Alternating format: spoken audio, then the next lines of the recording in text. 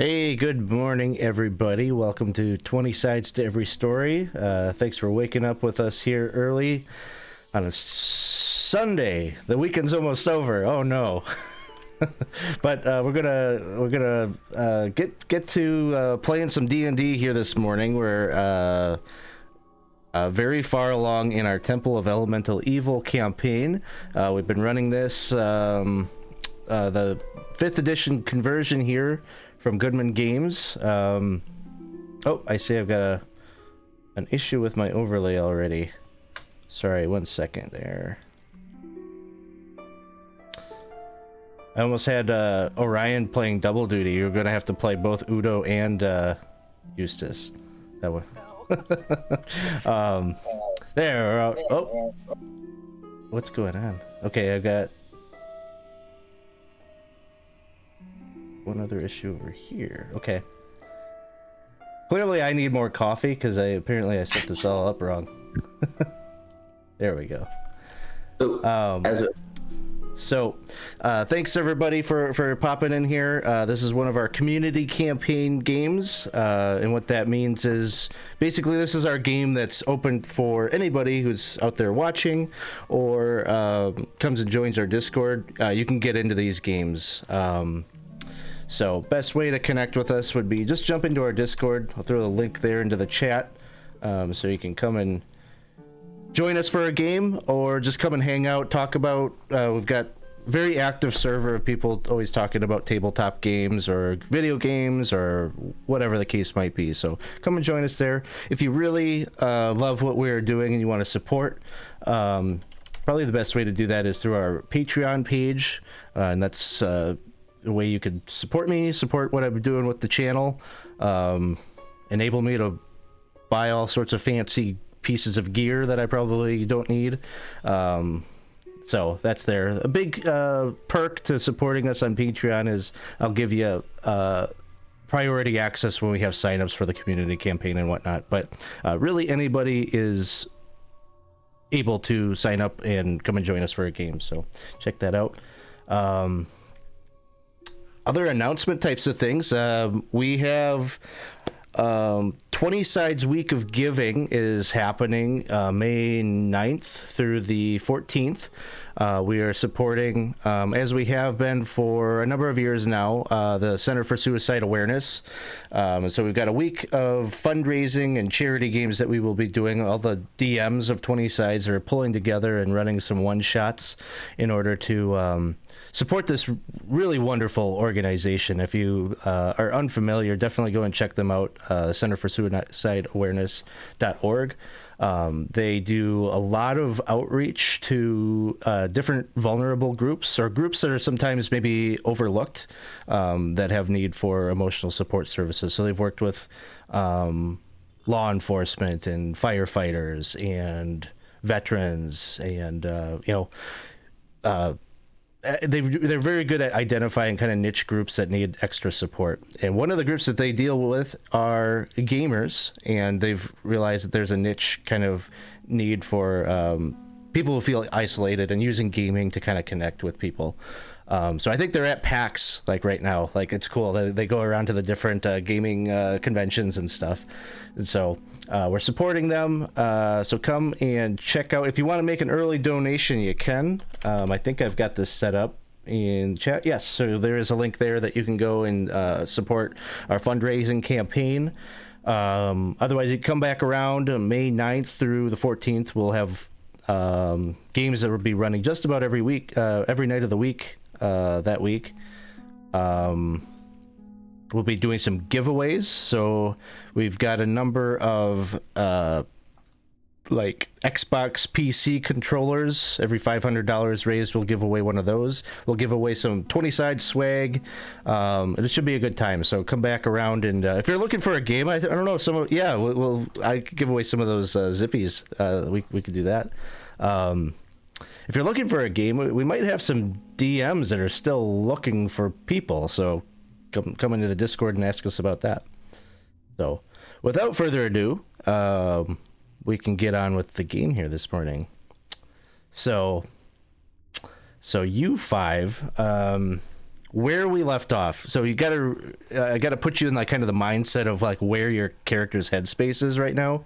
So just like literally moments ago, you all were involved in a pretty big epic battle with Lareth's forces on the 4th level of the Temple of Elemental Evil. The game plan at the time was that there was going to be a big push down into the 4th level where they knew Lareth and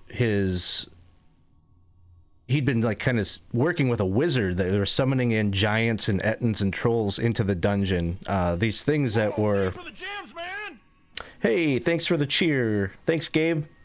Appreciate that. There was this big contingent, this force that Lareth was amassing on the 4th level that they were going to, at some point, attack the forces of good that had come to their doorstep, so to speak. And so there was sort of a need to press upon them immediately to kind of stop that from happening before they got any stronger. So there was one group that was going to go and deal with Lareth personally, and everybody else kind of needed to be down there to kind of watch their six and prevent all of the giants and such from coming in and overwhelming them. And so that's what you would have been doing, is sort of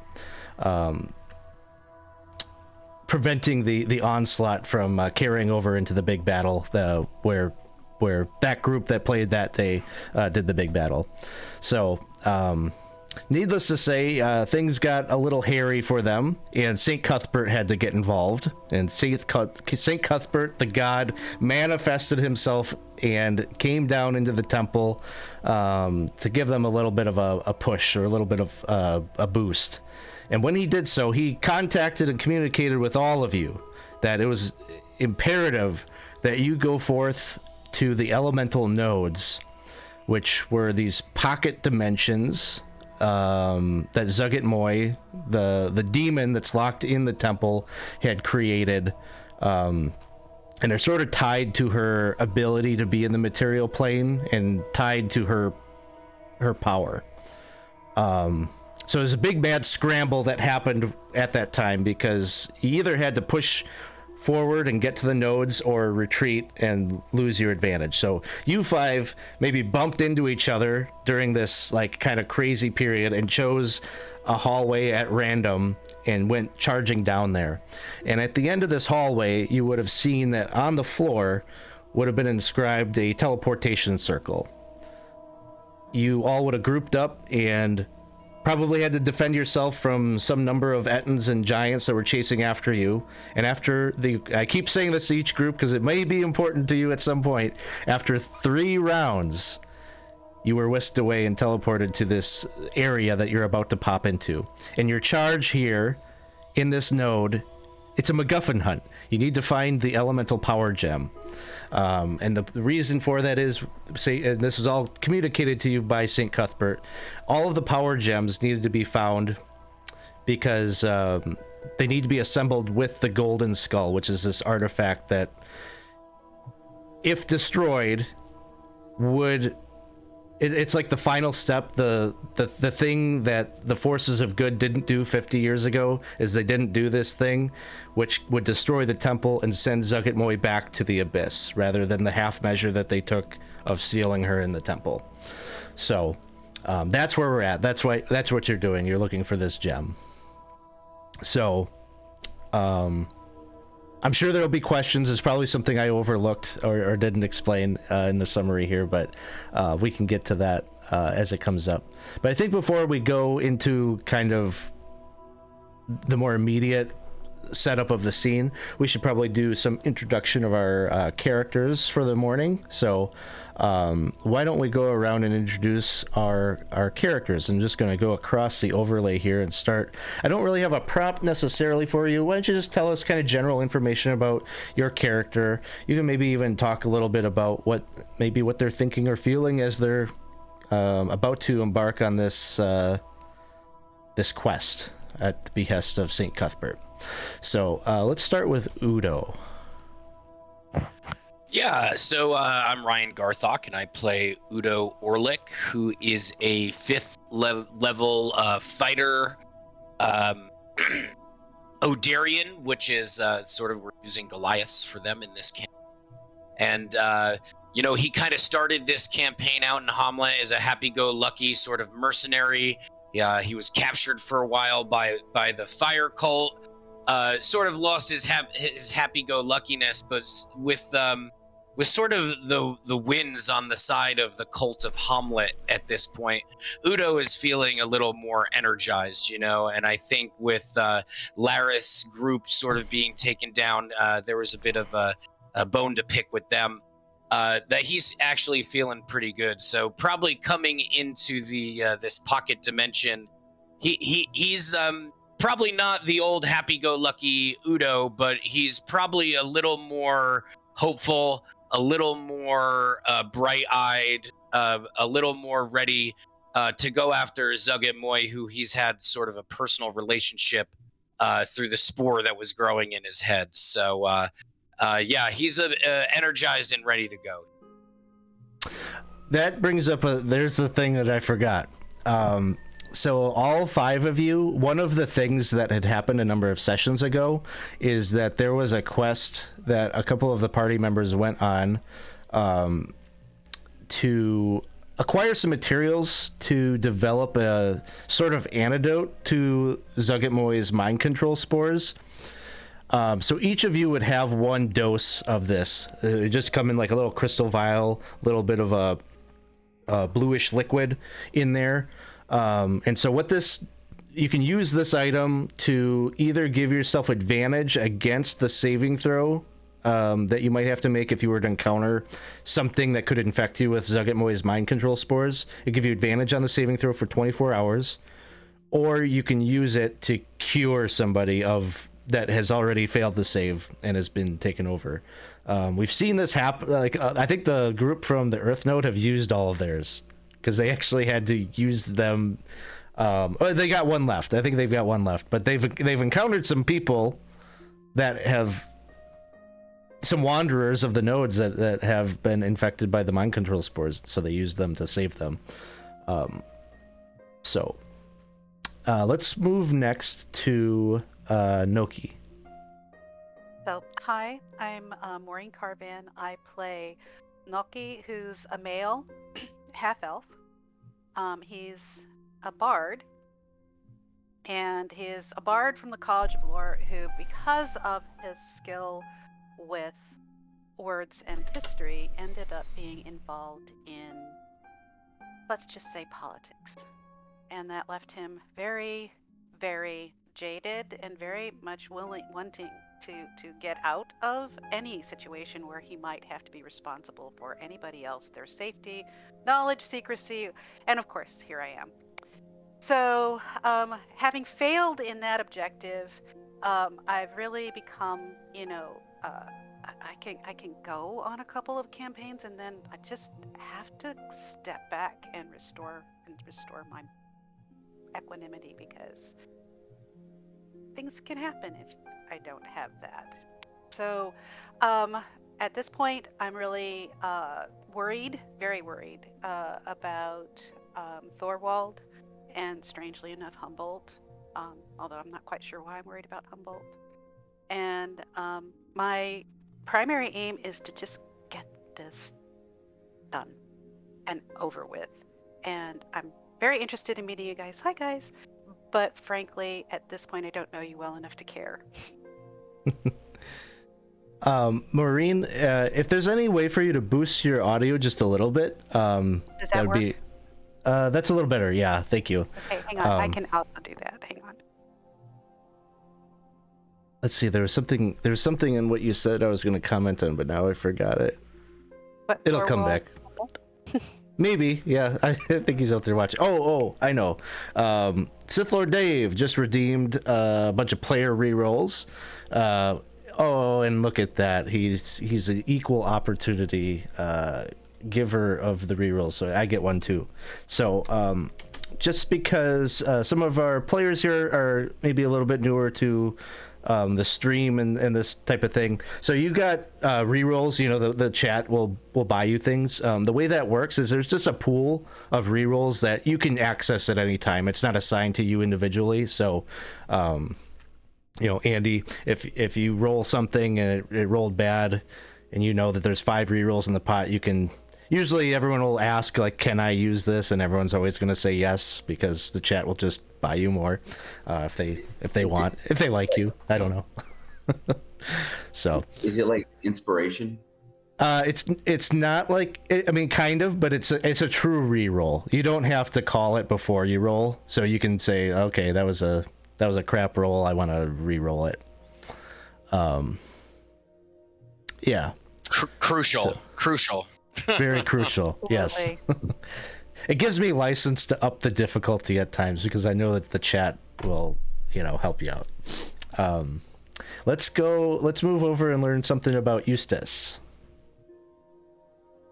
Morning, everyone. I'm Orion, and my character is Eustace. He is a middle-aged human male, a warlock of the Archfey, so from a village a ways to the east of all of Hamlet. But as he kind of began to learn the illusion and enchantment magic at a rather late age for that, he had heard rumor of Hamlet and came to test his mettle and find a reason for these new powers. And let's see, since the last time he was down here, he's been pretty busy pondering mysteries, and has recently summoned a familiar. Is a new power that he got after the last session. So has a little bat spirit that he can pop in and out of existence around, and otherwise is pretty happy that we are, if he knows it yet, that we are investigating the air temple, because there was quite a while where Eustace was worried that the air cult was the source of his power. But as he's come to understand more about his Fey patron, and well, now he's got a bit of a chip on his shoulder about these folks who had kept him up at night. Awesome. Let's see. Let's move next to Sorik. Hi, my name's Nathan. My character is Sorik Fathed. He's a human, but he has a very elvish look to him, like an elvish cut of hair and elvish styled clothing. His family fled the original, during the original temple stuff. His family fled to the elven nation of Serene, and he has come back to look for his family, remnants of his family and things that were still here. And he actually, Yade, who has been helping the group, is, I believe, a distant aunt of his. So, yeah, and she died momentarily in the last session, but fortunately was able to be resurrected through St. Cuthbert. And before I forget, I'm an archer of the battle master type. So awesome. And then we'll go now to Sister Catheriel. Okay, I'm Andy, and I'll be playing a female dwarf named Sister Catheriel Luminox. She is a priestess of Moomin Duathal. I hope I said that right. I'm sure I didn't.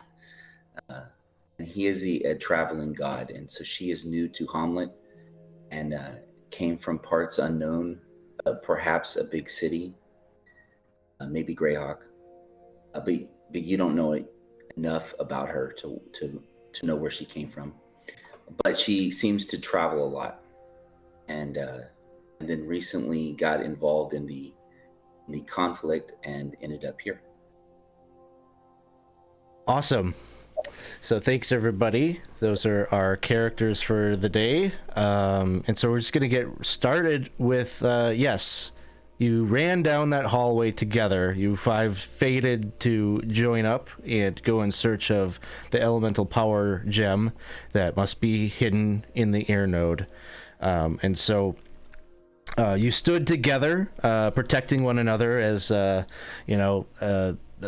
giant, hill giant and a number of Entons came your way and were trying to barrage you and knock you out with their bludgeoning weapons, clubs, and such. Hey, Dave, thank you so much for the cheer. That's a lot of jams. So, keeping the mimic door fed here this morning. Appreciate that. So you stood together, like I said, for 3 rounds. You stood on the circle, and you started to see the confines of the room sort of start to fade from view. Kind of get sort of everything just kind of feels a little amorphous around you. And then you almost are kind of getting double vision as you're looking into this other place that you're being brought into, and you hear a pop in your ears.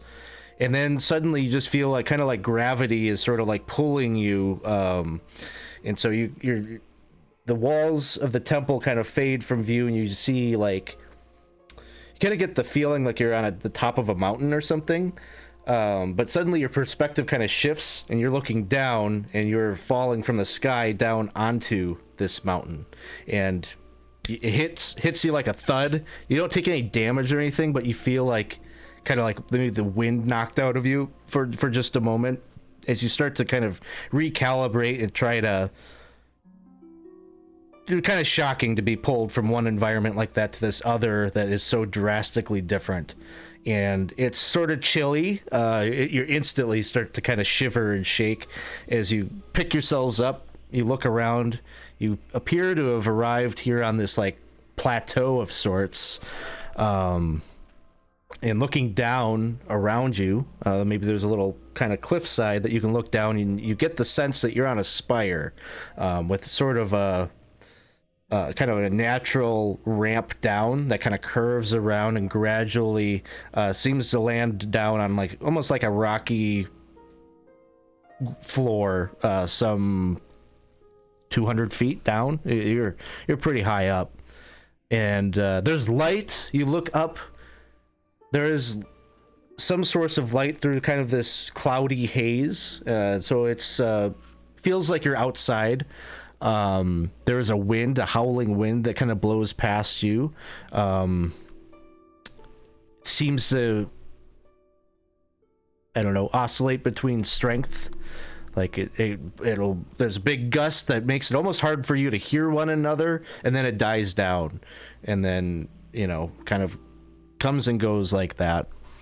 Looking about from the spire, like around the perimeter, to try to get a sense of maybe like your confinement, you do kind of get the sense that there's maybe almost like a rocky wall out there, some hundreds and hundreds of feet out, and you can see kind of little entranceways into the rocky cliffs, little caves all around.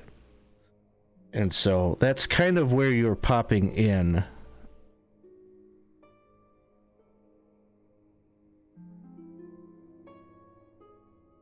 And so I'll turn it over to you to react or chat about your new circumstance with one another.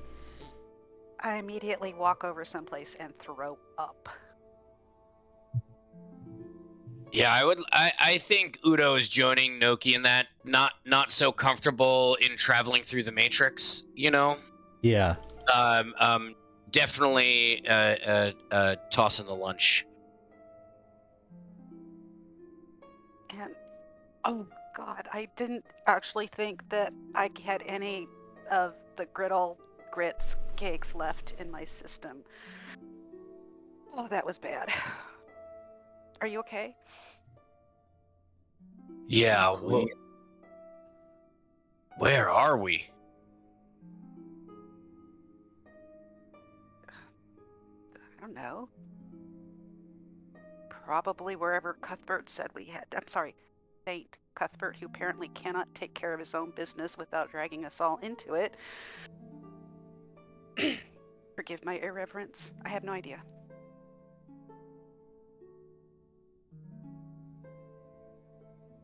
So Is there a matching teleportation circle here, or just an empty spire is bare? It's just the empty spire. There's no way back. There's a one-way door apparently.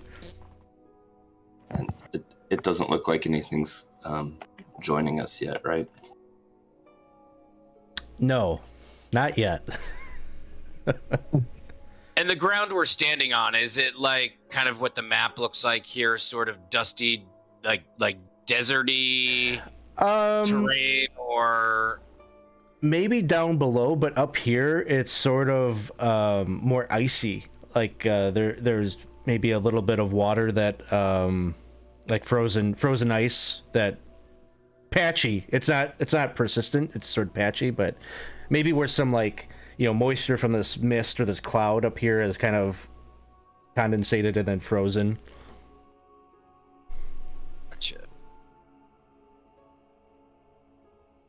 Looks like a desolate Stand out for plain. miles. Or go ahead. It's a desolate plain of some type.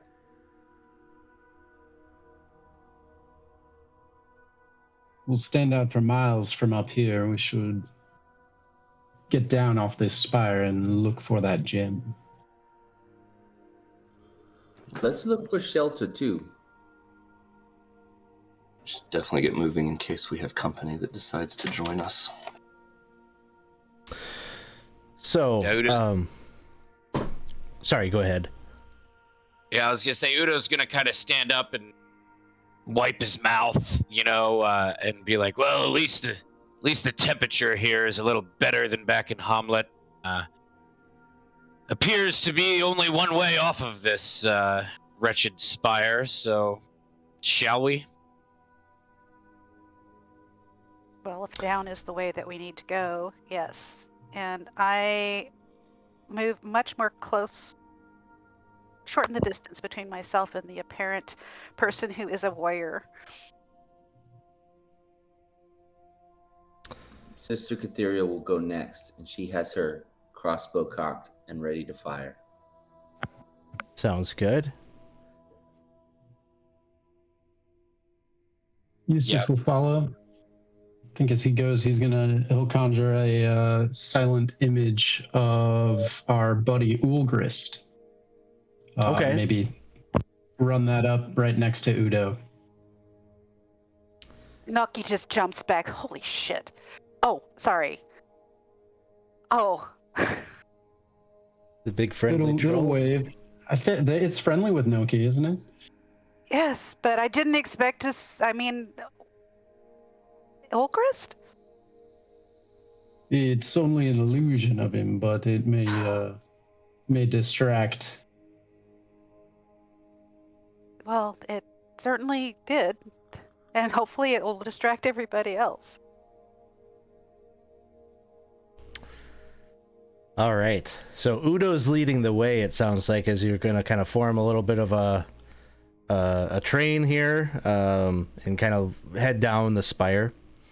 So you're doing so. I imagine, like I said, it is a little bit treacherous, just, you know, kind of having to watch your footing and whatnot.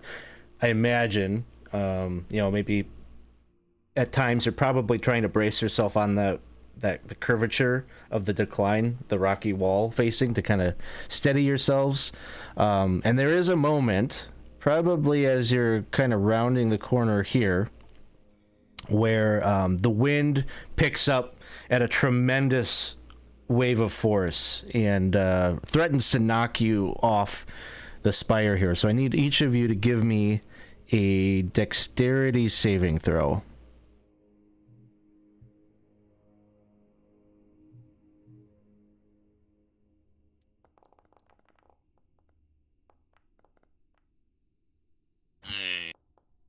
This is a good way to burn through all your rerolls here right at the start. It is a good. You are a crafty DM.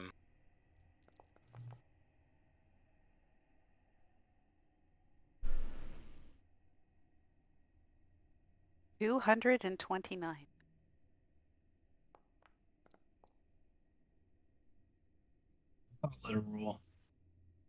I think somehow some kind of a 1d600 got added on to Sister Catheriel's, but the original roll there was a d20, it was a 2, so I'm gonna guess that probably didn't work out.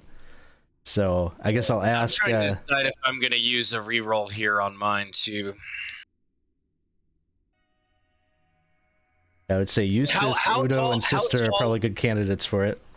How Yeah, tall are I'll these? I'll start the reroll train. I'll use one. Okay. How tall are these? Like each level down? You know, are we talking like 20 feet? 50 10 feet probably. Oh yeah, I'm gonna reroll.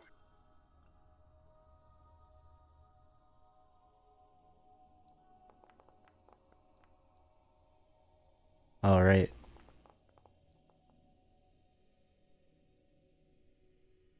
And then Sister Catheriel, did you want to use a reroll as well?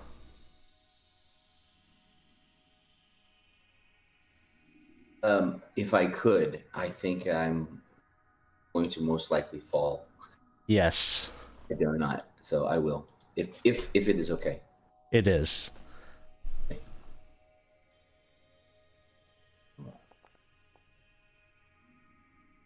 Okay. Is that coming from your character sheet? Is that happening? I don't know why it rolls a d6. I don't know what that's for. Let me see if I can Got a figure out what's going on 1d6 here. I'm pressing. Yeah, it's got a saving throw D6 and a D600 for some and reason. normal. I'm pressing those two buttons. Saving throw and normal. That's all I'm punching. So subtract 455. Yeah, there's something crazy going on with the It formula in shows there. up as a lot. I don't know why it's doing it. It's rolling a d6 and a d20. Let me just The D20 see. was 12. It was a 12. That's Yeah, the that's number. weird. I just want to see if I can fix why it's doing that. But I will do this. I will try to keep track of the rolls that matter, like the d20. You mean this isn't the D600 feet? The old D600 feet? Oh no. Yeah. Man, Tasha's is so broken. The other thing is, if you have D&D Beyond open, and you know, it won't show up in Foundry, but if you want to roll things on your own and just report to me what the number is, like, I'm fine with that too. I don't know what's going on with the sheet, because I'm checking, like, all of your saving throws have this, like, bizarre default. Oh, here it is. I think I found it. Maybe Is it a Foundry setting? It's a Foundry setting. Next to your, like, attributes, there's a little cog there, and there was a try just to test this. Would you do another saving throw just to see? I'll take this result here if it was a positive for you. Okay, and we'll take that. So it looks like we fixed it. Although now it's not giving you. Maybe your character doesn't have a bonus. What's your dex? I have a 10. I have a 10. Okay, Yeah. so that is correct. Okay, so very good. So we got 15. It looks like everybody with the rerolls and such have made their save. So you all, as this blast of wind, you know, hits against your armor and, like, catches on you, you all manage to kind of grab hold of the rocky wall there and wait it out. It probably lasts for about a minute or so, and then starts to die down again. Does anyone have some rope? Maybe we should tie each other together. Oh, great. Then we can all go over this side, but here, Sure. you have some rope. So I hand you some rope. All right. They start to kind of tether one another together, so you can kind of help each other, serve as anchors and whatnot. Should we, like, tether it to the wall as well, and then, like, get further and then send it up, tether into the wall, and then so we're always sort of you know, as we used to say in wind turbine work, you know, I forget what they used to say actually. Yeah, there's a way to tie off, so you're always tied off. You know, Sure. you're never not tied off. It'll take you longer to get down, but it'll be a much safer kind of ice climber style, a little bit, right? Yeah. We don't Yeah. want to lose we don't want to lose anyone on the way down. You know. Absolutely. It's at the bottom, and there's only two of us. Like, where'd everybody go? So you begin to do this, and I'm going to go refill my coffee cup here in just a second, but I'll introduce you to something to ponder while I do that. So you get down a little bit further, and the pathway is starting to kind of widen a bit, which makes you feel like, you know, even if the wind did knock and blasts you down, you'd be at less of a risk maybe of like totally going over, with more surface area in front of you to grab hold of and such. But there is something that kind of catches your eye as you're moving forward here. Floating in the air, maybe like 5 feet or so above like the ground level, you see this bejeweled sword that is just kind of reflecting. It looks like super polished. It's reflecting some of the light from up above, and so it catches your eye as you're walking down. It seems to be kind of hovering and maybe like even like kind of moving away from you a little bit. Can I make it a little arrow? So it's just like a disembodied sword floating over us, like some sort of follow drone, and we're holding the cell phone. Yeah. So it's maybe in front of you. Maybe we'll say like 100 feet or so. It's not coming towards you. It's moving away from you. Like I said, fairly slowly. It's not like jerking around and flying around and going all crazy. It's pretty predictable movement, and it's just like leading you down. So I'll let you talk about that while I'll grab my coffee quick.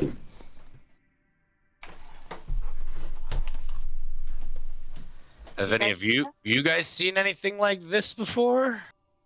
I've heard of them, and at this point, I should have. probably do a history check. You've heard of floating swords? No, I meant no. Humboldt has a sword that he claims is able to float, but none of us have seen it happen. I have read of such things. They are either. I've heard of it. Yes, I've seen. I mean, what I've read says that they are, well, either possessed or under the will of an operator. I can't tell which from here.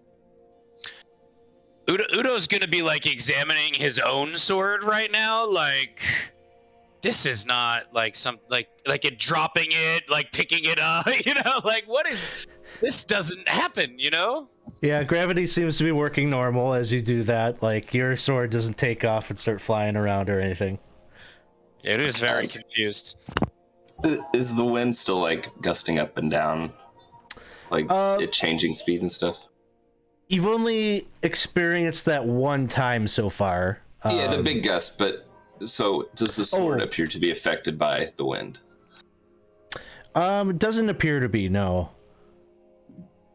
Like, let's say, we'll say you could wait maybe another few minutes, like predicting that, another big blast is going to happen. And we'll say it happens. And you don't see, like, the sword doesn't move or waver at all. Not. So let me ask you, if we continue forward, it moves forward, right? If we go backward, does it also go backward? No, it doesn't seem to. Like, it doesn't seem to respond to you at all. It just continues moving forward. Should we make sure to keep it in view, guys? I would Quietly say yes. from a distance. Yes. But How quickly is it moving? Will we have to change up our kind of system of going down the spire to keep up with it? It's not moving that fast, so it's not going to impact your... Like, you could probably continue doing what you're doing, and you would maybe even have to, like, relax a bit on your descent down, because it's moving kind of that slowly. But, yeah, if your intent is to kind of, like, keep it in front of you, you can certainly do that. So... You think there are more of them?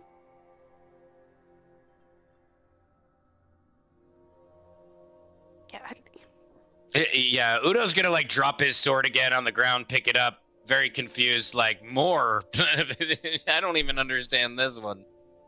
This is weird.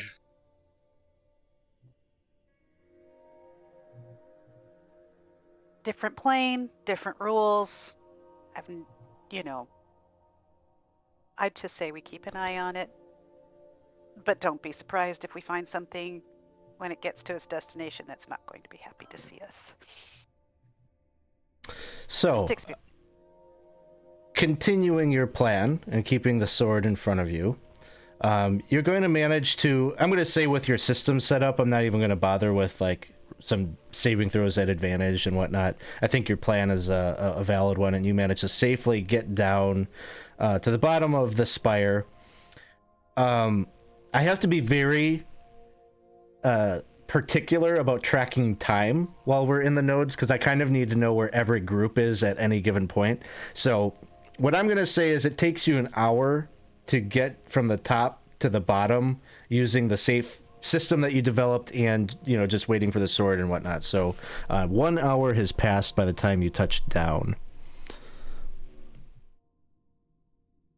And what you see with the sword is it just sort of continues forward as you touch down. It just seems to be kind of going in this direction.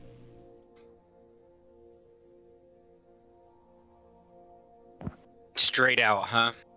And we just see still hazy skies and... Give me a perception check. And anybody can make a perception check if they want. Okay. Udo's clearly not feeling this plane.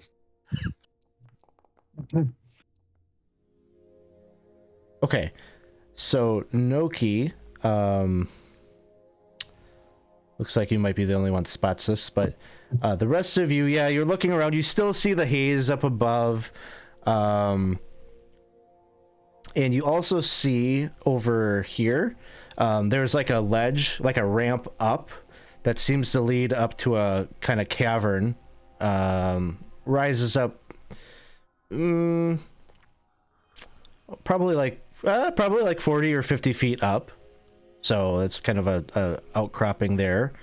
You can see another cave a little further on up there. Hard to see down to your south. It just seems like kind of bigger open area. Maybe if you explored down there, you'd be able to discover more caves and such. But Noki, you see lying over here is the face down form of it looks like a giant, a male giant.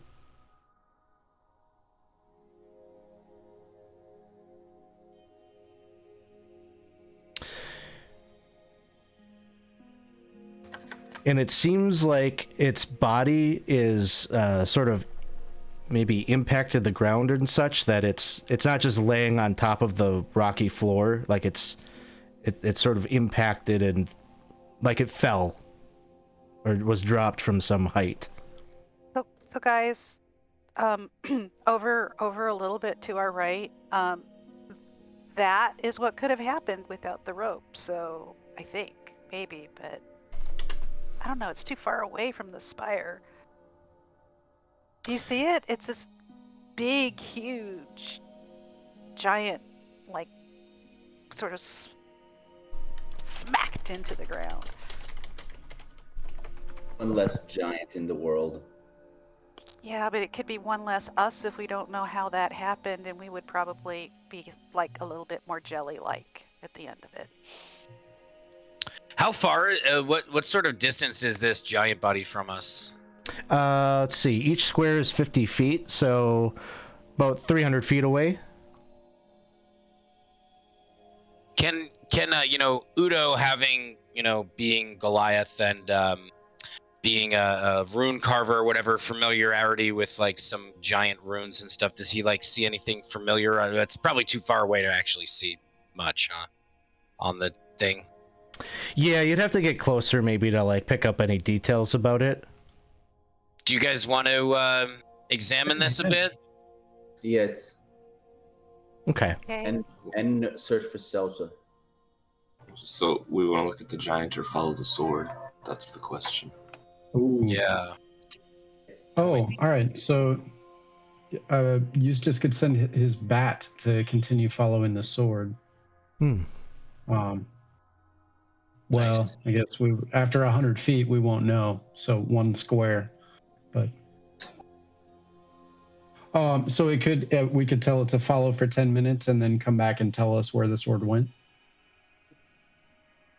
All right. Yeah, we don't have to.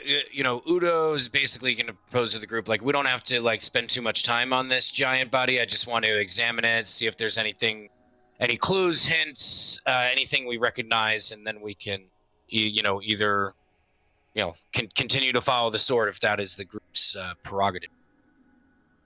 Cool. So Eustace, you're sending the bat to monitor the sword, and then the rest, the party as a whole is going over to the giant's body. So that happens. Sword kind of gets out of eye shot eventually, but your bat is following it. You all move over to where the giant is face down. Face down. He's wearing a lot of like fur hides and such from what must be like a massive creature, maybe like, I don't know, maybe like a mastodon or something, some kind of very large creature that had enough, it's not like stitched together or anything, but fur kind of clothes and things like that. You can see, well, I guess I'll let you like form the questions that you want to ask about it, and I'll give you information. Are we sure it's dead? Probably dead. You could make a medicine check if you want to try to confirm that. I do would my like to best. do that too. Yeah, while they're sort of checking for signs of life, I think Udo's going to kind of just be looking over the body for any kind of markings, writing, letters, anything identifying that, since he is familiar with some giant history and lore and whatnot. Yeah, why don't you give me a history check? So Noki, with your 20, you can confirm absolutely he's dead.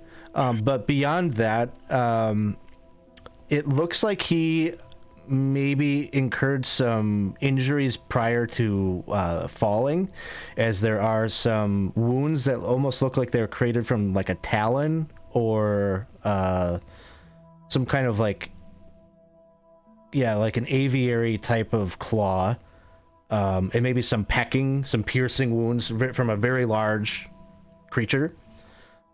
And it looks like the body has even I don't know, moved a bit from its location, like it's been dragged along, and there's sort of like a little bit of a smearing of blood. And then let's see. Thank you so much for the subscription. Thanks for the woo. That was Marine. 41 months of supporting as a sub. Wow. Thank you so much. Impressive. The history check was not so good. No.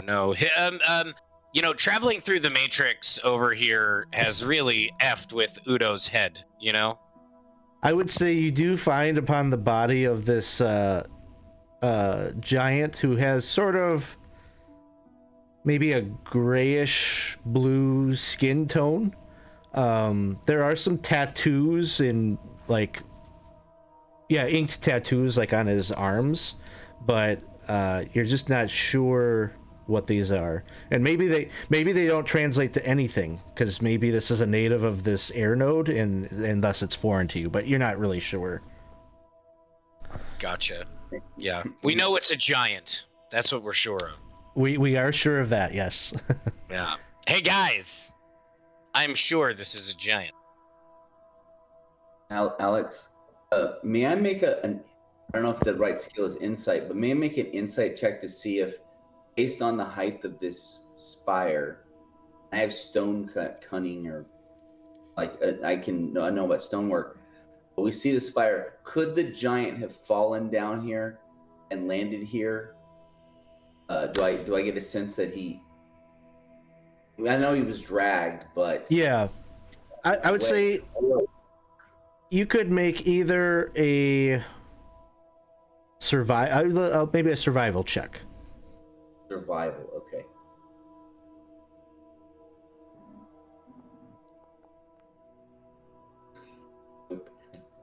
You're not too sure. You know, like, could he have slipped and fallen off of the spire?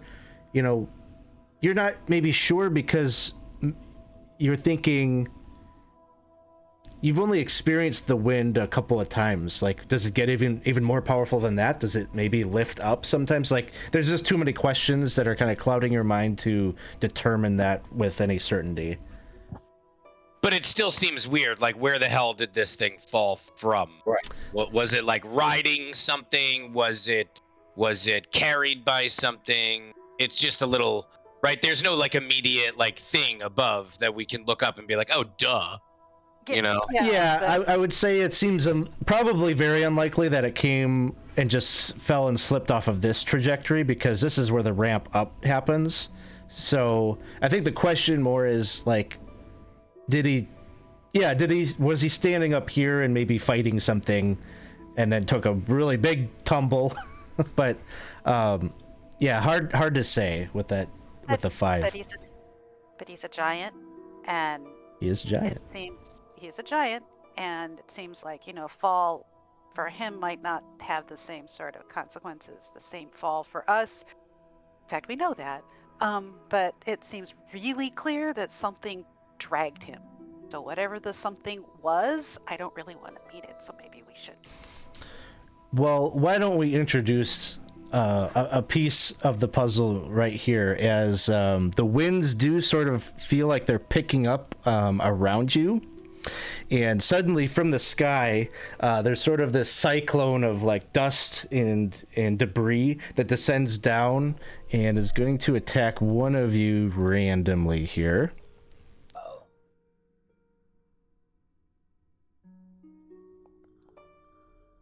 And it looks, I feel like every time I do a random roll, Eustace gets the short end of the shaft. stick. Yeah. It's that, you mess with dark powers, you make dark, packs, and it comes and bites you.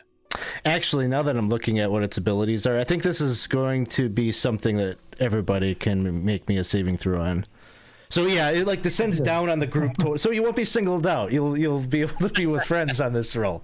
So as it cycles down and like descends down upon you, it kind of feels a little bit like the force of strength of the winds up on the spire, but now it's like a centralized like creature. You could tell there's an elemental that's descending down upon you. So why don't you all give me a strength saving throw?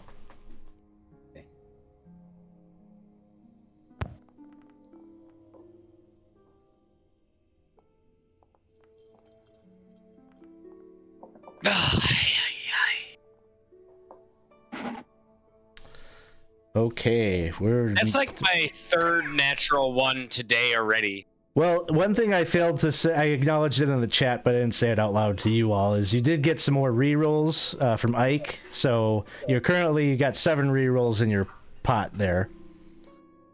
Ike, you are my savior. I have to do it. It's... Little better. I'm just putting your tokens on the map because I feel like it seems like I have to do that to put you on an initiative tracker, so do that real quick here.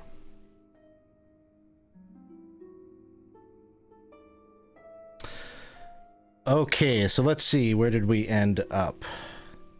Sork, you're good. Noki, you're good. Udo, 13, makes it.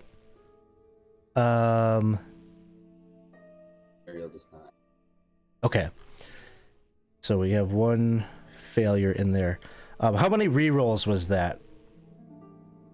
That was 2 rerolls? I used 1. Yeah, we used 3 total. 3 total? Okay, thank you. So, Sister Catheriel, you take 15 points of bludgeoning damage and you kind of get thrown backwards and knocked prone. Well, that's Eustace also with a 10, right? 13. Oh, and yes, that was the same thing would happen to you as well. And you kind of get flung in like an opposite direction. It's almost like the cyclone like collects the two of you, and you kind of bop and bump into each other, and then are like thrown backwards. The rest of you manage to kind of sidestep out of that, get ready for combat here, and now you can roll initiative. Oh, my favorite thing ever. I rolled twice. Hopefully I got all my ones out of my system here. Oh, and we got some more rerolls coming in. The chat is wanting to see you succeed here, so thank you, Tux, for the rerolls. You're up to 9 now. I'm gonna tell you right now, if you want to see us succeed with the way that we are rolling today, guys, you may have to keep them coming. So we're gonna start things off with Sister Catheriel, who's just flung backwards. So you're prone. You could use half your movement to stand up and dust yourself off. Okay, I in fact will do that. I will stand up and dust myself off. And can I cast a spiritual weapon spell? Absolutely, yeah, and then go. That's your bonus action. Correct. Yes. I will prepare, and it's an iron boot. Okay.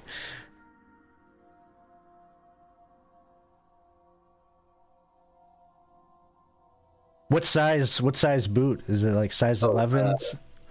No, yeah, it's the kind of boot that would fit a giant. Oh, okay. All right. Big. And it's kind of maybe a brass color. So do I get to attack with it now too, or just cast? Yeah, yep. With the bonus action, you can attack with it. Okay, now since this is my first time, where do I roll? Do I click on the yeah? So attack? On your sheet, you'll go to spellbook, and then it's not actually the word, but if you hover over the little symbol, it'll like turn into a little D20 roll, and you can click that and then follow the prompts. Okay. And then now you got it popped up in the chat. Now you can click the word attack, and it'll roll the attack roll. Oh, I see. Okay. Then we have a damage roll if it hits. If it hits. And a 10, would you like to let the 10 stand, or would you like to use a reroll? Oh, I would definitely want to reroll. Yes, okay. Okay. And a 13 is a little closer, but the boot just sort of miscalculates a little bit as the wind cyclone just shifts a bit. So that was bonus action. Any? Well, I don't know what my normal weapons will do to the. Or do you have a cantrip? Yeah. Oh, yeah. That's right. That's right. I forgot. Yeah, I will try. Sacred Flame. Sacred Flame. Dex save, right? Correct. It is probably DC 13 because I think all my saves are DC 13. Do I use my DM reroll on this? Sure. Why not? Because that is an embarrassing roll for an air elemental. Okay, so doesn't land, but you burn the DM's reroll. So Success all the same. oh, I got another from Percy. Okay, thank you, Percy. See, this is the lesson of the rerolls. You got to use them. So that's going to take us next to Eustace, who's also 20 feet away and lying on the ground. It's been thrown clear. All right, Eustace will roll one square to try to make it look cool, but it was a very clumsy thing. And then spend half his movement getting up. The last 5 feet, he'll just try to get a little bit more distance from this creature, and then as he turns around, he'll pull his wand off his belt and like a whip crack motion and send a blue-white eldritch blast its way, and then I think this is the first time ever on the backhand we'll send a second crackling eldritch blast. Level 5. Oh my gosh. Was that 16 points? That deserves a level Ric 5 is Flair good. woo on that one. Woo! Woo! There we go. Ooh, second one will go wide. He got a little excited, and that'll end Eustace's turn. All right. Very good. You can see it impacts it. This Eldritch Blast seems to hit the form of the cyclone, and you can just see like almost like a magical energy or elemental energy get pulled away with the blast as it shoots through the form and goes off into the distance. That will bring us. Oh, look, Gabe with a DM reroll. Uh-oh. It seems that maybe the audience's favor is going the other direction. I'm not sure. Coming up next is Udo. Stick together, that's all. That's what it is. Yes, it is the DMs that are buying those. So, well, and Percy, but Percy's maybe just a chaos agent, I think. You think? All right. So Udo, let's see. Udo did not get thrown, right? So he's pretty much up on it. Yeah. I mean, I guess he's just gonna do what Udo does, and he's gonna attack this thing.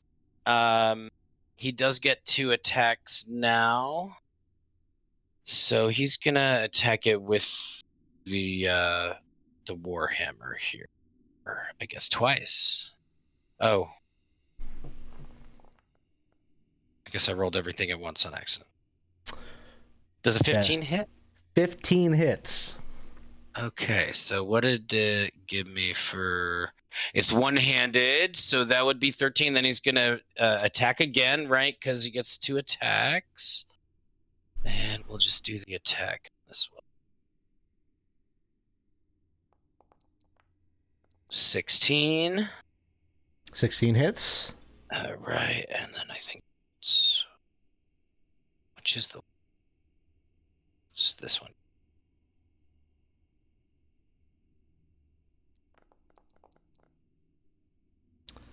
Another 13. Yep, and then he's still got his offhand, right, with his bonus action. Or no, I guess he would have... I don't know how that works with the 2 attacks now. You could still, as a bonus action, as long as you took the attack action on your turn, you can use a bonus action to attack with a light weapon in your offhand. Okay, yeah, so...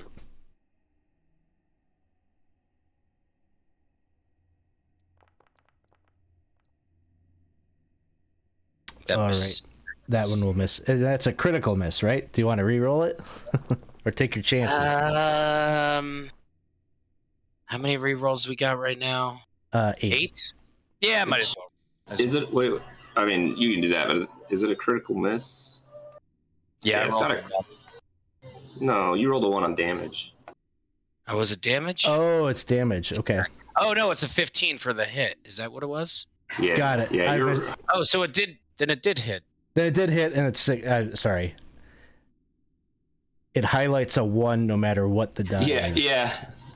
So, yeah, sorry, okay. but I don't know why. I guess I don't usually hit the attack over there. I usually just hit it here. I don't know why I'm being weird. So rolling all the dice at once is confusing me too. So. But it looks like, looks good. You hit it yet another time there. So for a total of like 32 and you know what? points. Just because this thing came down and came after us, and Udo just wants to be done with this, he's going to use his Giant Smite to add another D6 to this here. Sounds good. Or wait, no, that's a bonus action. I already used my bonus action. Oh, okay. Sorry. Go ahead. Cool. Ignore me. It looks like you could feel it as you're hitting it. even though you're basically attacking the wind, like you can feel like impact. You're hitting it, clanging, clang, clang. I have attacked more futile things than you! That'll bring us to Soric. Okay. Do I have to be in melee range? Like, it came down and attacked us, but does that mean I have to be in melee range with it? No, we're doing like kind of theater of the mind. So we'll say like when you made your save, like you could have maybe like backpedaled a little bit. Rolled away as clumsily as Eustace did. I have to remember how to do this.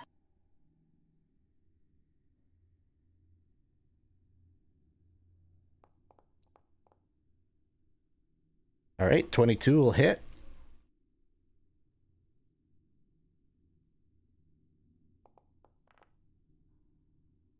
A whopping 5, but it's not magical if that matters.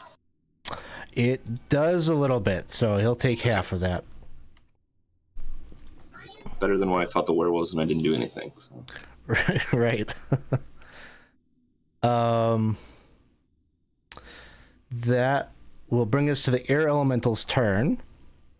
And I think it makes sense the air elemental turns its attention here to Udo as an attempt to make 2 slam attacks. So the little like cyclones kind of like two other mini cyclones kind of form arms and start to try to like wall up you. The first one is okay, I guess I'm using a reroll. Come on, Arrow Elemental. Get it together. Okay, fine. Yeah, so that one misses. It's not a crit fail. Second attack is a 23 to hit. Yep. And I know it seems like that's a ridiculous thing to ask, but some of these guys have really high ACs, so I do still have to ask, does 23 hit? I don't know. If I had a shield, I don't think it would, but it does. And that'll be 12 points of bludgeoning. Right. That brings us to Noki. So I also had dodged out of the way, also clumsily. And I think, but I'm not positive, that Udo is looking a little bit ragged. No. Okay, good. I just expect people to look ragged after they've been tossed around. So I'm going to then use. Okay, I'm looking at where I'm at. If I use Thunder Wave, I just want to make sure I'm not going to hit anybody from where I'm standing. You could figure out a way to do that and avoid Udo. Okay, so I'm trying to avoid Udo, and I'm going to go ahead and cast Thunder Wave, and I'm going to do it. I'm going to keep it first level. And here's the saving throw. DC 13. Okay, I need to make a con save. Yep, I rolled it. Sorry. Yeah, she rolled it for you. I was hoping that was your roll. You wouldn't notice. Darn it! Okay. I'm so much better. But he will take Let me go ahead and do that. half and not pushed. So 6. And it does seem like as the thunder wave impacts, so that like that thunderous force, it doesn't seem to do as much impact as you were expecting. Even though like you let the spell off and it was sort of a weak effect to begin with, it seems like it's almost negligible. It has some effect, but he's got some resistance to this. Yeah, well, that figures. And so for bonus action, I'm going to go ahead and give Bardic Inspiration to who's next? Actually, I'm going to do that to Eustace. All right, Bardic Inspiration. Is it a D6 yet for your Bardic Inspiration? Hang on just a second. Let me get back to my sheet. Managing all this stuff. Where did it go? Huh.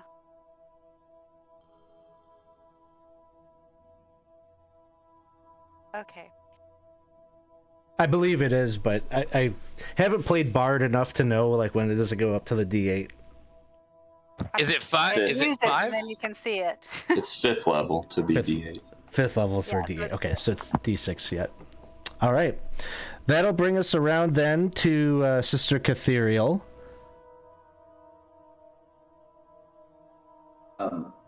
I will need to. You want me to start with my boot? Sure. Okay. I had to reload Foundry.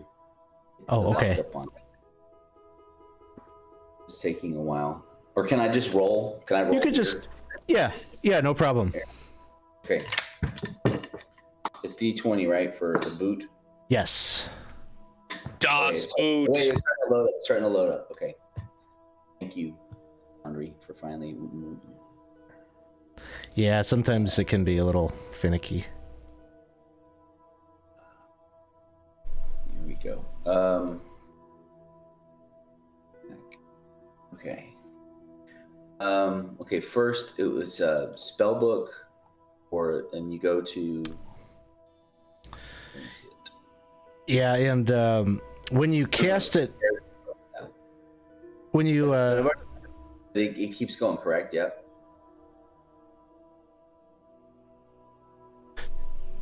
I'm sorry, I didn't catch that. I said it's already cast. So do I go back to the same button? You can. There's an option there to make sure you unclick consume a spell slot.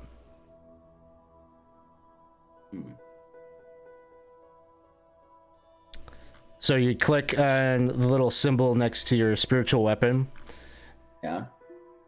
and then it'll pop up a window, and you just uncheck the consume spell slot. Oh, okay, I see. Okay, I get it. Okay. But now I click cast spell. We'll do it again without consuming it. Okay. Yep. I'm getting used to this. Yeah, it takes a little bit. Actually, I think I hit. 23 will hit, absolutely. And 4 points of damage. Yay. Okay. As the boot smashes down one of the we'll call him the arm. The arm, one of the the side cyclones. Yeah, it crushes it. 4 points. All right. You see it kind of like, kind of gets absorbed into the maid body there momentarily. Okay. And the next thing I'm going to do is each one of these squares is how many feet? It's like 50 feet. So if I want to make a move action, that would be 1 square. I wouldn't really pay attention to the squares. If you move away 20 more feet or whatever, you'd be 40 feet away from the elemental. Okay. But since I'm at distance, I'm gonna go ahead and use the Sacred Flame again. Okay. So dex save for me. 13. X. And makes that. Okay. And then since I have some move now, I will move closer. I don't know if that's enough to get me to another square, but I'm moving closer. Okay. Yeah. You can get, you're only 20 feet away, so you could be as far away from it, drawing as close as you want to be. Can I move like right here? Sure. Just so you know, I just have your tokens there for you to be on the initiative tracker. Okay. So I'm not really considering those tokens. I'm just theater of the mind, like, Okay. You know what I mean? So, just to set it up, if it helps, Giant's body is laying prone on the ground, and Udo's like right up next to the giant and fighting this thing. And then, the rest of you are kind of scattered, I would say. I imagine you're probably trying to put distance from each other so that the thing can't just like wipe you out with the AoE thing that he used. So that's how I'm visualizing it. That's going to bring us to Eustace. Yeah, and Eustace will be doing exactly that. So he'll use his movement to gain a little more distance from the scrum and the rest of the party. And as he's running, he'll pull his wand out and scratch a little symbol in the air and lay a curse of foolishness on this elemental and cast a first level hex. Oh well, so if I hit, I guess we'll use that 4. Sure. And then follow that up with an Eldritch Blast or 2. That will work. So let's see, five total. Wait a minute. Oh yeah. That makes sense. With the first beam, yeah. And then I've got one that'll include the D6 there, but we'll miss. All right. Oh, and it's important. The illusion of the troll disappears as Eustace casts hex. All right. That's it for him. That'll bring us up to Udo. Nice. Yeah, Udo's gonna do the Udo, as they say. And, just try to wail on it some more with the old Warhammer. So, first attack, 16. 16 hits. Right, and some edge.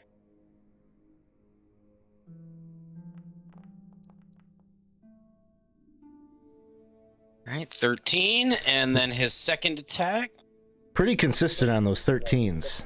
Yeah, finally rolling okay, I guess. I think it's mostly his bonus that's making it nice, but... All right, 21 hits.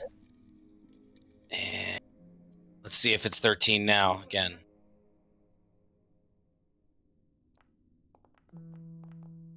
Eight.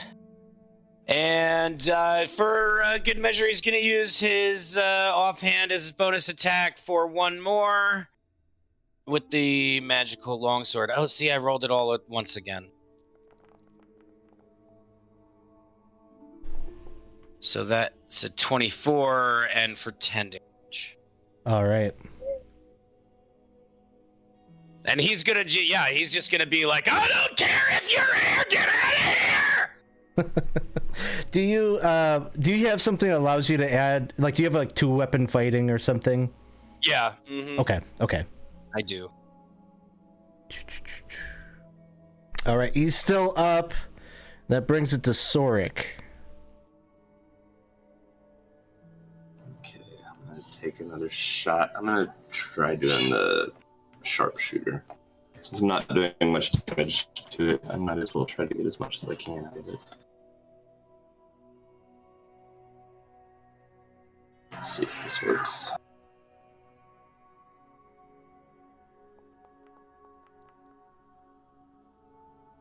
That's gonna miss. Okay.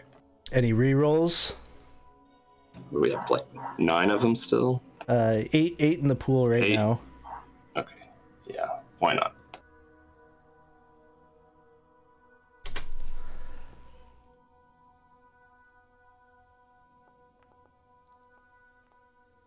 Same thing. Oh, same thing. The arrow like flies into the cyclone, spins around, and gets like shot out the opposite side. At least it didn't hit somebody on the way out. Let's see. Oh, we got a question here in the chat. I don't know. Everyone can weigh in on this. Regina says, "What are y'all's opinion on parties with different levels?" So, yeah, maybe I should explain. Like, why are they different levels? Well, the reason is this is a community campaign that we do, and so we've got different players potentially like every game. So some people get more games in than others, and thus there's sort of the grind of like leveling up your character, and people have been around longer. I think we've got some level 6s now even at this point in this campaign, so that's how it is. How about, I don't know, players, does that bother you that there are people that have a higher level than you or lower level than you? Oh, it's not a competition. Yeah, No. and I hide behind the ones who have higher levels than I. Yeah. Wide disparities can make it not fun for people sometimes, but like 1 or 2 levels is nothing. Yeah, and we've definitely fudged that at times when I'm not having everybody come in at level 1 to this campaign anymore. Like, we'll give some give or some leeway or whatever. But yeah, sometimes, I don't know, maybe you're excited when you see that level 6 has signed up for the same game as you because you feel safer. I don't know. I know when I first came in and I was a squishy level 1, it was nice to have a level 2 or level 3 in the party and be. It was definitely. So Elemental is up next and is going to try Elemental. Elemental. Ooh, an Elemental. That'd be kind of fun.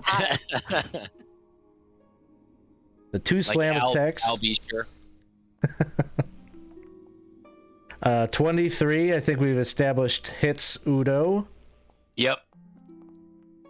So 11 points of damage.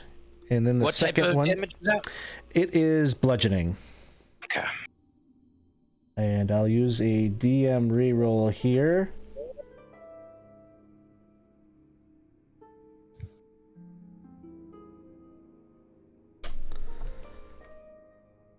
Try one more time. Ooh, that's not going to do it. That'll bring us to Noki. Okay.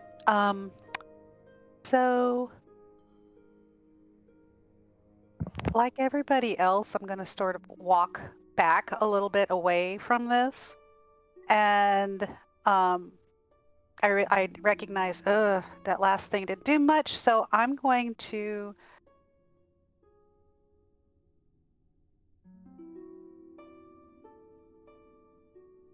see if I can't at least just give it, a little bit of a headache.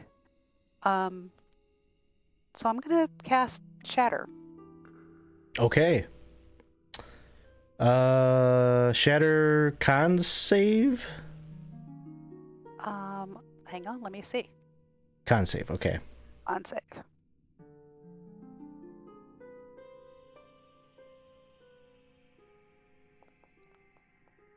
Gonna fail that. Okay, here we go.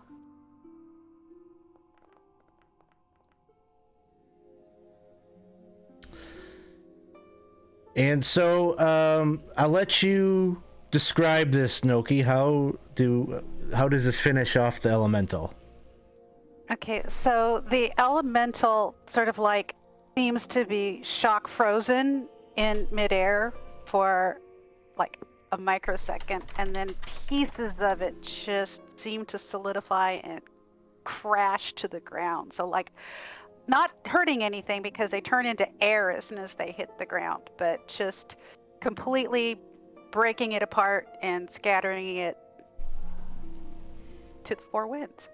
And I'm like in total shock, and I can't believe I killed it.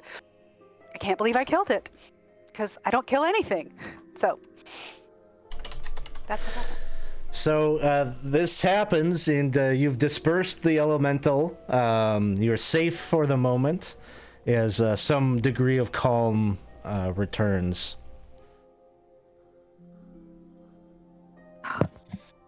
Nice. Yeah, Udo's gonna kind of slap Noki on the back, maybe just slightly too hard, and just be like, "Ah, yes, the first kill. How does it feel?" It's felt great. It's not my first. It's just that I normally like miss. But thank you.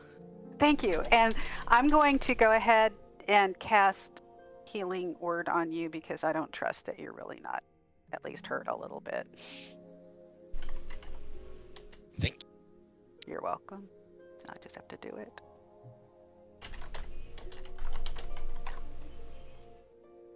I don't know why it keeps doing this. It keeps trying to put this template on top, and I can't get to my character sheet for a little Can while. I also go and medicine doesn't do anything as far as healing wounds. Let's just roll the body, correct? Correct. Yep. Unless you have the healer feat or whatever. Okay. I'm going to go and try to cast a cure wound spell the fighter. Okay. And over on Udo. Yes. So a little bit Nice, of healing coming nice in. rolling there. Yeah, very cool. And Hold on, I clicked the button. It didn't do anything. Let me do it again. Hopefully. Oh, it did do something. Okay. Oh, I see. yeah, and then you can Now- click that. Max. Very nice. Wow, Awesome. 21 points. Woo! Oh, nice. And thank you to the chat. Thanks, Chris, for the not only the cheer but also the DM reroll. So I appreciate that. So what does that put Udo at? That puts me within 1 of my max now, so I'm solid. Okay. Or no, it puts me back up to max, actually. Okay.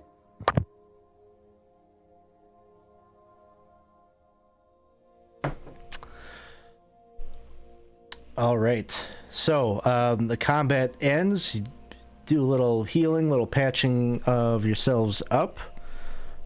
What would you like to do now? You got this body that you've been kind of looking over. Anything more you want to do with that? Has the that how many rounds was of combat? Was that pretty short?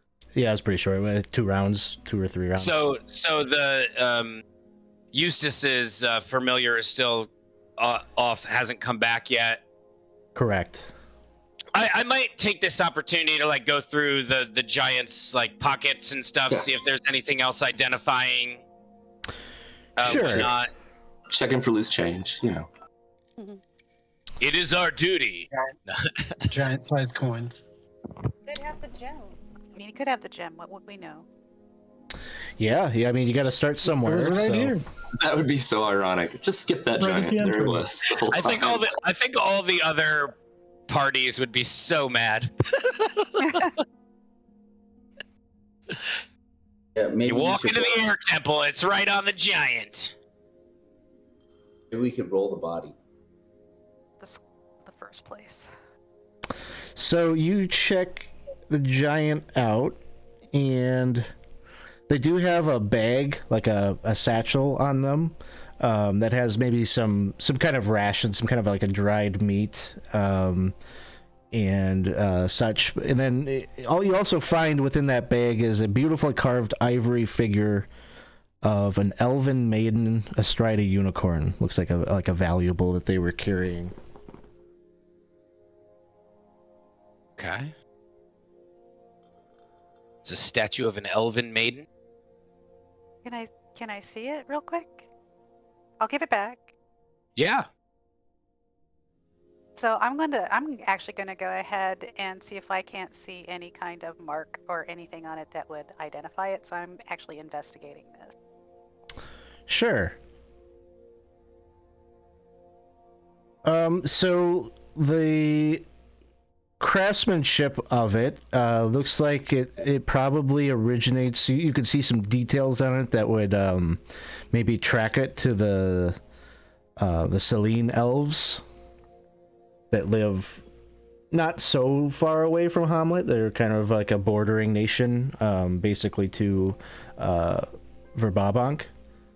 So it probably comes from their people or elvish craftsmanship there. Nothing like historically notable. Well, I don't know. Should we give it a little bit of flavor? We'll say that the maiden that is astride the unicorn is like maybe one of the previous, or I'm blanking on who the ruler of the elves is, but we'll say it's crafted in her likeness. And so I'm gonna do another. If I want to see if I recognize her too, just to see. So this is just a history check for me. Yeah, we'll say it is crafted in the likeness of Yolanda. That's her name, Queen Yolanda. And so I'm just gonna go ahead and sort of like, I'm just letting you guys know this about the statue, and I give it back to Udo. So Maybe- these. Maybe I would say with the same role you can identify. It's probably worth between 1,000 and 1,500 gold pieces. It's a very valuable item. Yes. And when we get back up, we should give it back, because it could be something that would gain favor. Could be. Well, if and however we get back, I'm open to doing whatever we need to. I've got several things I've acquired along the road I've never been able to sell off or do anything with anyway, so we'll figure it out. I had this sword. I can't do anything with it, but I know it's good for something. Yeah, we'll see. Right now, we don't even have a door back to Homland, so... I'm going to add another detail. We'll figure it out. I want to add another detail to your investigation check, is that there's a bit of blood on the statue, on the figurine. Well, where? On the base, on the woman, on the horse? Probably around like the horse, maybe. It almost looks like a clawed hand or something. polluted from a body. Oh, maybe it stabbed him when he landed or something. It could be bad luck. Anybody know how to check for bad luck? Only way I've ever known how is to carry something and see if it's bad luck. Okay, well, I guess we'll find out soon enough. Yeah, I mean, I'll carry it. We'll see. Unless you think we should leave it.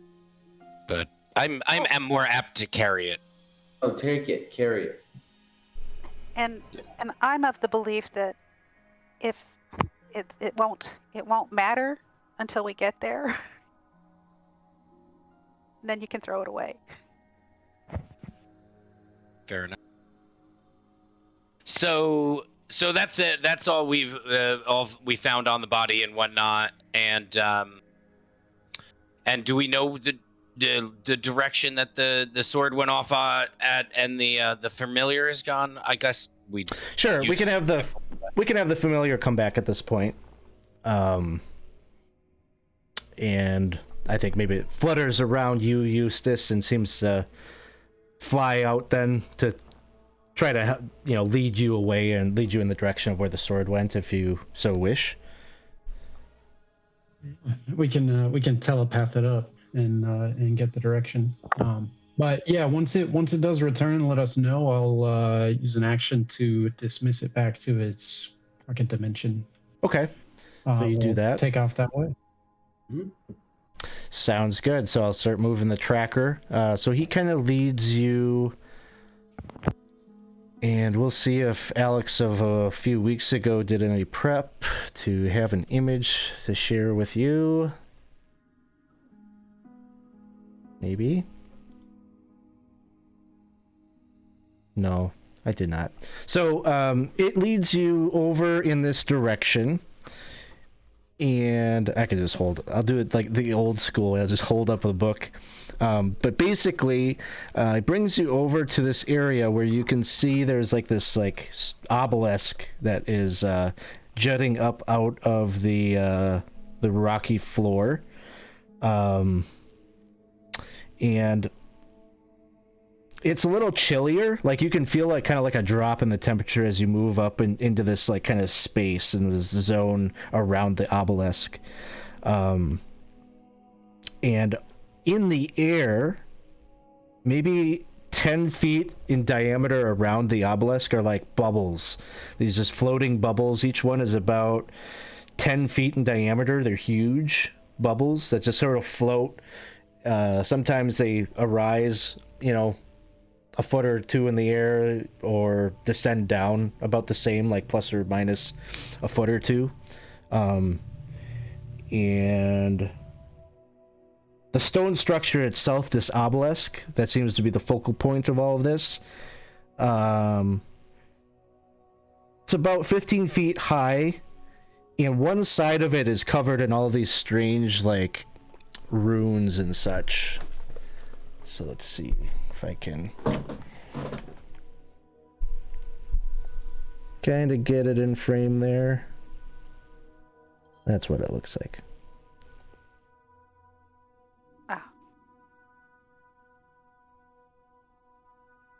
And those bubbles above it, are they like moving? Are they stationary? They move a bit, like just kind of drift, a little bit of a drift, but they more or less stay within this 10-foot diameter zone. The sword, you can see, is like off in the distance, maybe like, we'll say 100 feet away from the obelisk, like it has moved past the obelisk at this point. Can we see the ruins clearly? We could try to read them. You can see them, although they don't mean much to you. Well, I speak primordial. Primordial? Okay. I have Elven and primordial. Those are my two languages. Okay. This is not in either of those scripts. Most of my experience would be with probably earth elementals, but okay. I'm just saying. You could give me an Arcana check if you want to know something. You know that they're not. It doesn't necessarily line up with those languages, but it might be more of an Arcana thing.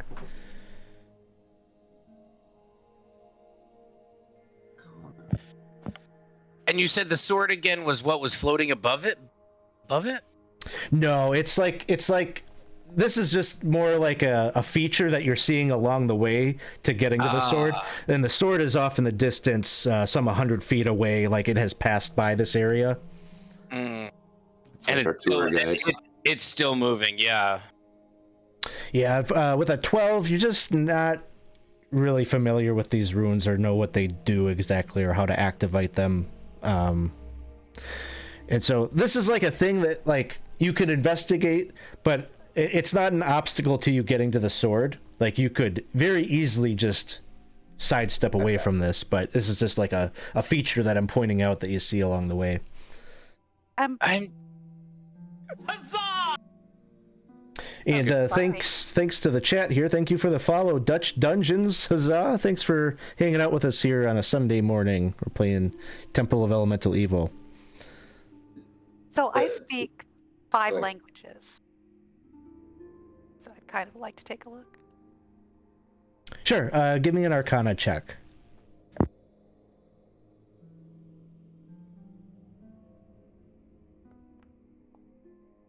Okay.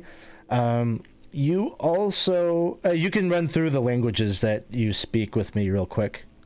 Okay, well, Common, which obviously isn't Elvish, Halfling, Deep Speech, and Sylvan. Okay, so none of those will help you here. And you're 13, you're in the same boat as Sister Catheriel.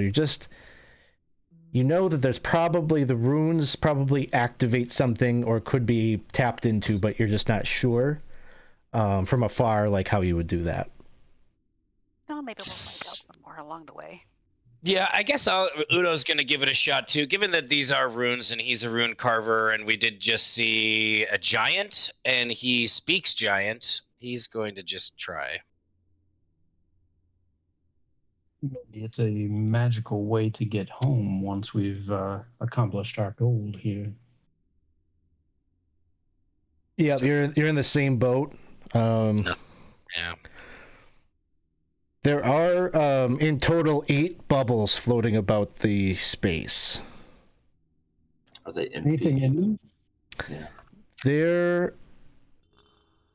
give me a perception check.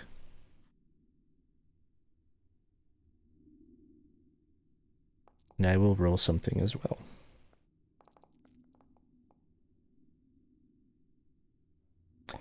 Okay. Inside one of them, you can see there's a clay jar inside of it.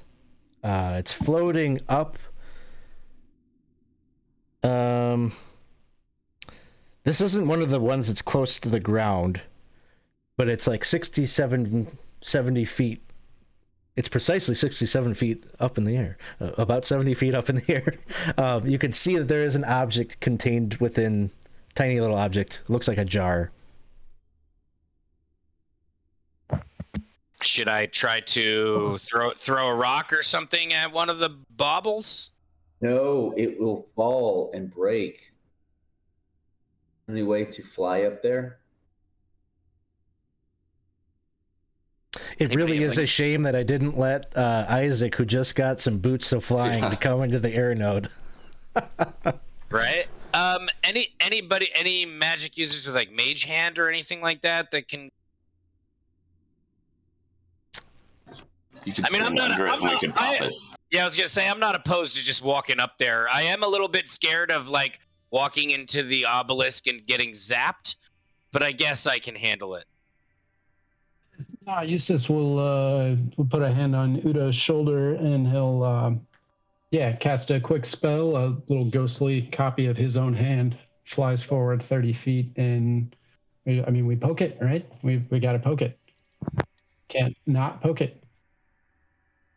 How about if we shoot an arrow or crossbow and we pop it and you grab it? Right. Just in case you miss, Udo, I think you should be on the ground below to catch it. Right.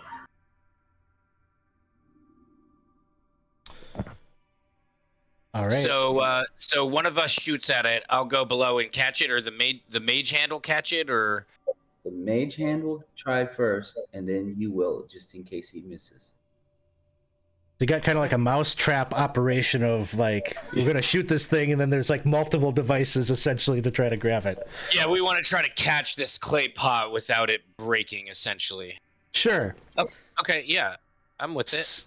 Okay, so when Udo, the closer Udo gets to the obelisk, though, he's just gonna like keep putting, like, imagine somebody who keeps testing for an invisible electric fence, because for some reason, we know Udo, he's not always the most logical. He's sort of convinced at some point he's gonna get near this thing and he's gonna get zapped. Like he's convinced.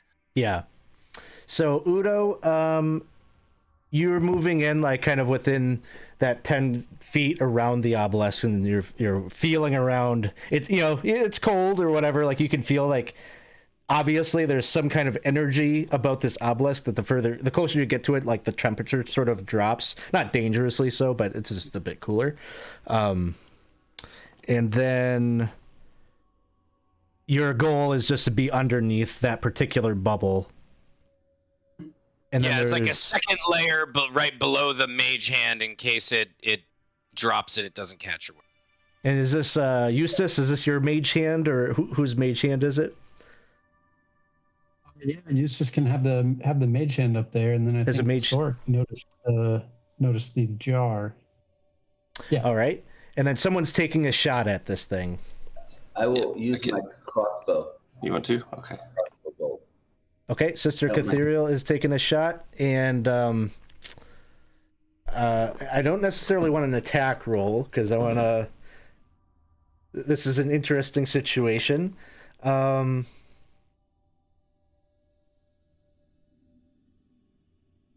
big is the bubble? It's 10 feet. Yeah, it's not a problem to hit it. It's more like I wish I had a luck check or something. Yeah, it's like something to hit it without hitting the thing inside we're trying to protect, right? Essentially. That the other complication I want here. There's another complication I want like factored in, like in case there's like a fail. But let's just call it a straight let's just make it a dexterity skill check. Okay. Ability check. On the dwarf. Thank you. We appreciate that.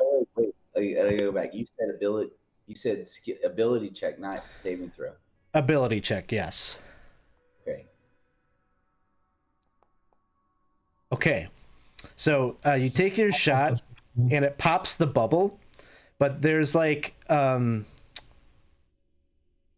something happens is sort of unintended. It's not that you break the jar, but when the bubble pops, it pops in such a way that it kind of almost like juts, like the momentum of the pop like kind of pushes the jar out a bit, and so it's not dropping like exactly vertical. I'm going to make one more roll to see.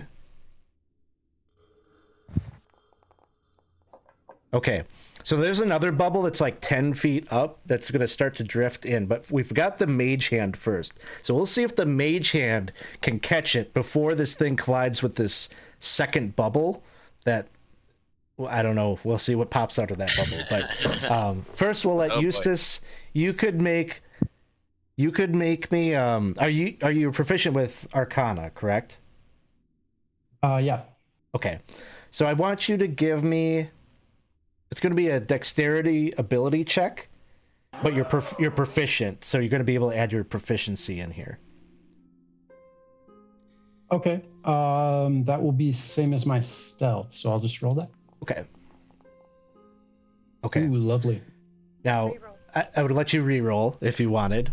Use one of your re-rolls. Yeah. Let's re-roll that. Unless you want to see what could happen. I want that clay pot. Okay. But we're gonna see what happens anyway. We're gonna see what happens anyway. So the mage hand, like, you try to, like, it just was unexpected. You go and you try to grab it, and the thing cascades down anyway. I've got to make one more roll to see. So it collides with this other bubble, and is gonna pop that bubble, and we're gonna see if there's something terrible that comes out or not. Something terrible does pop out.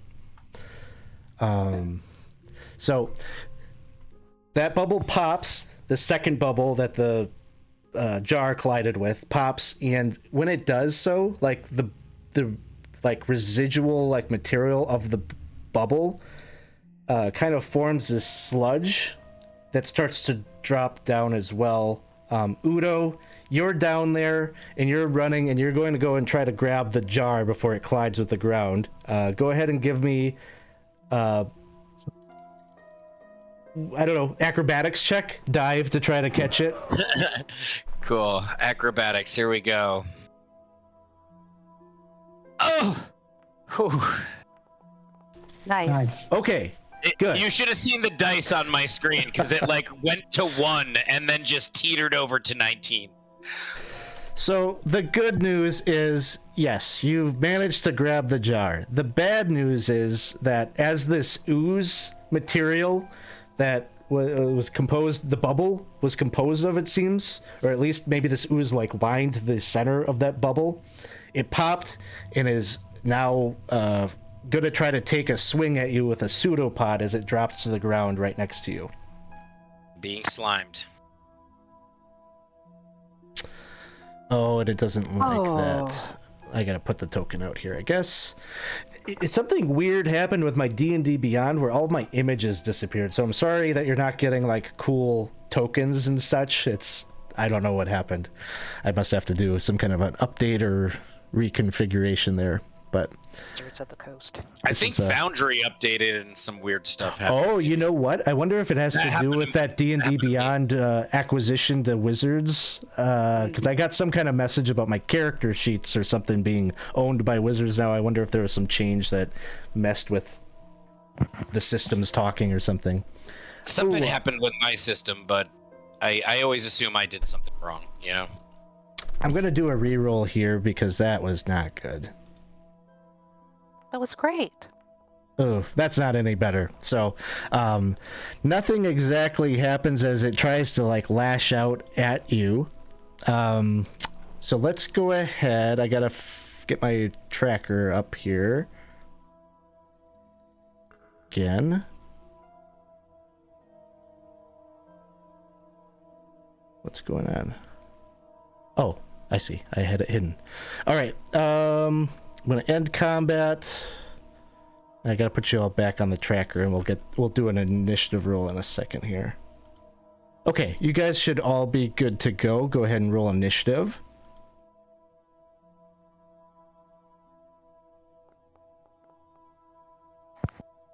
Mm-hmm.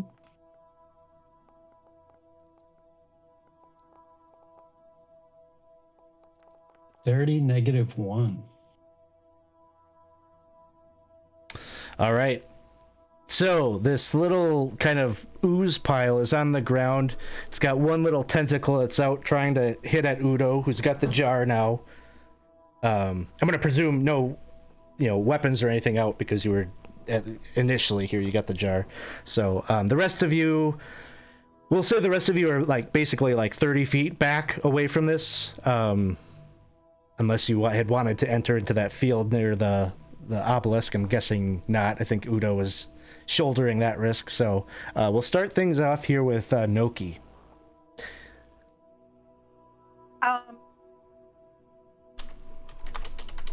We're not close to it at this point then, but it might get him. Okay. Yeah, so, you're like 30 feet away, we'll say. Okay.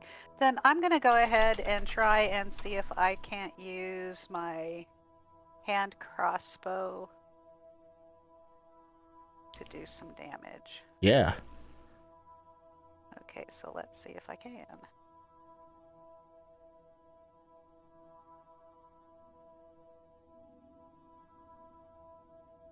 And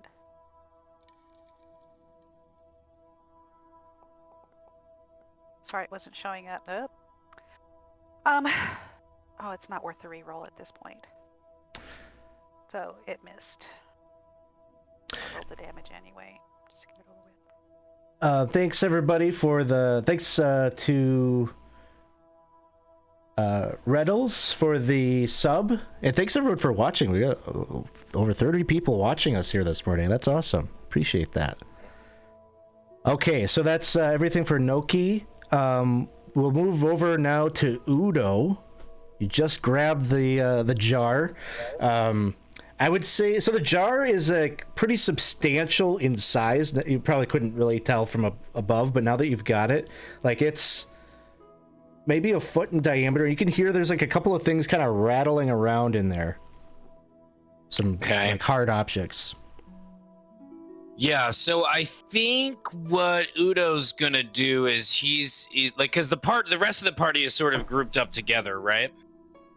Yeah. And so I think what he's going to do is he's going to dash, and he's going to dash to 30 feet to the group, kind of set the thing down sort of with them, and then dash back towards the pseudopod or the slime to sort of try to take the attention away from the party and on him.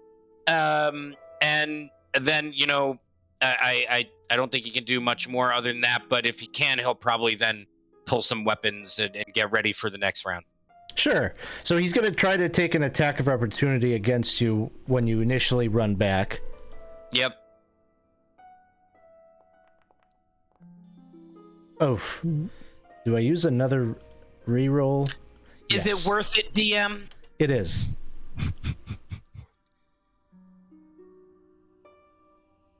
And 16 don't hit. So you manage to make it back to the group. You set the object down near them, essentially. Is that right? And then sort of like at their collective feet, maybe behind them or a little bit to guard it from this thing. Sure.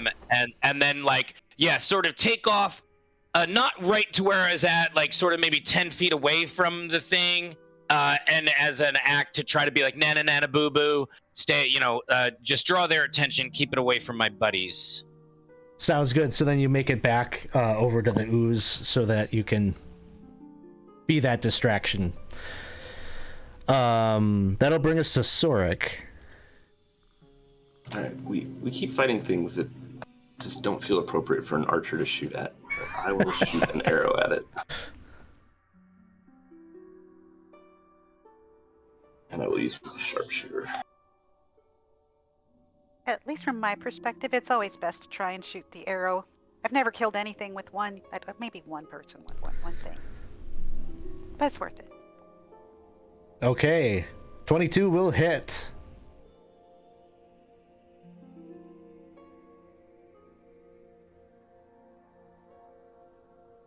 And surprisingly, it has no resistance to piercing weapons, so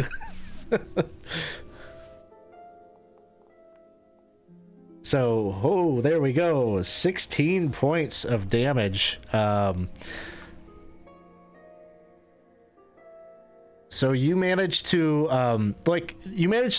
Deadeye, shoot the pseudopod, which seems to, carry and rip off, a bit of the form of the ooze, and, it just goes sailing, into the distance. So it looks pretty diminished in form after that happens. It ripped it, straight in half, and that's gonna then lead us into Eustace's turn. Eustace steps forward and around to kind of stand over the jar that we recovered, and he'll focus for a moment and send that hex energy down onto this poor creature, and then with 2 quick wand strikes, we'll send out a couple of Eldritch Blasts.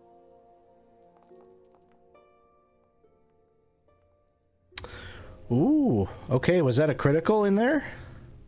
The second one was, yeah. Okay, so it's a total of... let's see. Oh, yeah, so it's got the necrotic right in there. So 11 and then only 8 with the crit. So 19 total. All right, how would you like to finish it? That was a lot of damage.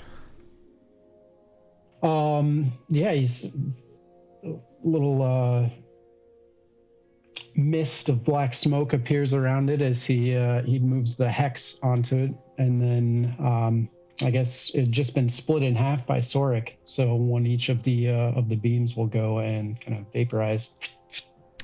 All right, very good. You managed to destroy this corrosive ooze material before it was able to hit or do any permanent damage, and then now you are left with that jar, so you're safe. And again, you still see the sword. Like I said, that sword that initially brought you to this place that you were following, that was just sort of floating in the air, you can still see it. It hasn't moved that far.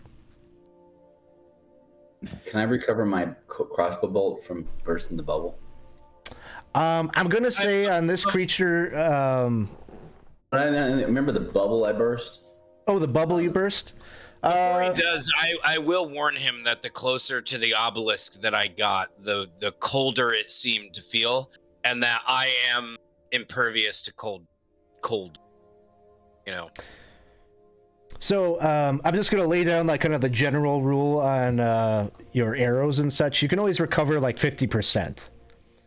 Okay. So you can just kind of factor that in throughout. Does that mean roll percentile and see if I get 50%? I'm going to leave it to you to determine. I don't drill down or personally track that for you. So yeah, no micromanagement. I don't micromanage, so I'll let you figure out how you want to handle that. I just figured I hit a bubble and it flew not near the obelisk, but flew over. Yeah, so it didn't hit. I would say that I could recover this particular arrow. There you go. Yeah, I won't drill down or ask you too much about that, so I'll let you kind of handle it. So if we look up to the other baubles flying around, do we see anything else in any of the baubles, or do they all look like bobbly? Go ahead and give me another perception check. Ooh, I am very perceptive this time. Yes, you do. Both Soric and Udo, you can see that there are... So I think I said there are 8 bubbles in total, and so now there are 6 bubbles. There is another one that has it looks like a skull in it. There's another one a little bit higher up that seems to have a small little bag in it.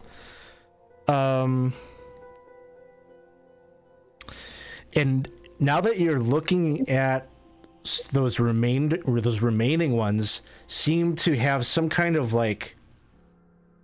almost like a dusty kind of air circulation inside of them that sort of reminds you of that creature that you dealt with just a moment ago, that air elemental. So it's not really a physical opaque kind of thing that's in there. It's sort of just a emotion that you kind of now. It's like the coloration, that kind of like coloration of like oil or gasoline that's sort of almost rainbow color. When you're looking at those particular bubbles, they seem to be kind of like swirling or moving a little bit more erratically. And so you think those are probably dangerous to open. I think the question is, guys, do we attempt to get the bag or the skull and risk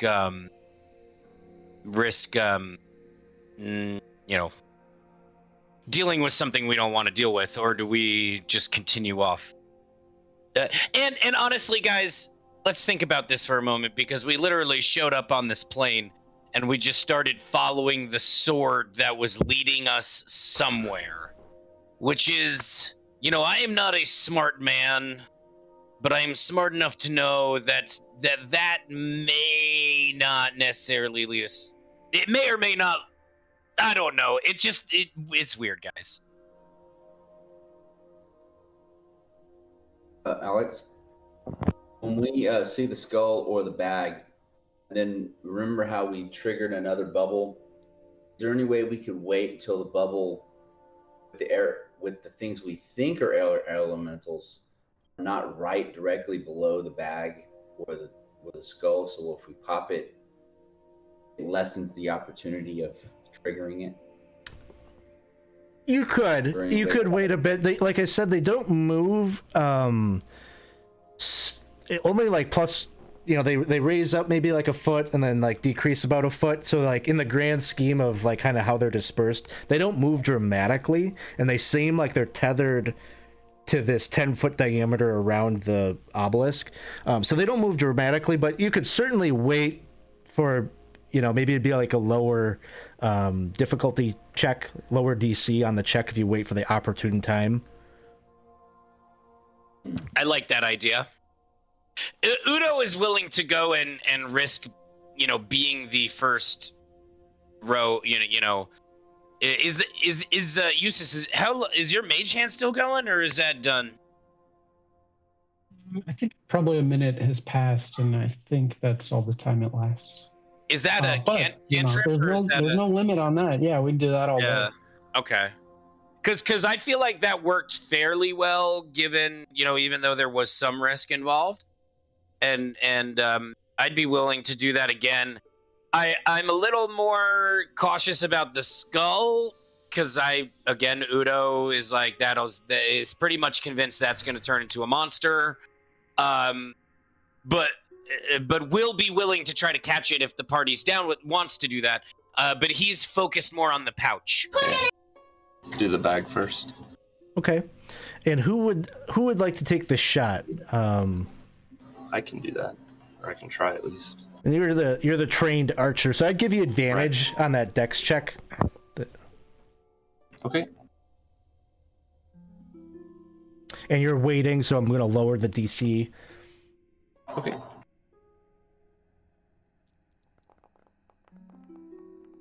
Okay, yeah, no problem. It drops down very cleanly.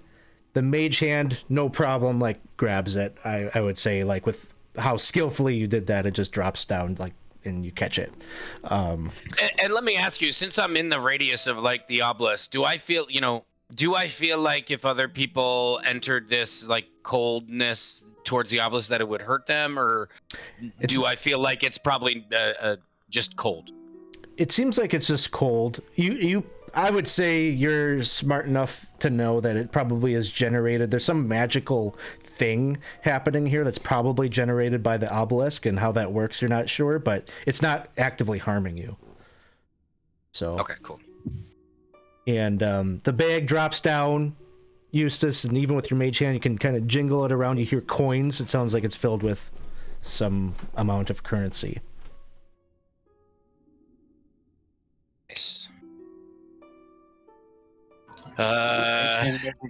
Deposit that on top of the clay jar that we've already gotten. So, do we want the skull? Can we see it more clearly or being in here? Does it look like? Can we identify what type of skull? Is it humanoid? Is it It looks animal? like Is it it's humanoid, and in fact, I think you had a pretty solid perception check earlier. We'll say you can make out distinctive features that suggest it's an elvish skull.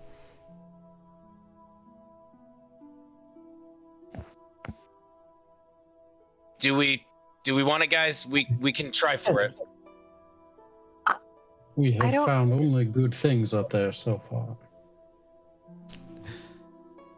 I mean, you can try. All right. I'm gonna go under it. And prepare. Okay, give me another ability check. Again, Dex at advantage if Sorik is doing Advantage it. again. Okay. Yeah, no problem.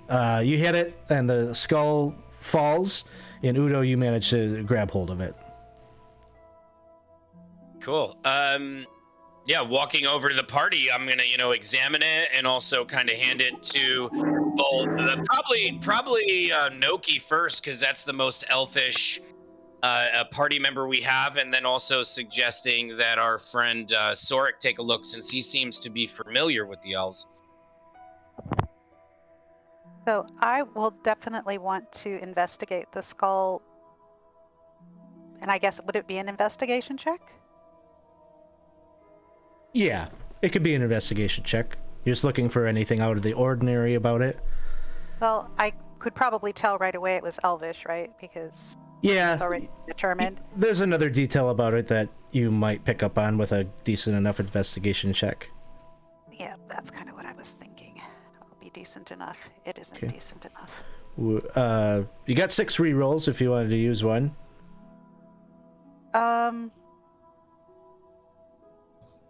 Might be a good Okay. use of that. Agreed. Yeah, any hints to where the gem is?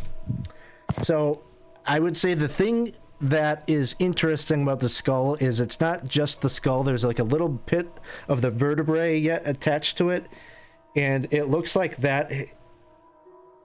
It isn't like a traumatic, like a slashing wound or something that broke it off. It looks like the vertebrae actually like melted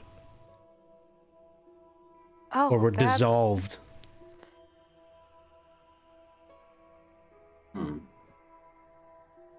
This is a very dissolvey plane. I've noticed they're trying to dissolve me with slime. This guy's dissolved. Well, maybe they're not disconnected from each other. Hmm. So we have the jar. We have the giant, although that was far back.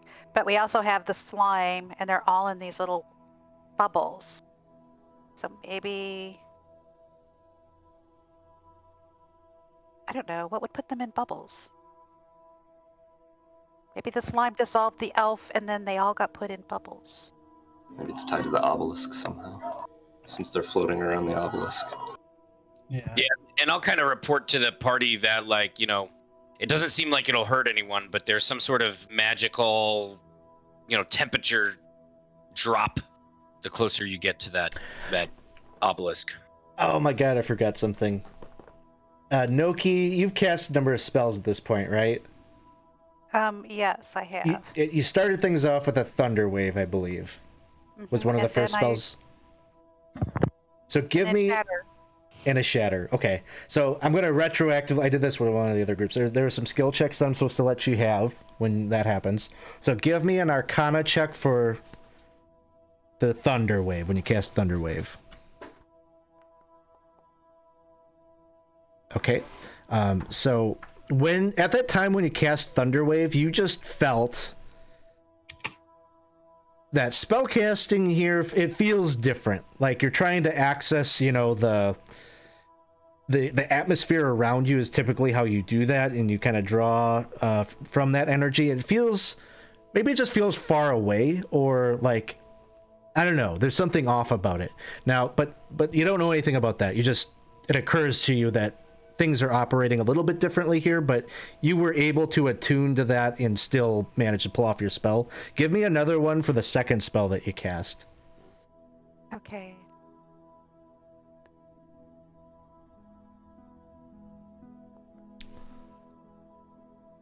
Same kind of feeling. Was there a third spell that you cast? I healing word. Okay, not on that. So. Okay. And I don't think any of the other spells that have spells, yeah. I don't think so. It's been like Eldritch Blast and Hex. Eustace's magic is a little bit different in that you don't actually pull from. You kind of pull from a patron, so your spells seem to be acting normal for you. The cleric. Same thing. Yours are derived from your god and such, and there's no block that you felt. So it's more like that. arcane magic. Arcane magic. Yeah. Maybe Noki will eventually get this check. I have faith in you. I will. So, how many bubbles are left? I believe 4, right? We popped they're one. They all look like the swirly kind, right? Yes. Okay. So should we open the pouch and the jar? Should we put the Yes. door in the jar? Is the door ajar? Sorry. It would be a jar. So the bag, somebody opens up the bag, and you'll find that inside there are 400 gold pieces. And then somebody opens up the jar. That splits 5 ways nicely. Mm-hmm. Right? And I can keep track of this and we can dole it out at the end. Okay, cool. Inside the jar, there are 4 vials that are stoppered with kind of an azure liquid, like a light blue liquid. Do we recognize it? Does it look similar to anything else we have? Not similar to anything else you have. If someone is trained in Arcana, I would let them see if they can. I think in 5e it's like you can taste a little bit of it or something without the magical effect actually going off to see if you can identify it. I can do identify, but then that's really. I mean, I can, guys, if you need me to identify it, but that's kind of gonna make me a little bit more useless later. We Are you have proficient in Arcana or not? I am not Just gonna proficient. inspect it with Arcana. we do that as a ritual. Give it the old freeze. 10 minutes and then do it. Oh yeah. Okay, Eustace get 22. This is a potion of flying. All of them, or just the one? All of them. They all look to be of the same liquid, same properties. Something tells me these are going to come in handy out here in this strange place. And there's 4 of them. 4 of them. Who wants to Somebody's carry stuck these? on the ground.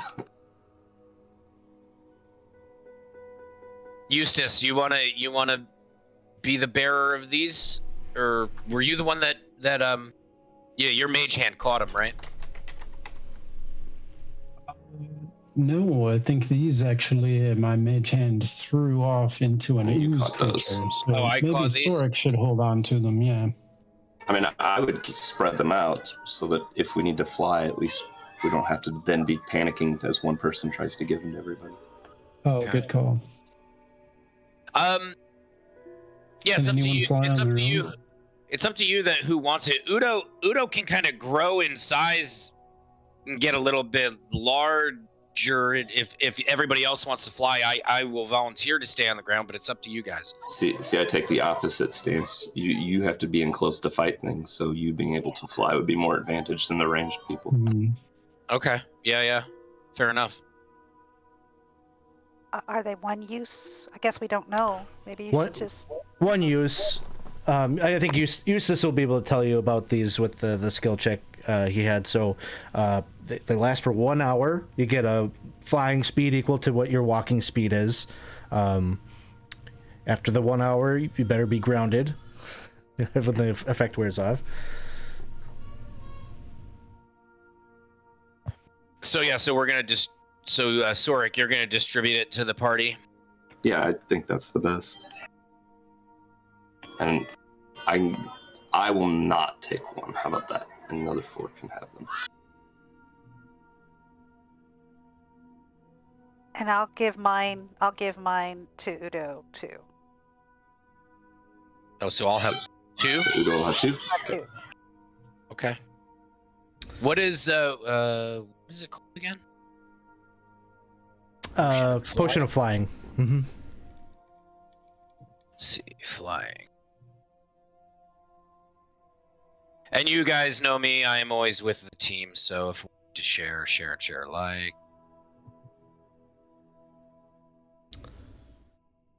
Cool.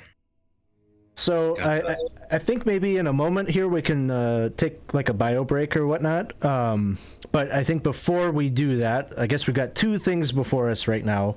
And anything further that you want to do with the obelisk?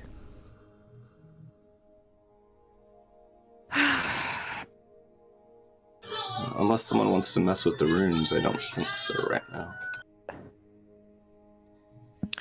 I think we all examined the runes and actually rolled pretty decently. I think we just don't have the proper skills to understand them. Well, We may learn more later on. So if we move forward and continue, I think. so since you can approach the obelisk, so then we can. Why don't you search it for any kind of hidden passages or? Yeah, I'll search the obelisk and the general area which the baubles in the obelisk are in. Okay. We'll say you do that. I'm not going to call for a check. There is nothing like that you'll find. You spend like 10 minutes or so doing that. So, well, we can revisit that. I'd say let's take like a 5-10 minute break, and then when we come back, you could either look at this obelisk some more, or continue following the sword, or do something with the sword, or you do now have even more things that you can see. There's another ramp up over here that seems to lead to a big landing and then a cave. Sort of a larger cavernous area off to the, I'm just going to call it the west, even though your characters probably don't have cardinal directions really in the node, but over on the left side of the map there. And then up to the north, there seems to be a very large cavernous area that you could enter as well. So a couple of options for exploration, but we'll take a 5-10 minute break here. Thanks everyone for watching. We had quite a few people watching this morning, so that's awesome. Thanks for hanging out with us here this Sunday morning, and we will be right back. Hello everybody, thanks for sticking around here. We're playing Temple of Elemental Evil here with some of the folks from our community. If you're just stopping in, I'll tell you a little bit about what we got going on here. This is a part of our community campaign, which means we open this game up really to anybody who wants to play, can jump in and Thanks for the raid. Enjoy it. I'm Butterby. Hey, thanks for the raid, folks coming over from the Goodman Games channel. Appreciate that. So we are, if you want to get into a game, probably the best way to do so is just to come hang out with us on our Discord server there. Someone will point you in the direction, just say, I'm looking for a game. Maybe it's this one, which is a pop in, pop out kind of game. But we also have other DMs that run things on the channel that are frequently looking for players, either for one-shots or for extended campaigns. So it's a good place to kind of connect with people in that way, too. Or if you're DM and you're looking to find players, you can recruit from our Looking for Group channel. Where we currently are, this group, I'm probably like giving spoilers away to the audience right now as they're looking at something I was focusing in on. So where we are currently, this is the group that has entered the air node, sort of at the directive of St. Cuthbert to find one of the elemental gems. 4 in total are needed. We got 4 groups running around in the nodes right now trying to find them all and recover them so that they can complete the artifact that is the Golden Skull and destroy it, and hopefully end the cycle of evil that churns forth from the Temple of Elemental Evil. Our characters have had some experiences now with the air node, and have just recently kind of come upon this obelisk that seems to have some magical effects related to a number of bubbles that they've been interacting with. They managed to score a couple of potions of flying and a little bit of gold over here. You all came to this location because you were following this floating sword. And you still have that in your awareness. You see that kind of on the horizon there. But you've also got a number of other options for travel, kind of to your north and to the west. So I'll leave it to the party to kind of talk about those options or whatnot. So what do we see? Like basically 1, 2, 3, 4, and then the whole like south area kind of, right? Openings that we kind of see? Yeah, so these are three additional caverns in addition to the ones that you'd already seen. So we've got we've got options. Yeah. But Which option is the sword taking us towards? yeah. It seems to be I think at this point you can kind of tell what it does. It seems like it just circles around the spire. Like it's taking you in a full circle. It's heading to the south now. Ah. Oh, thank you for just telling us that, because we would have followed it for probably 4 or 5 circuits before we figured that out. Yeah. Yeah, it definitely doesn't seem to be leading you to any cavern or anything like that. Now, go ahead. I was gonna say, but based on what we can see and what we do know, it looks like we have to go up to get to those caverns. They're not at ground level, or is there another not all of them going on? So that one there leads up, but then like this one over here is ground level. Up over here, this one is at ground level, and then this one over here seems to be at ground level. And then there's another one that there's a trail up, right? Sort of from where our tokens are to the right and up. Yeah, then there was the one that you initially saw when you came into the node. That was where the I don't know if he ever determined what type of giant it was, but it's a cloud giant. I guess we'll just say that. I feel like Udo may be able, probably tell. Yeah. Yeah, I always feel like the first option presented to me is always the worst option, and I always go with it. I propose that we number each opening that we see, throw some dice, and go down the portal which the gods decide. Oh, the gods are so helpful. But... Well, knowing that the sword's just moving in a circle, do we want to catch the sword, or do we just want to leave it floating in a circle? Oh. Should we throw something at it first before we try to touch it, or should we try to knock it out of the sky like we did these bubbles? Or we can ignore the sword, because if it's just going around, we can come back to it later. It doesn't bother me. It'll come back to us. Yeah. But maybe maybe it's something useful. And have we tried talking to it? I don't think we've been that close to it. Udo's gonna look at his sword and be like, "Hello? Do these things talk? Like, what is going on here?" We have seen so many magical objects and things. I have no idea. So maybe trying to talk to it before throwing something at it, and it gets mad at us and then kills us with 5 beams of light from all the jewels would be nice. I'm sorry, I've seen many things.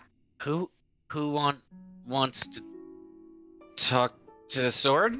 Anybody? We have to get near it first. Every time we move closer, it moves away, right? It doesn't move very fast. You could catch up to it if you. I think it just has a fixed movement, right? Can I make a? Does it have any significance with religion? Is there a god whose symbol is a sword, or a famous wizard, somebody I'd have heard of that has a means of presenting themselves as a floating sword? Not. No, I can't personally think of it, but is that something in the world of? Maybe. I don't know. I'm gonna say no because I don't know. So okay. What about your mage hand? Do you want to try to grab it with that, or talk to it? Yeah, first? we can do that. Should we go If these chase it things, down real quick? if these things do talk, maybe grabbing it first would not be wise. Just Noki mentioned with me shooting at it or something. And I wouldn't like to be grabbed without being talked to. I didn't know these things could talk. I don't know that they can talk either, but never take anything for granted. So from this conversation, what I'm hearing is there is a desire to do something with the sword, and that you would like to get like closer to it to maybe cast a mage hand or do something. So then my second question is, I guess, how close do you want to get to the sword before you start like messing with it? You've always been like 100 feet away from it or so. If there's a concern about that, I will try to approach. I will try to approach it and see if any negative things happen, and do the same thing, kind of like what he was doing, what I was doing before. Like, I'm gonna get shocked. I'm gonna get shocked. I'm gonna get shocked. So you're the guinea pig. You're going to see if there's some effect around it that's happening. The rest of you, how close to Udo do you follow behind? Well, what's the range on Mage Hand? Because I think that's the magic question. I think it's 30. Feet, so Eustace has to be right up with him. Okay. So you guys are all like 30 feet back or more, and then Udo is leading the way. Okay. And Eustace, you're coming up with me, you said? Right up with you, yeah, so that you don't have to go closer than 25 before we can mage in. Cool. So, Udo, let me just see. Okay. So you begin to approach.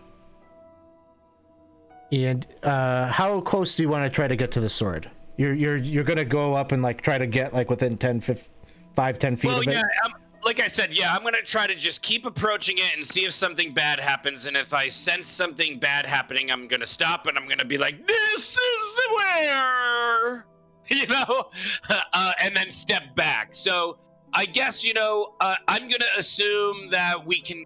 That nothing. I'm gonna assume I'm gonna get shocked at somewhere between 20 and 25 feet from it. Okay. But I'm gonna keep moving forward until I feel something. So, you get close, like you said, like within 10 or 15, 20 feet, and you're being cautious and whatnot, and you all back a bit. What you see happen is at some point when Udo pushes forward, his body seems to kind of like go forward and lift up a bit. And you get the sense he's kind of like, it almost looks like he's like swimming kind of mid-air there and like is having trouble breathing a bit. Udo, you take a bit of damage. And then after I tell you how much damage it is, I'm going to describe something that you feel that might give you a sense of, what's going on here. So, you take 10 points of acid damage. Okay. And you feel like you're swimming around in jello. And the sword is still like kind of out of reach. Like it is in the center of what must be like some kind of a cube-shaped object that you are swimming around in right now. An extraordinarily large such thing. And so let me get our initiative tracker set up, and we will get this started. Keep a distance. Okay, go ahead and throw out your initiative rules there.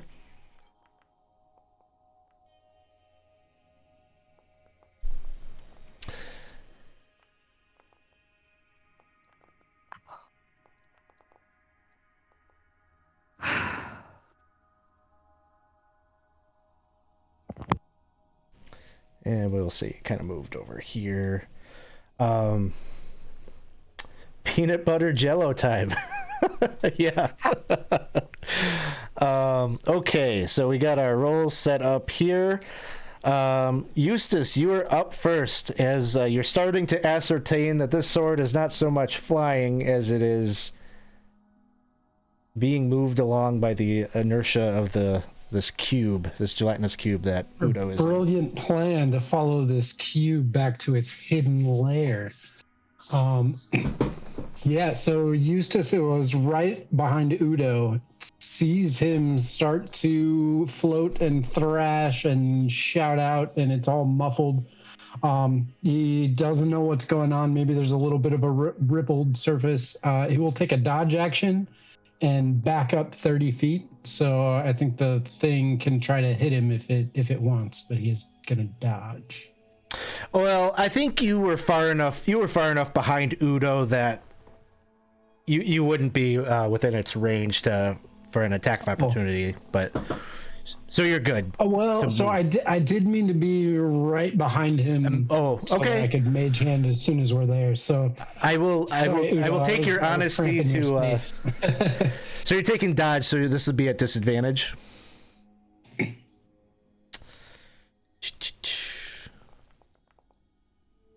And a 9 will miss. You manage to back but yeah, up get there. some space, and then I guess as a bonus action, he'll transfer his hex, and that'll be it for Eustace. That sounds good. Sorik, you are up next. I'll take a shot, and I'll... And again, apparently these things don't have any damage immunities or whatnot to arrows. Yeah, but for some reason that rolled advantage, and I don't know why. I clicked attack to pull up the dice roller. And it rolled. Let's just see if it even matters. I guess one of them was a 1. Well, let's just do a reroll.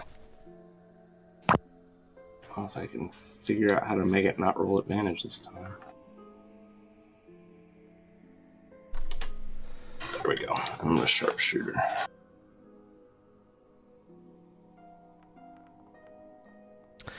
All right, 17 is going to pierce the gelatinous cube.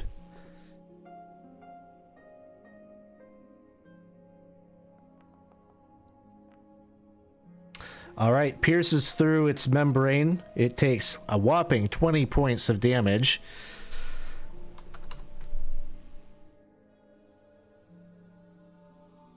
And then that's going to bring us to Udo, who's stuck in... sorry, 1 second. What's that? Oh, okay. 1 second, I can take care of it. I can take care of it, it's fine. I need to take a short break. Sure. I'll be right back. Thanks everybody for your understanding.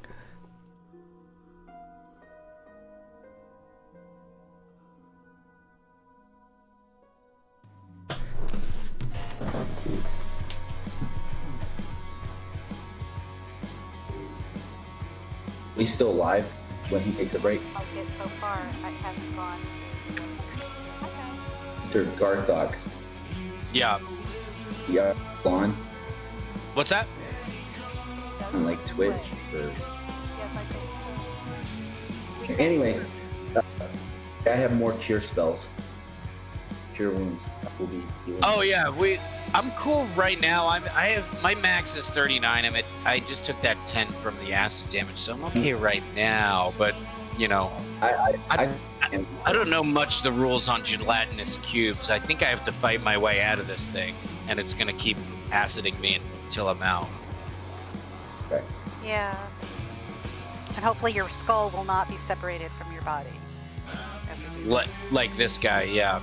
Yeah. Like the Yeah, and last put guy. in a bubble.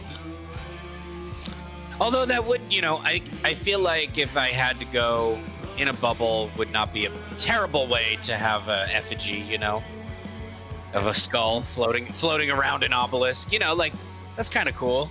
That's kind of a And cool tomb. 100 years A later? memorial. I was imagining a guy dissolving in a gelatinous cube in that bubble, though, which does sound like a very unpleasant way to go. That does not sound like a good way to go. No. But Buy a pudding. Oh, the volume's on. I think we're talking yes. on stream. Okay, cool. Just so we know. So We're entertaining viewers while Alex Yeah, is away. I'll try not to throw out the F-bombs, My cat is going to sleep on my chest, which is what he likes to do. Puts This his has paw been a- right underneath my chin. It's been a cat-heavy stream. I love it. When his brother I'll be is right back. right next. Then heat up my coffee. Be right That back. sounds like a great idea. Listen.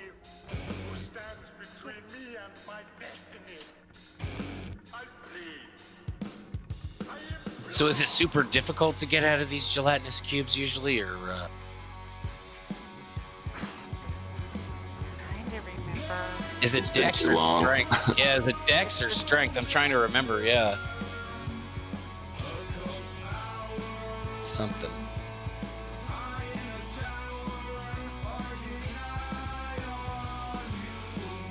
I think the thing is just the damage that you take as long, every time you stay in there. It's just Yeah. Well, I think I have the most hit points out of everybody in the group, so it's probably... I always like to just be the shield wall, I'm sure you have the most hit points.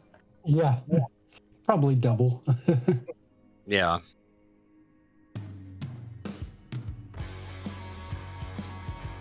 But we should be able to figure out, reasonably within game, we should be able to figure out, obviously, what's happening, even if we've never, we can put two and two together.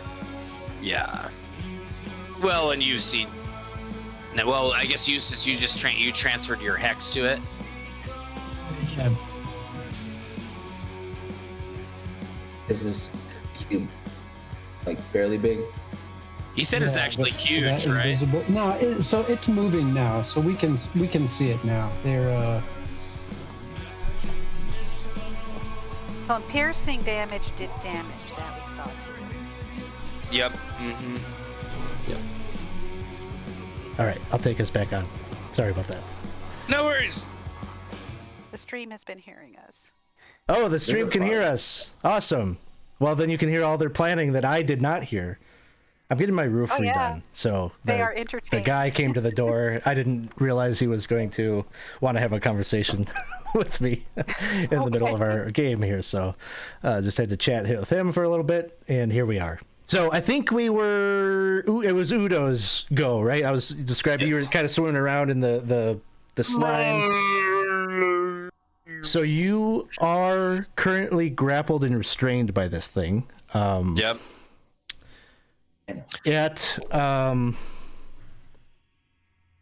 And what is the deal? I can try to ungrapple and escape or something? There's some mechanic? it's either a strength athletics check or a dexterity acrobatics check that you could make to try to... Well... Actually, it's specifically a strength check on this one, which is probably what you were going to do anyway, but to try to pull yourself out. Okay, it's just straight strength? Yep. Okay, strength check. Yes.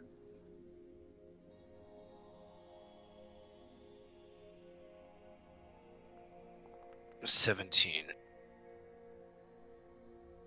17 is enough. You manage to rip your way out of its form, and you're breathing fine and everything now. And you can sense that this cube, now that you've been in it, you can sort of see its perimeter, and it is massive.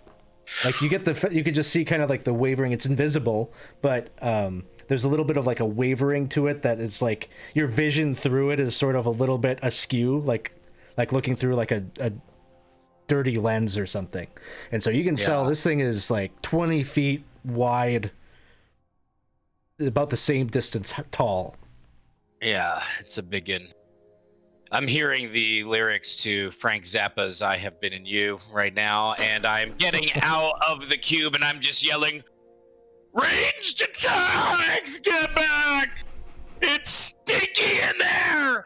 And am I able to do anything else? Do I have any movement? Do I have bonus actions? You have your movement, and yeah, if you have a possible bonus action, although your offhand thing, that's dependent on you making an attack, but and it already took an attack against Ustis, so no attack of opportunity here.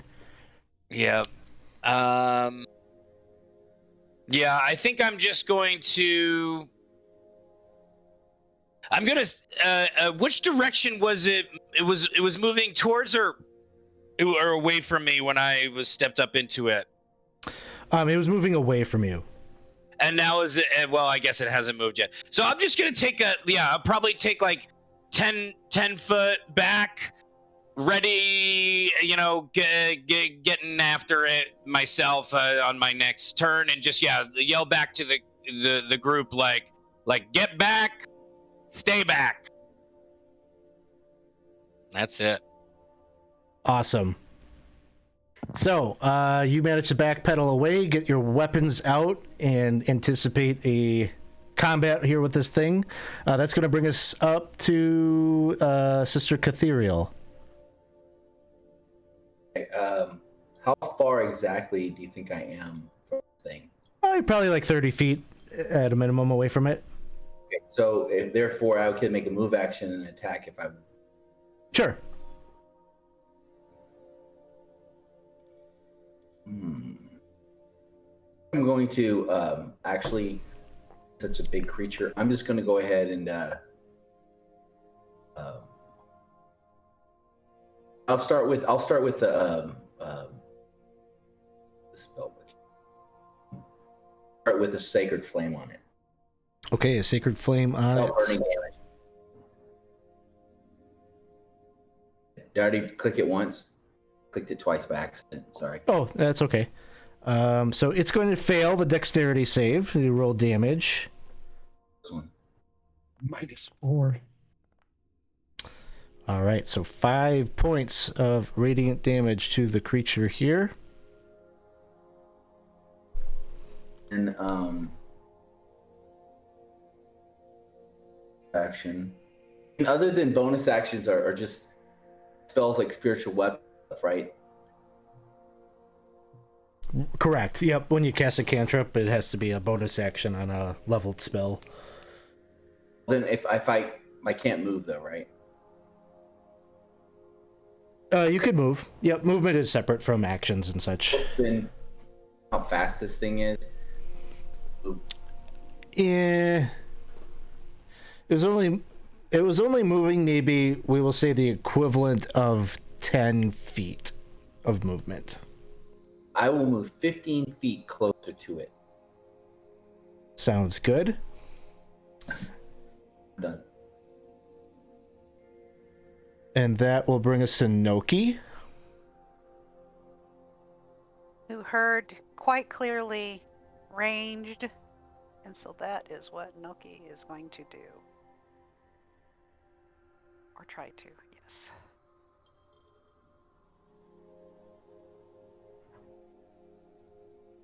And so I'm using a crossbow.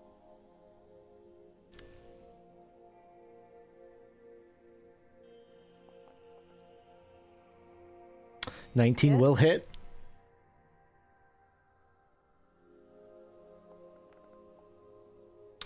Three points. We'll get to pin stick it to death at this point.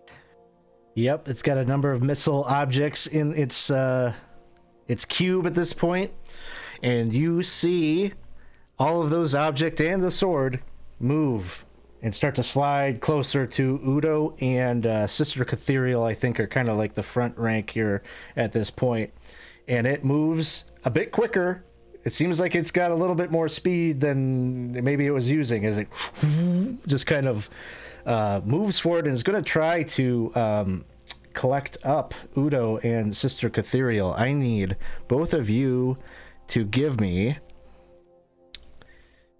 a dexterity saving throw.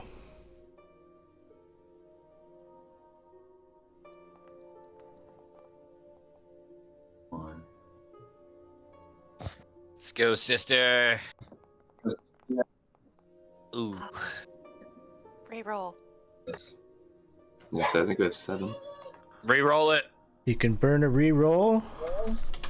I will Do burn it. a reroll. One.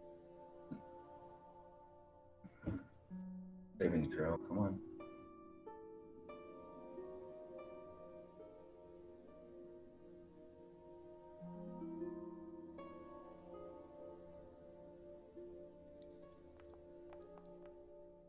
Ooh. Mm. So unfortunately, Udo, you managed to sidestep, maybe backpedal just a bit, and you don't get caught in it. But Sister, now you are swimming about in the ooze, and you will take 10 points of acid damage as that happens. And then that is going to bring us back to the top, and it is Eustace's turn. Yikes. All right. Eustace will back up about another 20 feet, and holding his wand out high, he'll cast Eldritch Blast at the cube that now has our dwarven friend. Nice. You got it? So on fire with that today. What is that? Total 10? Eustace is killing it. Well, it's a crit, so it's 14. It's Okay, 24 total, yeah. 10 from the normal and 14 from the crit. And then does he get 2? Yeah, second beam is... Oh, man. All right, an additional 5 points.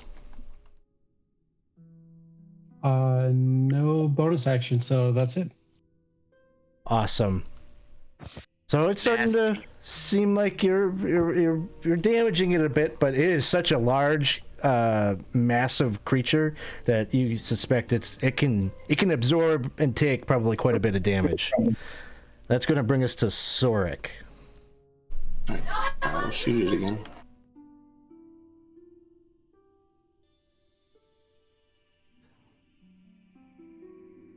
Sharpshooter.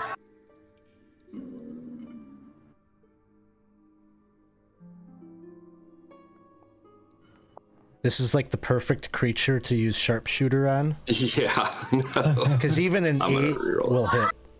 Oh, it hits? Oh, well, I'm not going to reroll it. Even though you can't really see it, you know that, like, you really can't miss it, right? I'm literally shooting the broadside of a barn. Yes.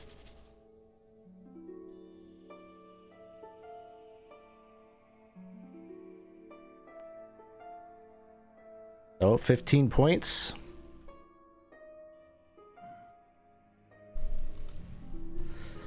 Awesome.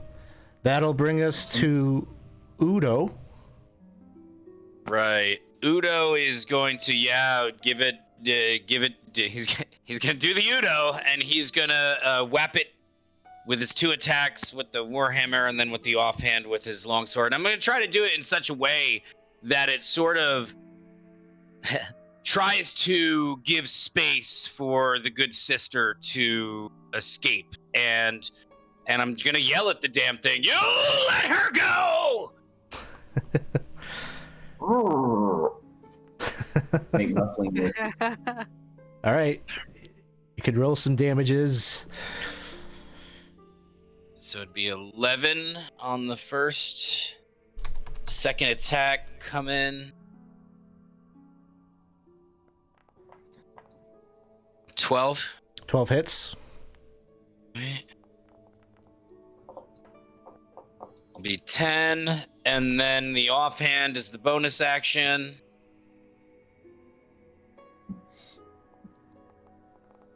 I'm pretty sure that hits. Yep. And 7 damage. So 21, 28. If this thing could bleed, we would call it bloodied at this point. All right, so Udo's... And then let me ask you, do I have can I just like step back a little bit so that it doesn't just like roll over me, or am I just basically going to get steamrolled next turn? You can. It will take an attack of opportunity to try to hit you, but you could definitely like move backwards if you wanted to. Yeah, I'm going to do that a little bit, just to try to get a little bit out of range so I can whap it again and it doesn't just like, you know... Since I'm paying attention, can I use my reaction if it does anything? Potentially. He's trying to hit Udo, and I think a 22 would maybe hit AC, so what does It's gonna Noki hit. have? Okay, so Noki's going to use cutting words and try and see what I can do with that. So let me see what I can do with that first, and then I'll have to think of what I'm saying. I'll come up with something.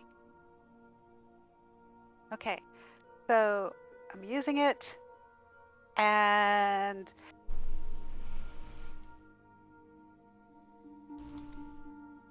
I have nothing to say to this massive ball of mindless jelly that fortunately can sizzle apart in a pan. All right, so I think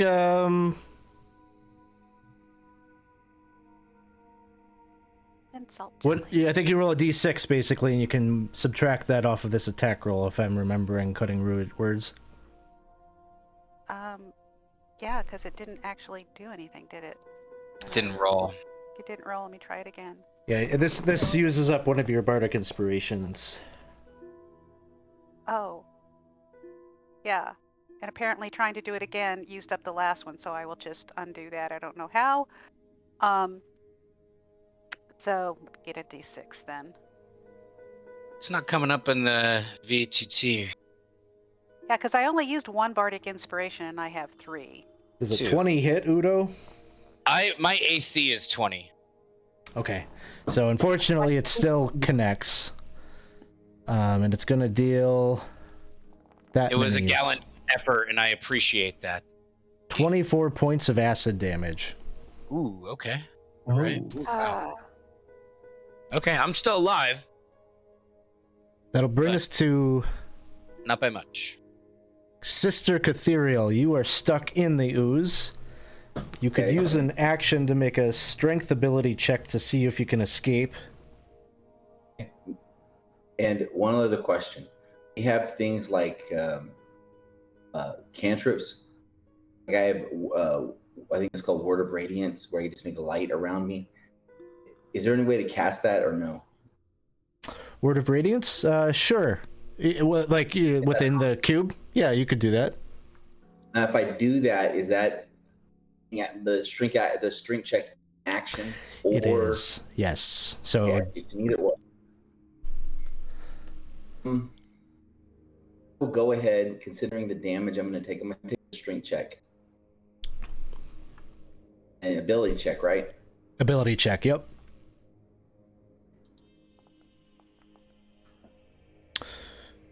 Yes, I'm very consistent on my low rolls today. You can use a reroll. Yeah, Use a reroll if possible. Really You like to can. do that. go for So it. Get going out down of there. to 3-player rerolls, Yes, and a it was worth it. 15 will get you out. As I struggle out of the muck, I will roll and spend whatever remaining action to move. Well, first of all, it was 15 away from me. It showed that it's capable of moving 15 feet easily and around, right? Yes. I get jerked forward. Okay, going to get up closer to it, but it's too dangerous. So I'm going to now learn my lesson. Try to spend my full movement or whatever I have left. Yep. Away. So we'll say you can get like 20 feet away from it.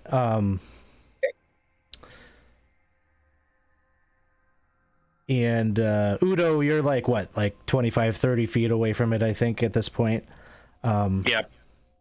So you're all trying to like put some distance between you and this thing as much as possible is what I'm gathering at this point. I've learned from my inexperience against creatures. Yes. All right. So then that will bring us up to Noki.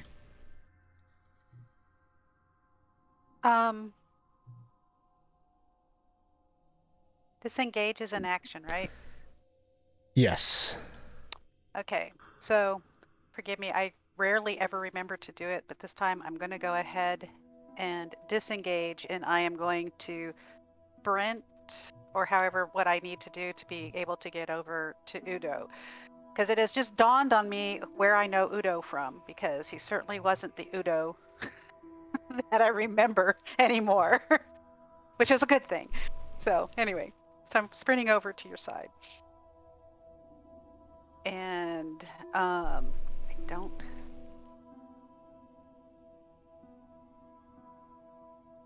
And as a bonus action, I'm going to go ahead and use Healing Word on you when I get there. Sounds good. Healing Word coming into Udo. Patch up some of those acid burns. Ooh, nice. Awesome. Thank you. You sound so much different without having the crazy lady in your head. I feel different. Now, Noki, you said that you were moving over to Udo to do that. Just want to make it clear you don't have to be near him for a healing word. You could be a distance away. No, and I just don't know where I was relative to where he was. I guess I could still see him, even if it's through the cube. Okay. Yeah, so I think the situation we have here, or what I'm kind of gathering is Udo and Sister are the two that are kind of at risk of being, perpetually subsumed by this thing, because it can keep up with them.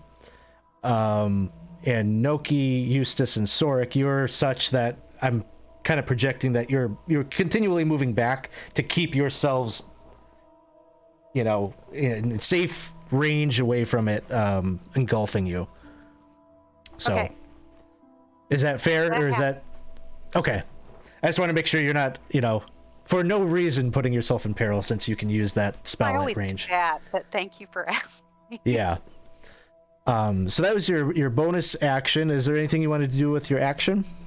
I did. I disengaged. Oh, disengage. You don't okay. have to disengage. Yeah, Well, Yeah, if you're I have to raised. disengage then, so I have an action, right? Yeah.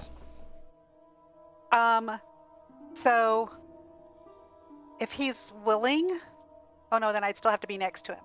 Never mind. No, there's not really anything I can do since I disengaged. Okay. I mean, I have disengaged. Never mind. Oh, I know what I want to do. Hopefully it will work. I'm going to go ahead and cast. Okay, is everybody else out of range? Because if I cast Fairy Fire, I want them all to be out of range. Okay. Yes, you can get just the cube on that. So dexterity save from him.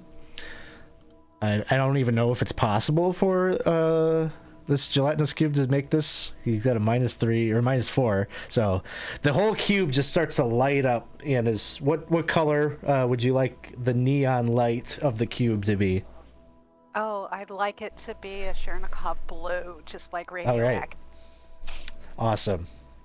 so now that it's lined in fairy fire, how big is this thing? It is the size of a huge creature, which I believe is 20 feet by 20 feet. Okay.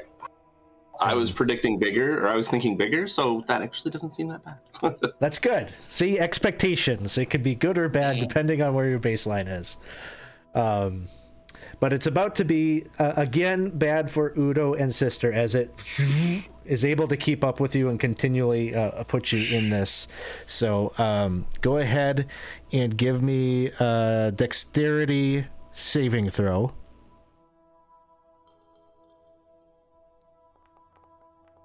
15? 15 is good. Oh, yes.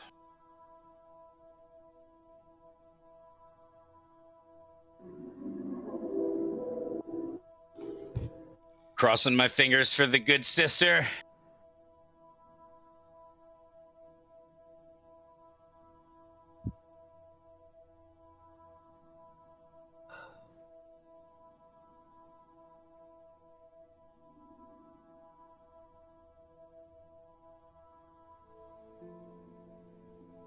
Are we just waiting for that roll to come through? Yeah, that's the suspense is killing me. Mine kind of was slower earlier. I had to reload. Okay. Do you see a number? I see a 15 on a dex check is the last thing I see for Udo. Oh, okay. Yeah, nothing's coming through, so Earlier when I rolled my roll, you guys knew before I did. okay. Oh wow. Oh, that's funny. I guess if you're okay with it, I can push it through for you. I could make a roll.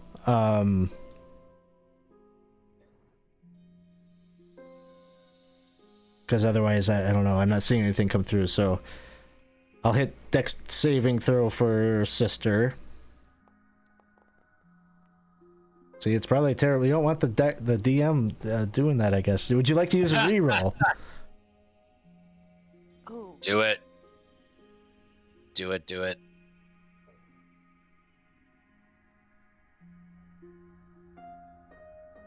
Yes, let's do a reroll. Do a reroll. Yeah, we've got okay. we've got 3 right now, and we've got friends. So I want to try it again. Okay. There we go. Yeah, see if you can push it through. There you go. Okay, finally. An 8 will not do it.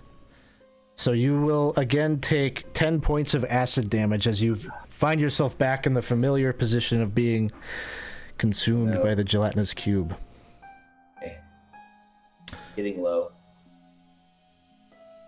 Real quick, I want to add maybe something to the scene here, but it's going to be dependent on some passive perception. So could everyone report out to me what your passive perception is?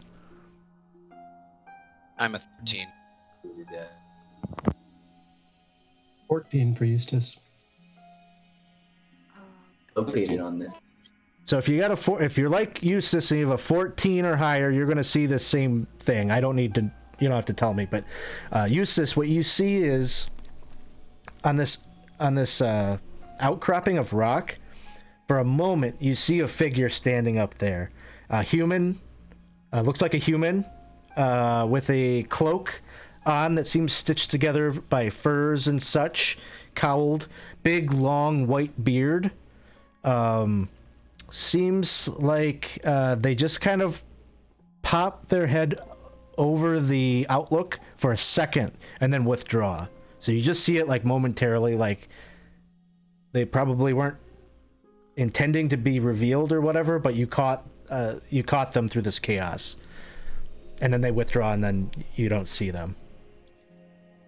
So that's what happens at the bottom of the round. We're back to the top of the round. Eustace, it is your turn.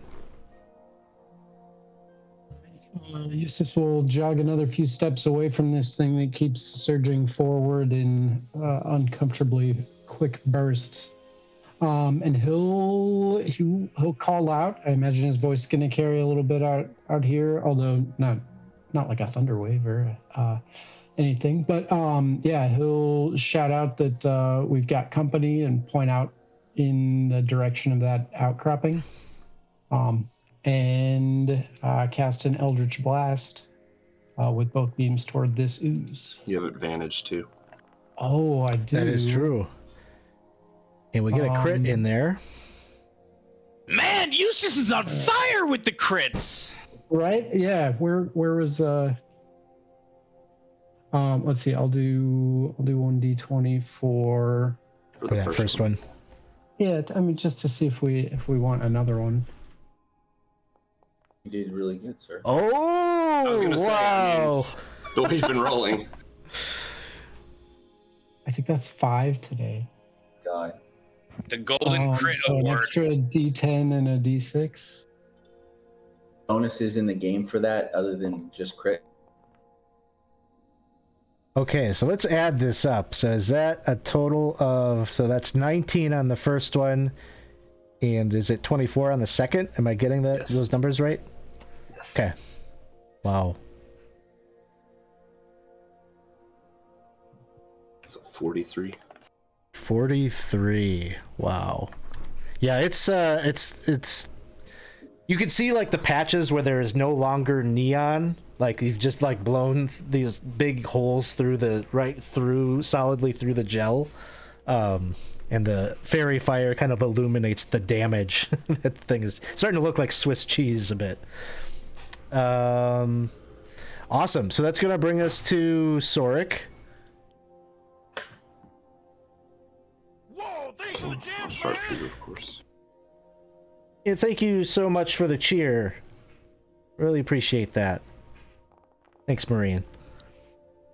And that's a crit there. Man, the crit train is in effect here. And was that with sharpshooter? Yes. Wow, okay.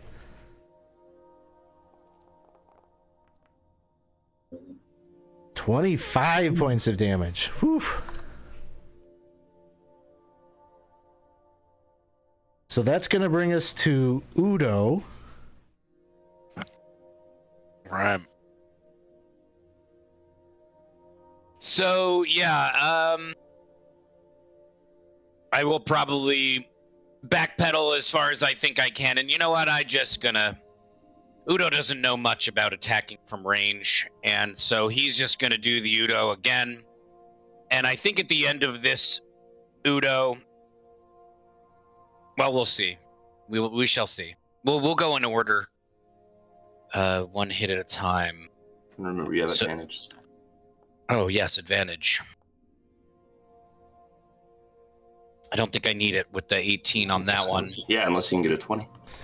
Oh, yes, good point. Let's do it. It works. Keep the streak alive. Yeah, okay, almost, but not quite. So that's go damage on this one.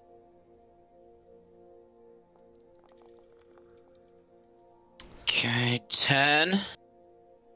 And then we're gonna attack again. Advantage, right? Advantage is shift. Is that shift? No. What was the in beyond 20 to give it the advantage? I'll just roll twice.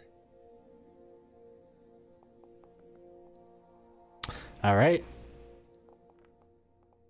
Hit it again. All right.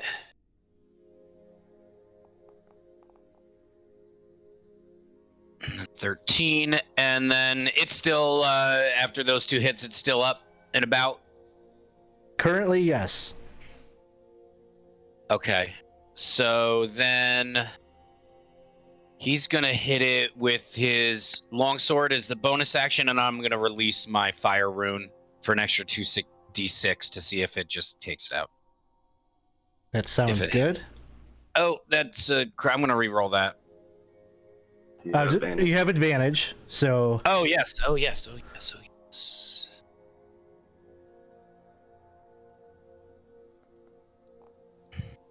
And that hits. Okay, and do the damage. And then I'm gonna release the fire rune. Where's that?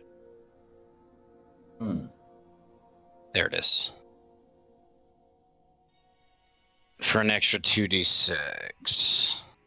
So, what I think kind of happens here is as you hit it and as you release the flame effect of your rune, that exposure to the flame does something to the chemical bonds of this creature, where it just like loses its ability to like stay cube form, and it just like whoosh, like just becomes liquefied, and it drops Sister, and releases all the objects that were in there, including the sword, which rattles down to the ground, and you've defeated the cube.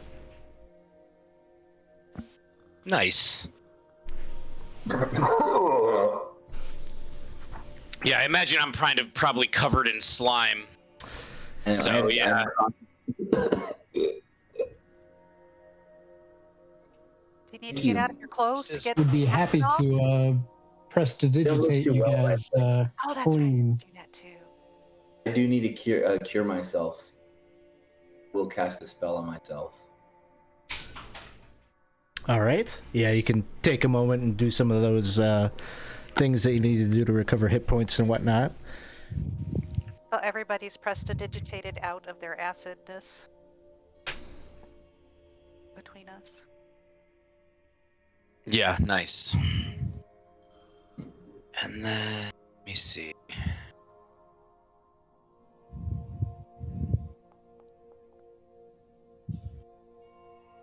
Okay. And I'll probably chill with my hit points thing for now. They're not fantastic, but they're not terrible, and I can always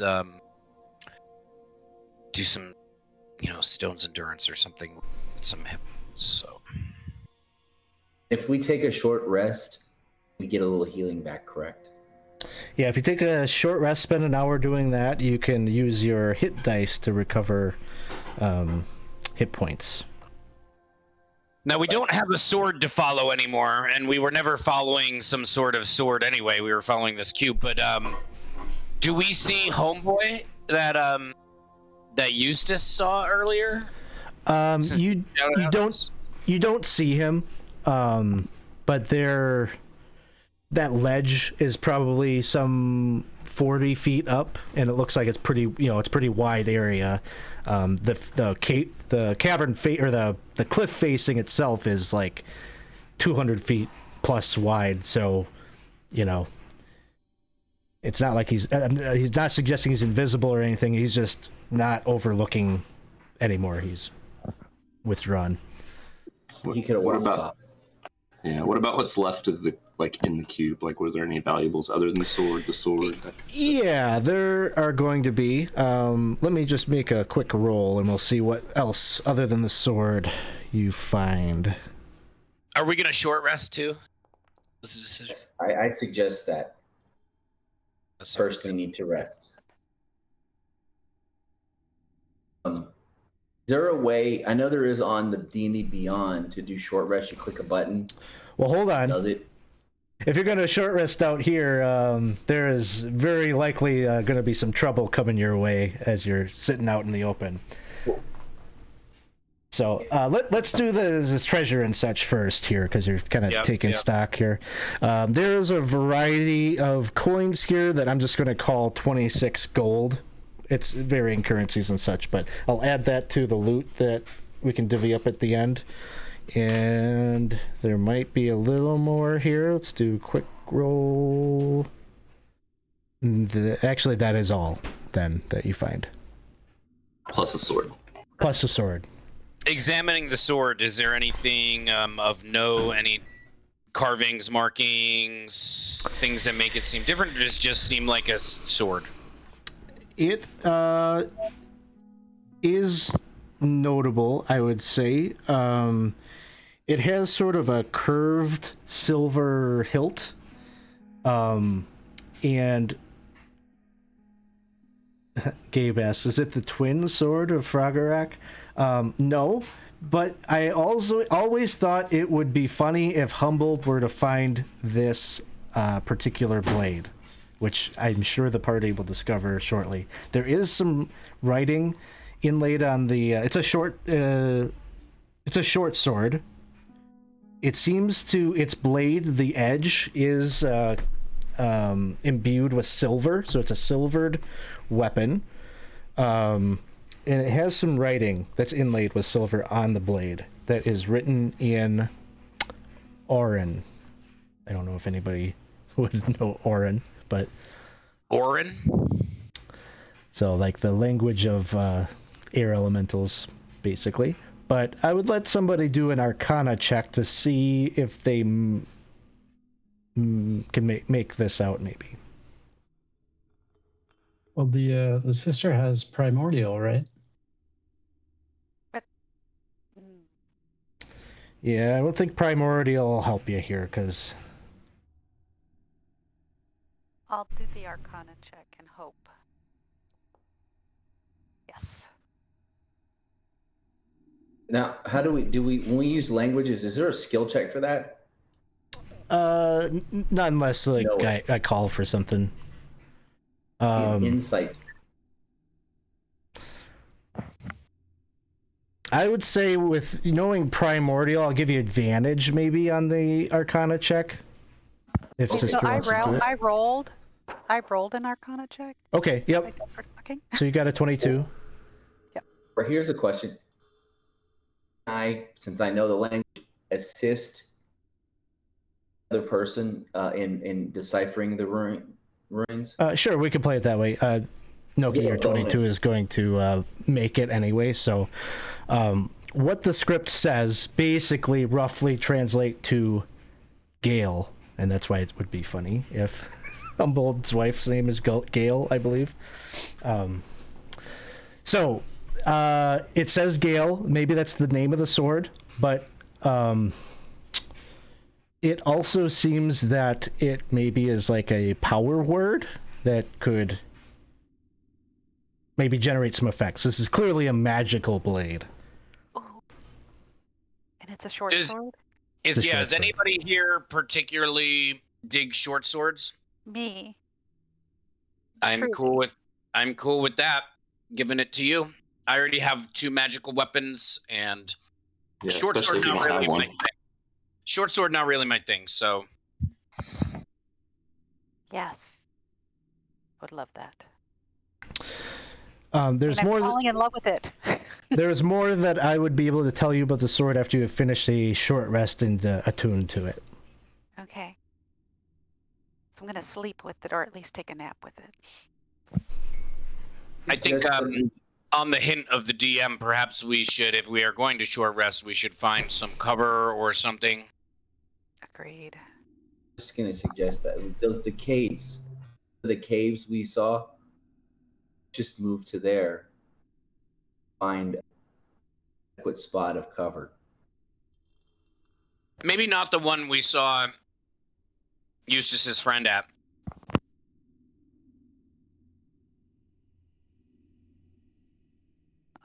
That's probably wise.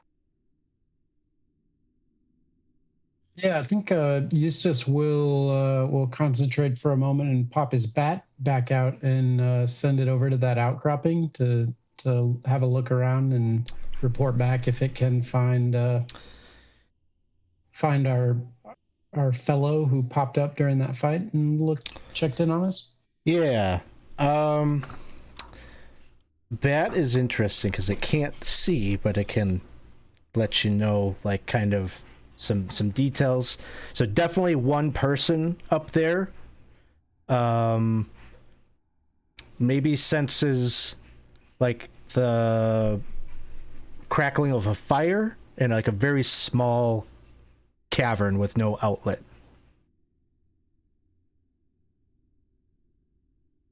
Oh, wow. Yeah, after it flies back and communicates that, Eustace will share what he learned and see if we maybe want to go and try to join this person or take their shelter if they're not friendly.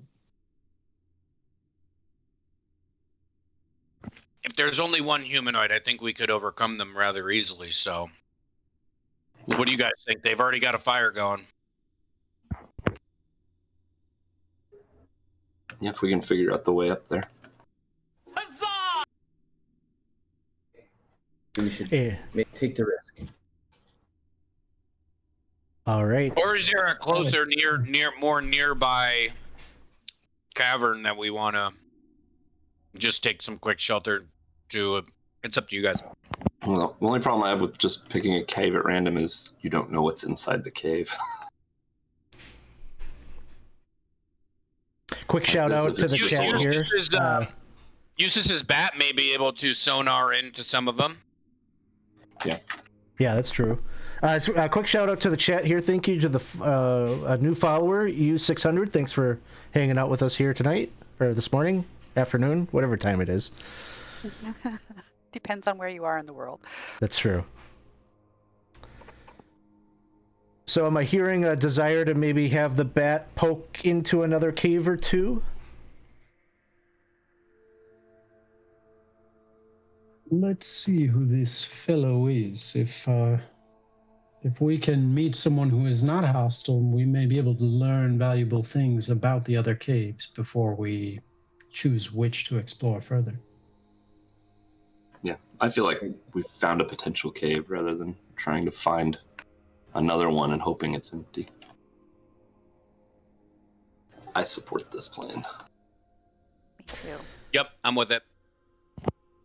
Can we identify the route up to that cave?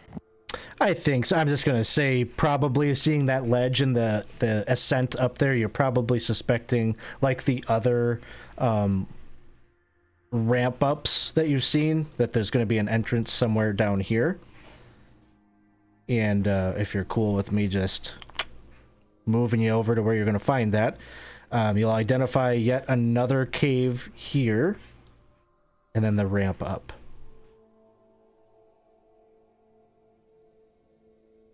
And I'm going to say that you've been down here in the node for about 2 hours probably at this point. I think the plan is to head up, right? Ignore this cave for now and go up. Sure. Sounds good. Who wants to parlay with this guy when we get near him, if we get near him? I have words. I don't know. Which one of us is most diplomatic? Sister? I'm Probably most big and sister. scary, so I'm most snarky, and I have a hard time remembering not to be. Try. yeah. So maybe our approach should be like a little bit of you up front with the diplomatic. I'll stand back as the bodyguard, and we'll try to approach this a little bit diplomatically. And then if that doesn't work, we can all try and just glower. Or just smash. So as you are all trying to figure out the diplomatic, like who's the ambassador in the group and who are the attaches that report to that ambassador, and like kind of your ranking system of who talks first, Noki, you're all like walking up the ramp, and Noki, you're thinking about when you cast Fairy Fire in that previous fight. Give me an Arcana check while you're ruminating about that. Okay. Hang on just a second. Uh-oh. Hang on just a second. Let me find out where I'm at. I seem to have lost the connection while we were talking. So let me get back in. Or if you're okay with it, I can just push the button and see what maybe Please do that. pops up. Please do that. Please do that, and I'll still get back in. What the heck? I don't know. How antsy are you to learn what I can tell you? Up to something. Do you want go to ahead. reroll? If the party thinks I should, go for it. I don't know if we have any. You do have 2 left. This would bring it to 1. How important is it to make this check, do you think, though? Apparently, not important enough that a reroll didn't help you. So, sorry. You're just thinking about how your magic does seem different here, and you're just not sure what to make of that or what it means. So, So you just notices that Noki is maybe got a bit of a face of consternation as she's thinking back on that and not quite grabbing it. He'll put a hand on her shoulder and cast guidance as we are heading approaching the cave as we're getting close, and just kind of some reassuring words as she's going in as the face. If it makes you feel any better, like really nobody is doing well on this check across the nodes, so you're not alone.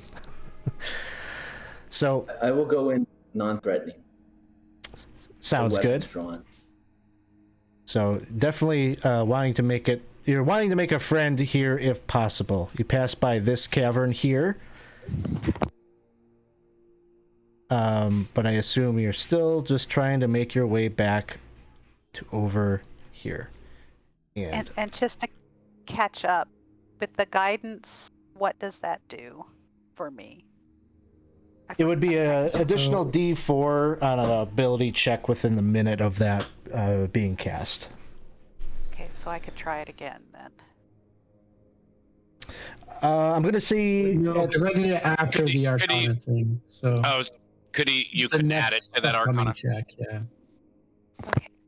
If I had thought of it earlier, but no.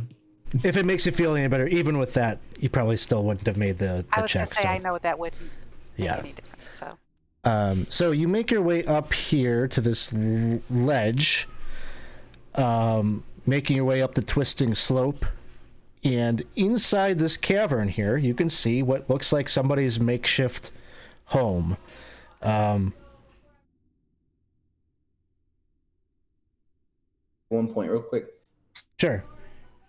Okay, so my character, as a of Muaman, boot and a mace, symbol of the god, and on the back of the tunic. So therefore, anybody has any kind of religious sense could easily make a religious check to identify who I am. Okay. He's known as a traveling god, so it may impact the interaction. Sure. Okay. Thank you for the detail. He's a neutral good. Okay. Sounds good. So as you come up here, you see, there's a bedroll laid out.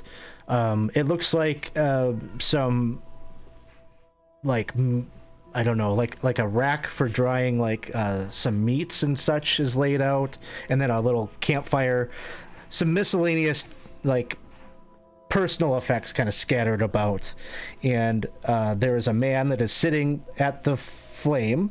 This same bearded character. I think I did import an image of this guy.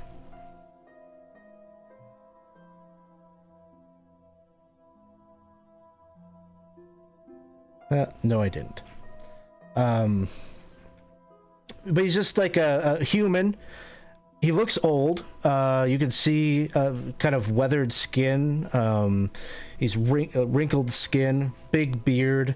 He's wearing what looks like a chain shirt that is ill-fitting. It's just maybe a little too large. It just kind of hangs. He's sort of emaciated looking himself. He doesn't have a lot of meat on his bones, but he's got armor. More Nick Nolte or more Chris Christopherson? I don't know. I can't picture either of them right now. So, but he's got sunken cheeks, and there's a shield and a mace that are lying down near the campfire. He just looks up at you with tired eyes as you make your way in. And I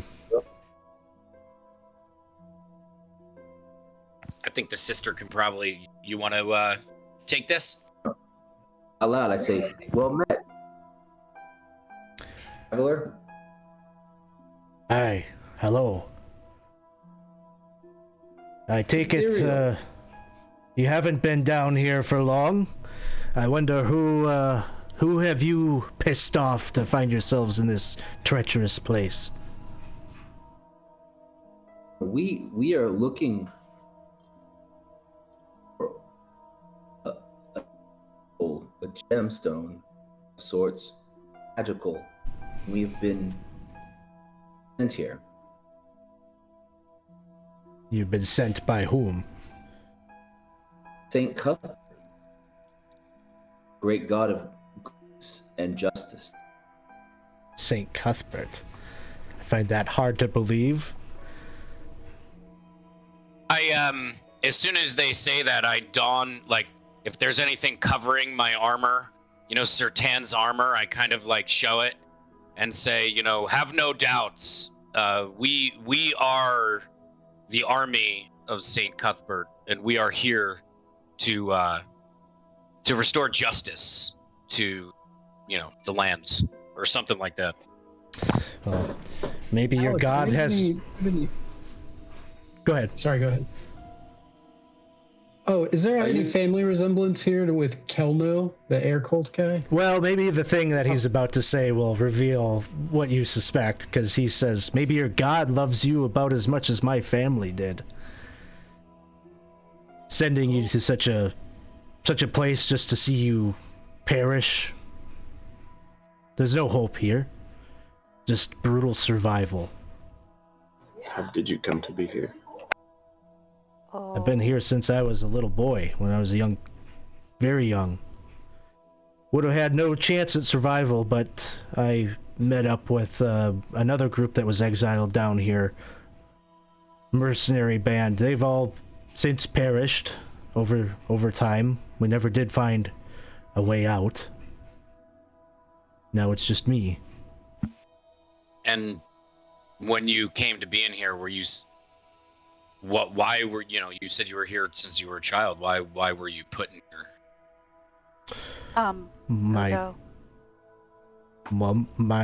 My brother brought me to the temple a long time ago. I suspect that's where you came from.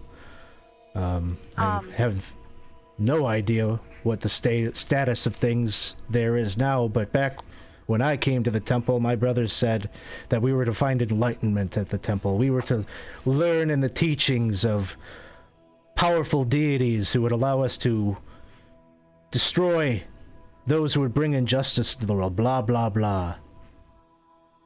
It's a lot of blah, blah, blah, isn't it? It is a lot of blah. I think I've Can met I you. make an insight check to see if he is a person that has lost his own faith and a faith? Sure.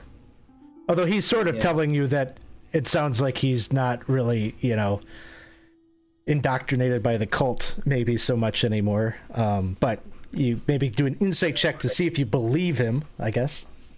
A 16.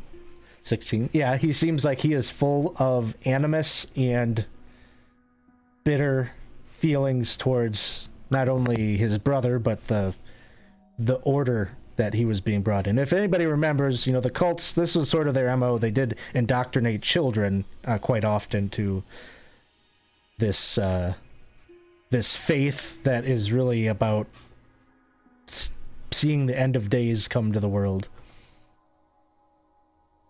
Can I make a religion check, since I personally don't know that much about this, but might. Got it. What did I get? I'm sorry, I'm confused a little bit. What is it that you're trying to ascertain? No, meaning that the nature of these cults. I personally wasn't up on the lore. Oh, basically, yeah, you don't have to do a check for it. The elemental cults, their basis, or what they believe that they are doing, is to bring about the arco elementals into the world. Many of them think that they can either derive power from them. Maybe some of them mistakenly believe that they could control them. But they're all about kind of the reverence of the destructive powers of the elemental planes. Oh, what was your name again? My name is Ashram. You're a non-believer in the cults now. Well, I don't believe in what they represent, but I still tap into some of their tricks, the things I've been taught, the things that I have continued to learn since I've been down here to help me survive. If I offer you, or maybe all of us offer you, a different path. My God, the one I serve, is a God of wandering around the land. Maybe if we find a way out of these forsaken lands, might be open to following his path. I don't know. Your God led you to be here. I find it hard to believe I should put faith in anything that would allow such a fate to befall you. Travels to many of existence. He goes all over realms of many of existence. This is just another one. I don't travel that much places like this. I have faith when I do go.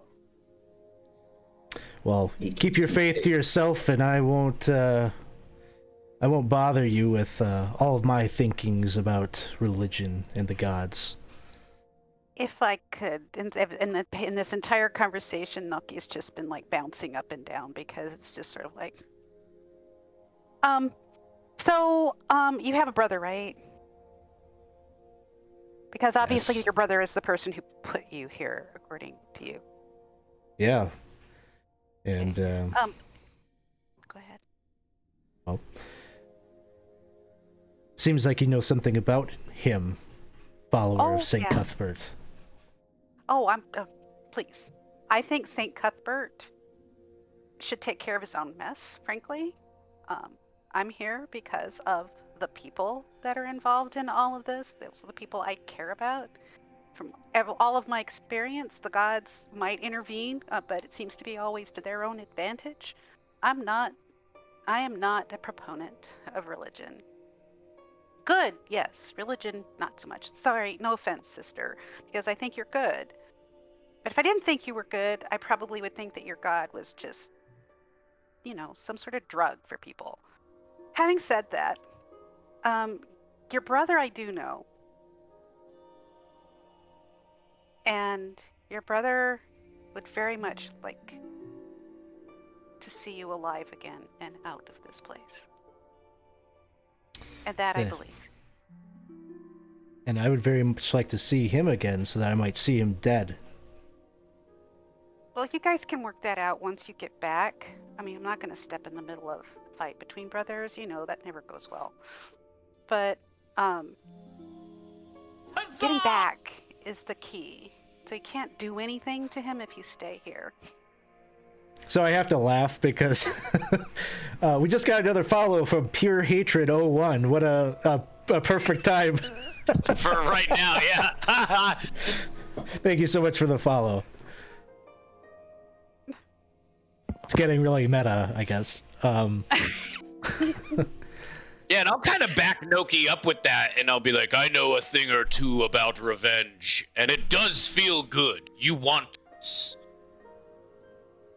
Well, I would say, Noki, if you want to give me like a persuasion check, and I give you advantage, you kind of getting backed up here by Udo, you could give me a persuasion check to see if, I don't know, you can get him to be a little bit more positive towards the group.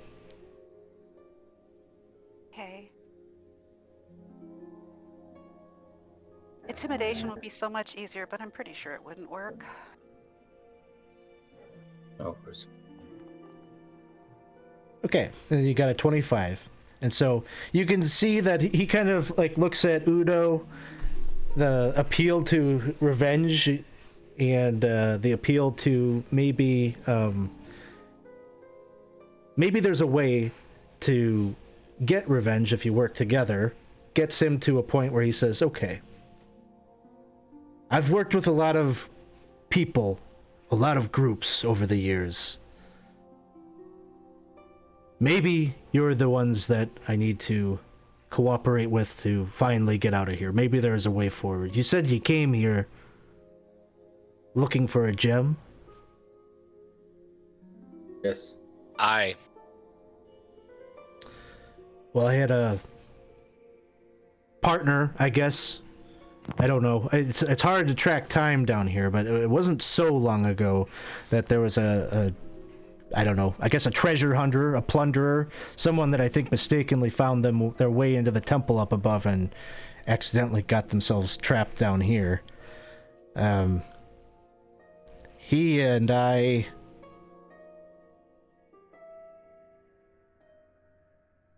we got to know each other a bit, or at least I thought. I trusted him.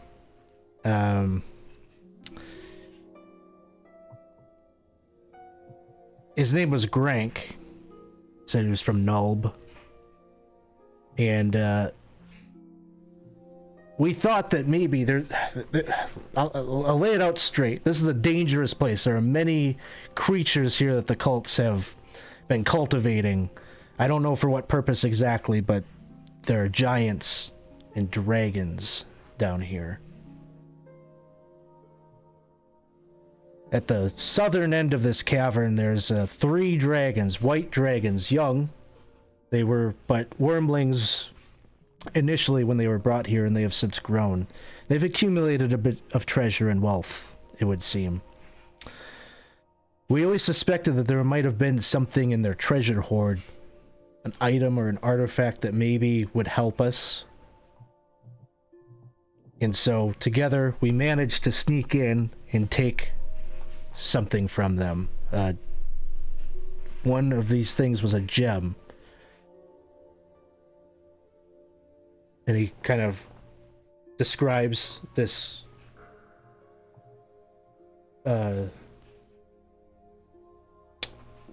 shape of this gem. I feel like I have to reference just to make sure I don't screw it up.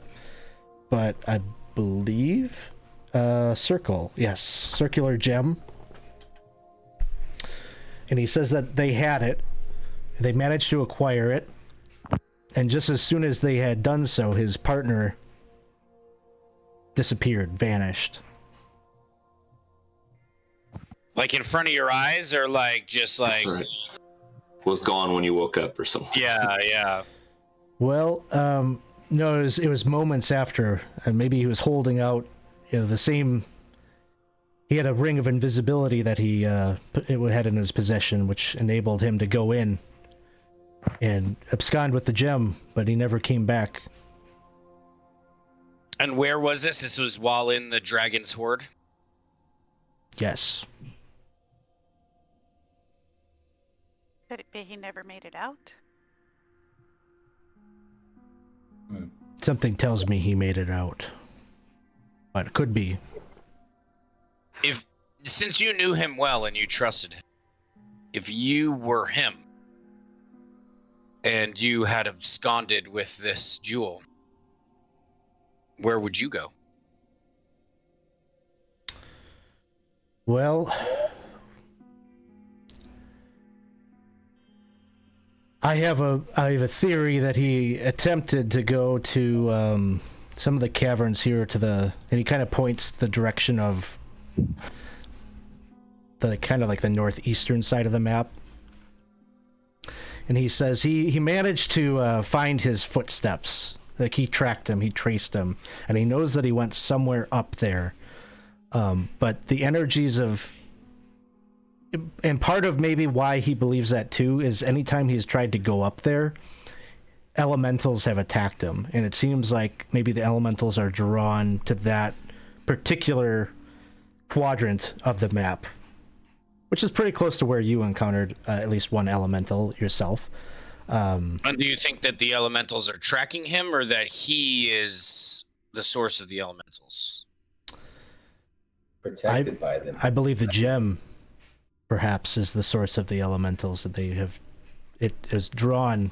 They were drawn to it. Right. That would make sense. And does the gem that he's talking about, it's like, we're pretty certain, like, this is the gem, right? Matches the description, all of that. He was a kid at the time of the original cults back 50 years ago. And he says when they scouted out the treasure hoard, the reason that they focused in on that particular gem is that he remembered it. He remembered seeing it and the golden skull. And so that he placed his trust in, if they could acquire it, maybe that was the key to escaping or getting out. Yeah, this is our gem. But then he partnered with this roguish character that maybe wanted to take it for himself. Yep, Gronkowski. Son of Rob.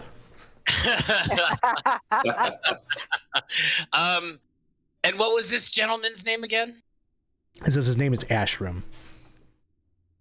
Hey, Ashram. So, would you mind if we shared your fire for a bit and continued to bend your ear over some while we rest a while?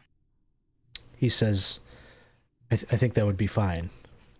If we're going to work together, the things that lie in those caverns are very powerful. You need to be at full strength if we were to face them. Well, it's good that we have made your acquaintance. It's good that we are joining forces to for mutual benefit. And on that note, I'm gonna take a nap. Sounds good. So is this a long rest that you would like to attempt? Actually, What do can you- we do short rest first? What do you guys think? Short rest. No, just a short rest. Yeah. Sounds good. I'm sure a short would be fine. I've got some rations. I'll get those out since he said he's emaciated. Sounds Those good. include grits by any chance? I don't think anything quite that delicious. Darn it. Because as long as we have a fire and a And, reasonably flat rock, we can make griddle. and on a short rest, can Noki look at the sword? Is that possible? I can't remember. Yes. how it Yep. works. You can attune to the sword. It is a magical short sword that functions as a short sword +1.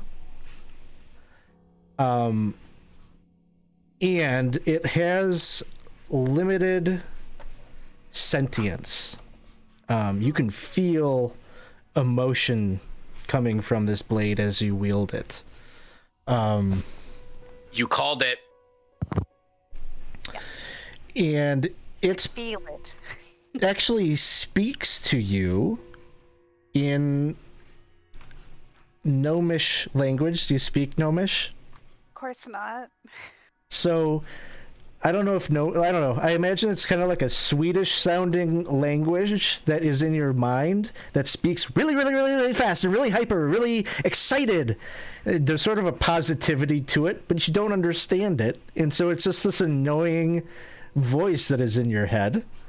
I am going to try and say, "Who are you?" in every language that I know. And it seems it's only able to speak and communicate through Gnomish. And so I'm just imagining a fast-talking Swedish chef that ends every word phrase with sword, sword, sword instead. sword. Instead of board. Ding, ding, ding. Okay. Oh God. The Noki, of course, needs that in his head, like. So, but I don't feel any animus. I can tell, right? No animus. Excited. And the other property of the sword is that it can cast Gust of Wind once per day. Ooh. Hence the name. Okay. That's nice. And it's silvered. And plus And one. it's, yeah. And you get the sense that it's asking you all manner of questions that you're unable to understand. So I'm going to the only way you can learn a language is to speak it. So maybe between the two of us, we'll finally get there. I'm just going to repeat my name over and over and over again. So it's going to hear Noki, Noki, Noki, Noki, Noki, Noki in 5 different languages. I better pick one. So I'm going to try and just pick common so we can all understand each other. Sounds good. Nothing else happens. I rolled for a wandering encounter and nothing happened, so now no disturbance during the hour. So we've all been down here for about, I'm going to say, 3.5 hours at this point.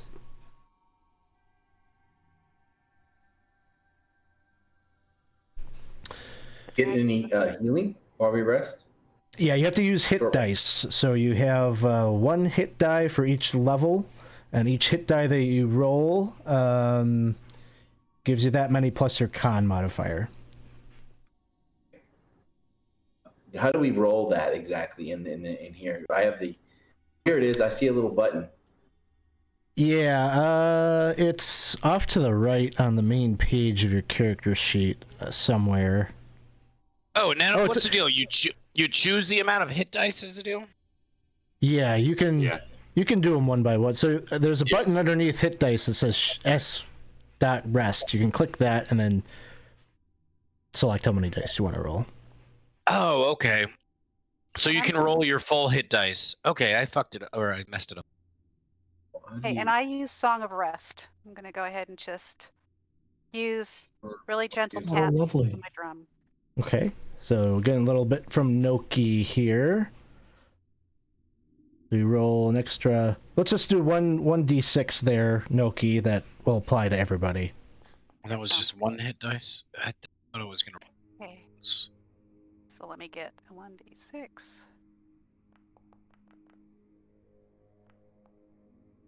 So everybody gets 5 points of healing from the Song of Rest from Noki. Nice. And then you roll 5 hit. I'm 5th level. I would roll 5 hit dice, right? Is that... Yeah, you can roll up to. So it's like yeah, if you wanted to conserve some for a future short rest, you could. Oh, okay, gotcha. Okay, 10 4. So let me see. I If think I you rolled were one to earlier. roll- I'll do 2. I got an 11 and I got a 5 earlier, so I'll do that. So how many spell slots do I get back? I can't. I don't think you get any. Yeah. Since she did the song, can I count one of my dice that I rolled? It was a 5. It's the same result, 5. Can I just count it as her song? I didn't know she was doing that. You have to use a at least one dice to get the benefit from the Song of Rest. So I did. I used 2. Okay. You can Yeah. take one of Whatever. them back. Yeah. That's fine. Okay. Sure, that's fine. Done.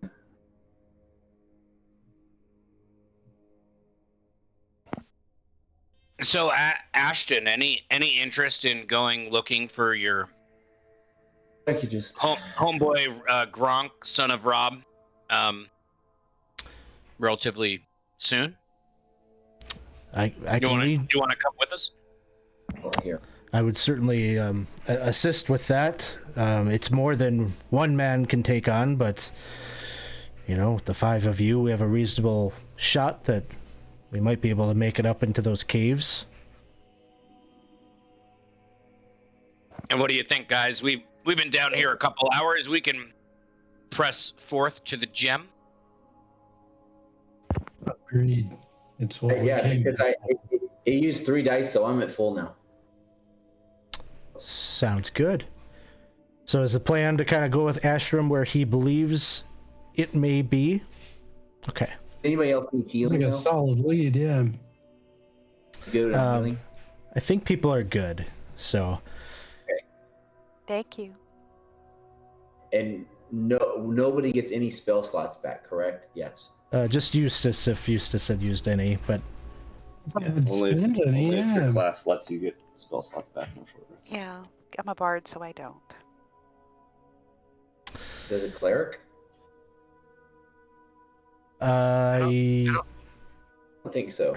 don't think so, but sometimes wizards can get half of their things back. But so as you start to travel, I'm going to move us along here. So as you start to travel down the ramp and make your way to kind of the northern side of the spire that is at the center of the node, you do see a cloud giant that is making their way kind of across and moving sort of in a southeasterly direction over this way. And do we feel like he can see us? You're not sure. If he is aware of you, he's not approaching you. And yeah, he's got a mace, like a mace in hand, a very large mace, dressed in the similar attire as that cloud giant that you saw that went smush, just wearing like these kind of massive furs and such. It seems like you get the feeling he's like looking around in search.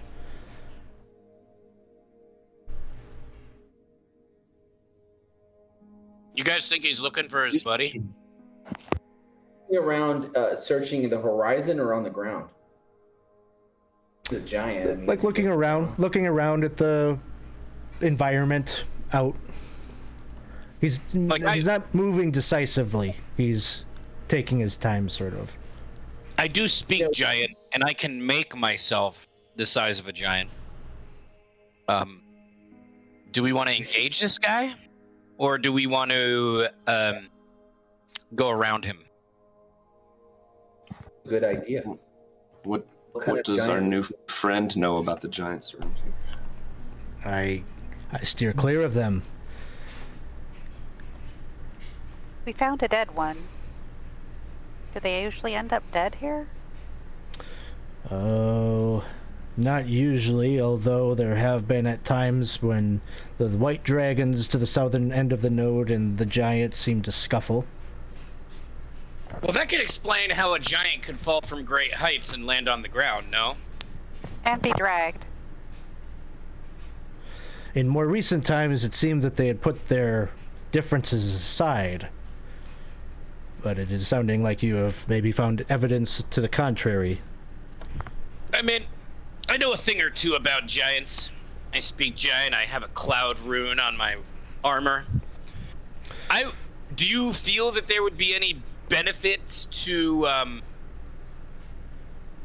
trying to see if we can point this giant in the direction of something that he wants, and he could point us in the direction of something that we want? It's up to you. That's a pretty big risk, if you ask me.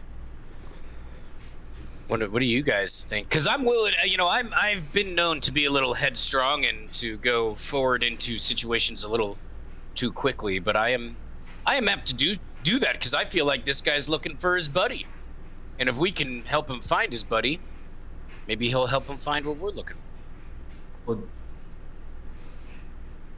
Udos, is there anything you're not up to do? Not usually. Yeah. Well, that's really why I'm talking to you guys, because I have learned that in the past I get myself and my friends into trouble, and I do not necessarily want to get you all killed. Not without your consent, at least. Go. Just a big improvement over following the voice in your head, so I appreciate that very much. If we follow your plan, then we should all hide except for you. This is a creature that serves the cult. Be considered an evil creature. Potentially very hostile. So what is your escape plan in case it goes hostile? I don't think it is a good for us to come out. We could defeat it, but we will inevitably use up physical energies we need to reserve for when we go inside the elemental area. I see your point. I'm not often thinking about how to get out of situations, but what if you guys, as the hiders and little people, set up some sort of booby trap or something in which I can lead him into, and either escape or subdue said giant if they turn hostile, and I could, grow into my giant size, start speaking in them to giant, hey buddy, what's going on? How you doing? Whatever, and distract him while you said, stay out of sight and set up some sort of trap. I have an idea. I carry a chain link 10 feet. If somebody could set a trap, lure him into a trap. Allow Conjure you an to... illusion of his friend, either healthy and hale or as an undead version of the one that we found. Oh, all right. That could work. I mean, What do you look to gain from your interaction? Yeah, interesting. Well, I would say that we have made one ally here, right? And if we, like I said, I have found that in this world that many things are transactionary. And if I can approach and get a word in with him and what we believe that he is searching for his fallen friend, I believe that would be valuable information and would be worth something, either in trade or in political influence with these giants. So I guess that is my end. But again, I also feel like perhaps our friend Ash here may have a lead already, so this may all be moot. I'm leaning on the group for You press him guide. for information. You should press him for a route to the safest route, get into the temple, and avoid the most encounters with any hostile elementals. It would seem that the giants are hostile to the elementals. From what we saw back with the dead giant. He may help us. Yeah. Well, we would see if he could. My guess is if if we can get him to trust us, we can give him some information or lead him to his friend that either he could confirm or deny what our friend believes, since it's kind of a shot in the dark as to whether this person is still up in that area or what's going on. He can confirm it, maybe help us in a variety of ways. I don't know. I'm like I said, I haven't thought this through too much. Come on, guys. Do not mention that we are following St. Cuthbert or we are agents of justice. Not be hostile. That kind of information could sabotage any kind of positive outcome for being in this Forsaken Land. So, as you were all having this conversation, We always talk too much. you see another creature kind of now don't be like remember these are 50-foot square things, so I'm gonna throw maybe I won't even put a token down, but something appears, something like teleports and appears right next to the giant. And I think I did pull in this image. This is what the creature looks like. Sort of a griffin almost looking creature with, I guess, a borderline feline type of body, but then bird-like talons. It seems to apparate and teleport right before the cloud giant, and they engage in they're talking to each other, communicating or talking to one another. Can we hear it, or can we get within range to hear it? Eustace will send his bat he'll have to spend a little bit of time summoning it back from its pocket dimension and then send that bat forward to listen to a language he totally doesn't speak. Yeah, do you understand giant? I think Udo's going to try to get into range to listen and try to be stealthy about it, because he does speak giant. Actually, hold on. They are speaking common, so you do understand. Oh, then the bat could understand. Maybe. I don't know. Does bat know common? The range Probably on that's not. only 100 feet, so we can only do a couple squares with the bat. Okay. Yeah, the direct communication back. Can you can send it further and have it report back to you, right? Yeah, but I think it's still, even being all magic, it's only got an Still a intelligence bat, of 2. So I don't want to rely on it to report back, give him a telephone to us. Okay. So maybe we'll just try to get within range. Who's the stealthiest? Let's all try to sneak, yeah. Probably me. I'm wearing plate armor. I can try to sneak, but I have never had a successful sneak check in this entire community campaign. Okay, so I have proficiency, but Yeah, So- I'm proficient in stealth too. so Sorik, you're stealthing up kind of by yourself to catch a listen. I mean, I can. I'm happy to back you up. I'm just a little bit worried I will botch. Sure. the stealth Yeah. check. No, I understand. All right, go ahead, So- Sorik, and can I give him? Can I support him in that with my own? Oh, wait. I have guidance. That help? Yeah. Okay. Guidance gives you I believe, let me look. D4. I'm going to cast it, but I think it's a D4 to any skill. Okay. okay, Eustace, so you're heading up there as well. Yeah, I'm gonna join him and. But it allows him to roll a D4.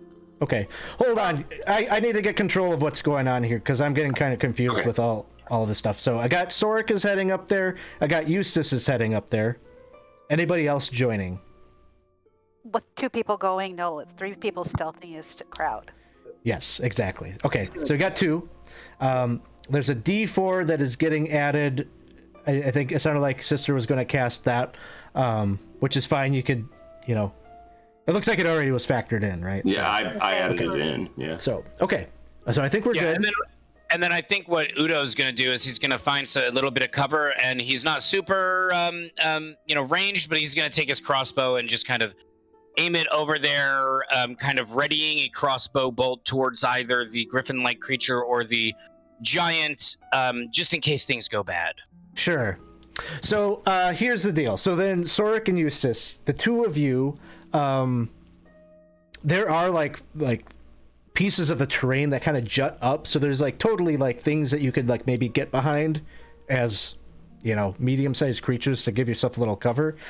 And you do manage to sneak over there while this conversation is happening. I'm going to say with all the spell casting and things that happened, you're not going to catch all of the conversation, unfortunately. But you get there, and you can hear the Hierosphinx. I guess you don't know that's what the creature is called, but that's the bird-like creature, is talking in common to the giant and explaining that he believes that this creature's brother has perished at the hands of the white dragons, and that they have broken their trust and their pact, being neutral to the conflict. The creature says, I just thought it was my duty to report this to you and your family, that apparently you can't make deals with dragons without them taking the advantage one way or another. He expresses some feelings of condolences. You're kind of at that point of the conversation as you come into it. He's more expressing if they need anything. He's willing to keep an eye out for his father and all of the other giants. There's some gratitude that comes from the cloud giant, and says that he will go to collect the body and report this to his father. And with that, the bird-like creature again disappears and vanishes. Seems like some kind of teleportation magic it is using. And you see the cloud giant continue to head kind of down to the south, you suspect, to where the body is. So he's been alerted to where the body is now, probably. Yes. Let me ask you, when we examined the body earlier, you had said we saw like evidence of a fight, so on and so forth. Beak, you said maybe beak, claws. Did we see anything like feathers or anything like that, or like hair, or did we see anything to help us discern as to whether this Sphinx is manipulating this giant because his people killed brother, or whether it was actually a dragon? You didn't see anything like that, but you also didn't know to look for anything like that, so it might be there. Yeah. How quickly is the giant moving towards the body? Like at his full speed, which is like, I don't know, like 40 feet. So he's hoofing it down back to the other side of the spire, to the east, or to the right side of the map. Yeah. I don't know if my hunches are worth anything here, so I don't think I'm just gonna kill myself.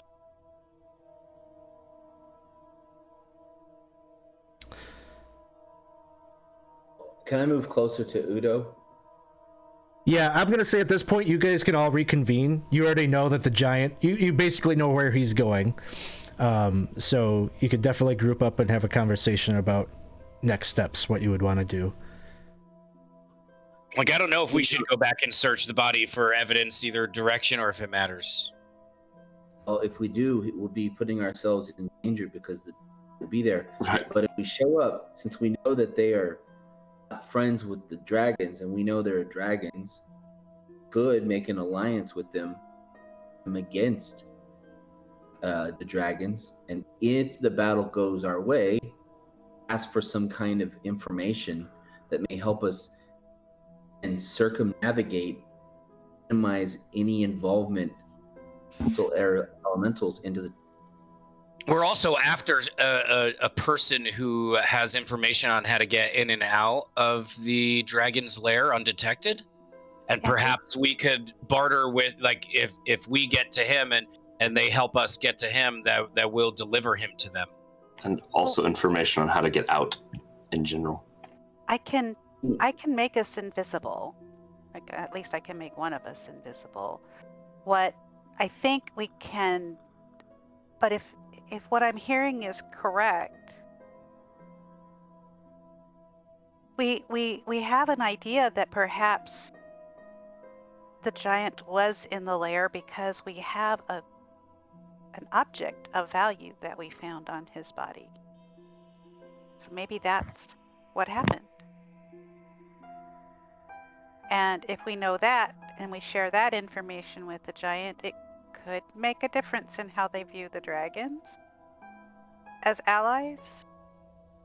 Right. So what you're thinking is that this statue that I have here may have come from the dragon's horde, and that's why the dragon attacked, that this guy was thief? It could be, and he might not be happy to learn that, the giant, I mean. And I don't know if it would make a difference as to whether they go to war with the dragons or not. So if they never know that, and they don't find any evidence of it on his body, that's a good thing. I'm not above lying about this. But if we are down there looking at the body, then that makes us look really, really suspect, and they might do something fast and unthinking. You guys are probably right. I'm not the smartest. I'm just the biggest. I don't think I'm the smartest either, but too much intrigue. Yeah, and I feel like now, my play was sort of like information is currency, and now that this giant has been cued into our information currency, like, we don't really have any leverage anymore. So maybe we should just be on our way. I don't know. What do you guys think? If we is to find the gem, benefit to us to fight dragons and potentially a giant, and might be better off to the temple. As you mentioned earlier, we have a guide. Maybe this conflict between giants and dragons could distract the elementals.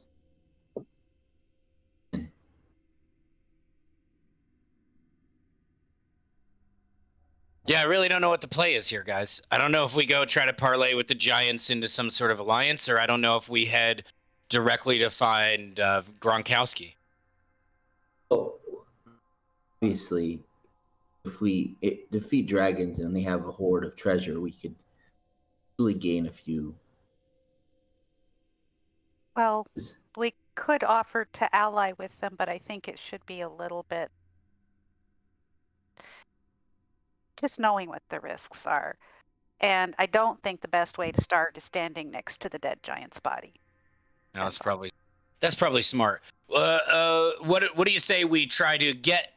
Since I'm all about the leverage here, why don't we try to get the leverage and get Gronk, and then we have somebody who we can parlay with or something and say, hey, this guy's been in and out of the dragon. We know what's up with you guys and the dragons. We've seen your brother's body. We're actually on our way to tell you about it when the Griffin guy showed up. So, just to let you know, we found this other guy while we were looking for something, and I don't know, might be useful. He's been in and out of the dragon's horde a couple times. You might want him, and maybe you got something that we want. I don't know.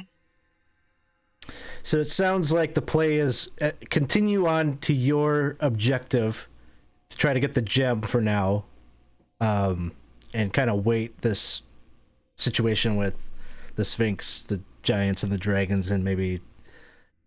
I think if we get an opportunity along the way, we should throw fuel on the fire of the dragon giant thing, as everybody was saying, as sort of a distraction against like what we're doing, to kind of come in and sort of like probably destroy this little pocket dimension and clearing out Zugat Moy's chances at coming into the world. So yeah.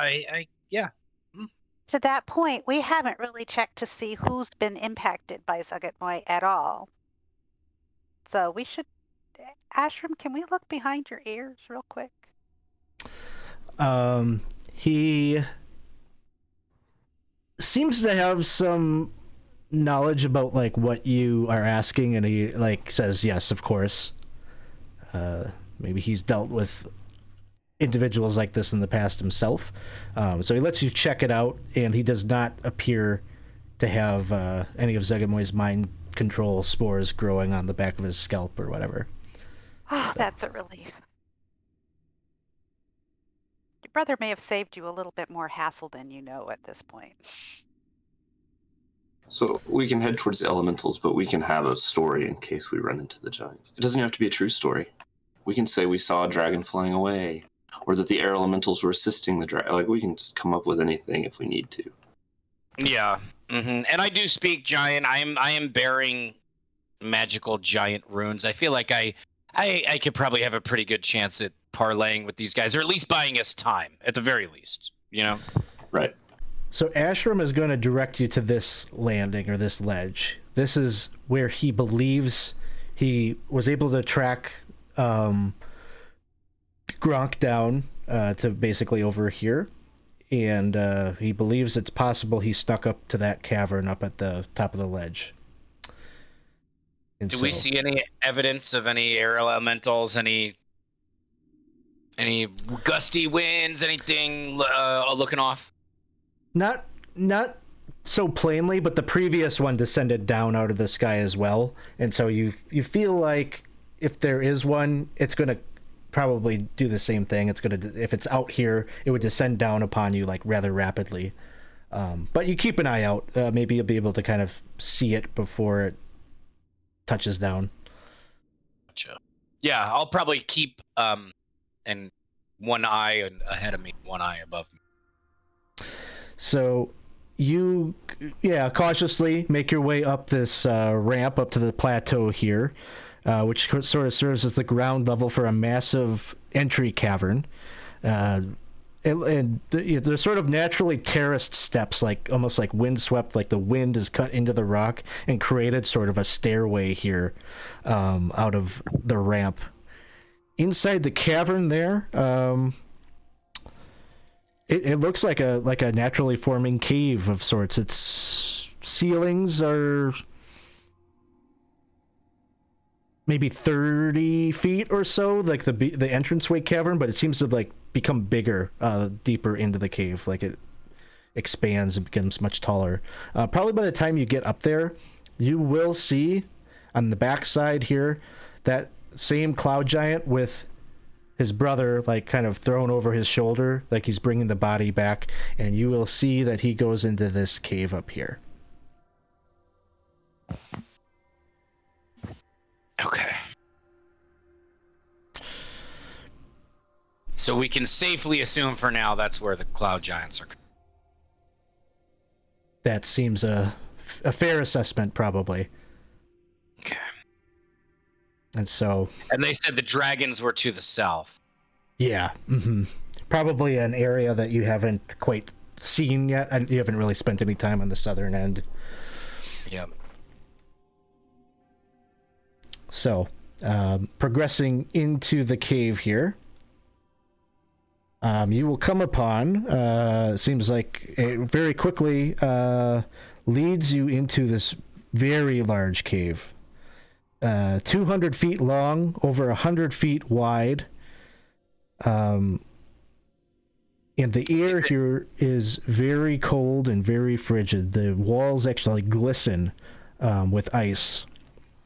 And at the center is a stone seat, almost throne-like, atop which sits a skeleton that is wearing leathers. There's like a short sword and a dagger lying nearby. And you can see in one hand of the skeleton, he's wielding a rod-like device, and in the other, a green gem cut in the shape of a square. Square? So, I think square. so not our gem. Or it's a circle. Our gem is a circle, right? Circle. It's a circle. Sorry. Oh, okay. So it could be our gem. It could be a gem of great value that is necessary in some other these nodes. Does it fit the description of our gem? Astrom would said, "That's the gem, and that's him." Oh, so he's dead. Oh, but is he? Is he undead? But you can He's- smash he's- things. I mean, you want me to smash it? I'll go smash it. And I'm gonna literally, as Noki says that, I'm gonna like walk towards it to smash I will learn to keep my mouth shut. it. Does anything happen as I walk towards the skeleton? Oh yes. Although probably not. It's not from the skeleton itself. As you draw close, the air seems to around you becomes real dense on either side of you. So you move forward, and there's like these three forms. Like the air just gets real dense, almost cloud-like, and you see little eyes kind of pop up in this cloud, like three eyes. Do I have an image? I swear, like I put some of these things in here, but maybe not. So this is what it looks like. It's a dense gray cloud with three horizontal eyes that light up in red and look hungrily at you as tentacles of wisps of air kind of protrude out from its body. Ooh, Oh, lovely. And like so it. we will have our probably our final combat here of the eve or the day, the game day. Let me just get the tracker set up quick. Wow. This is classic Udo now. He's been so good. Has to balance out. You're talking about talking to giants and things like that, so you have to backslides. He's been doing good. So go ahead and roll yourselves in there.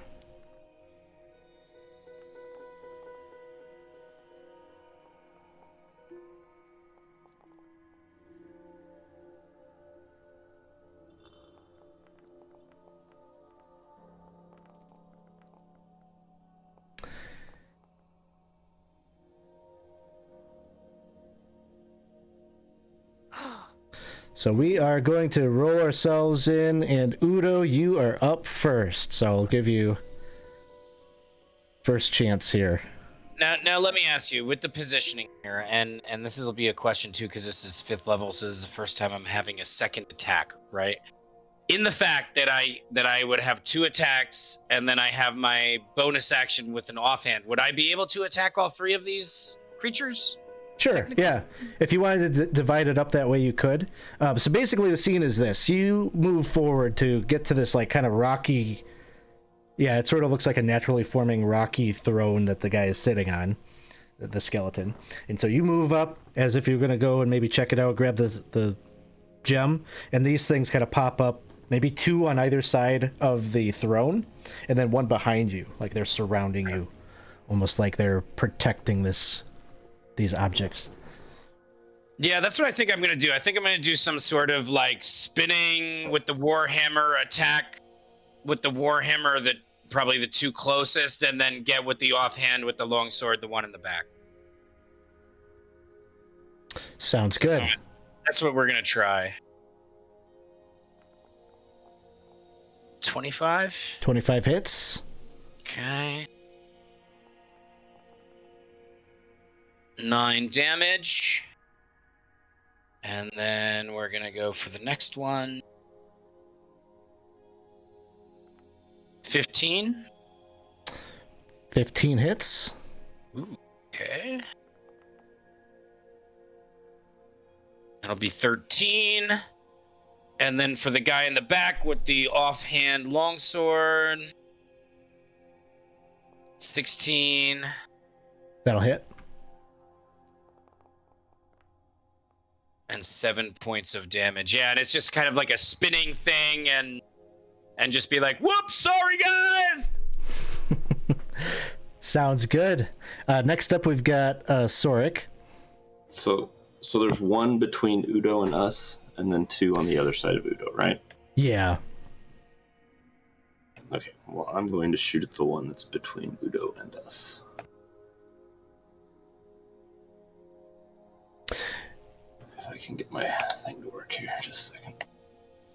Oh, and I'm let me just pause and say I'm not going to retroactively do this for Udo, but your attacks at them are at disadvantage because they're sort of like hard to kind of pinpoint. They're kind of blurry.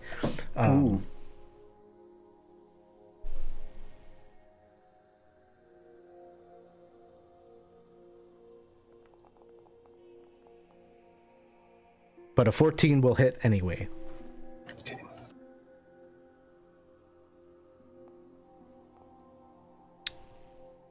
For 12.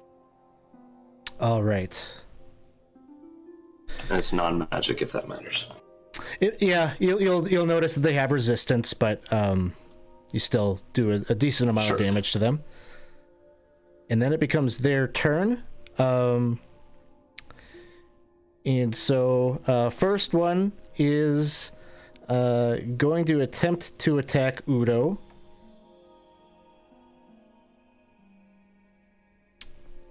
He makes I can hear you. Okay, he makes two attack rolls. So let's see. First one is...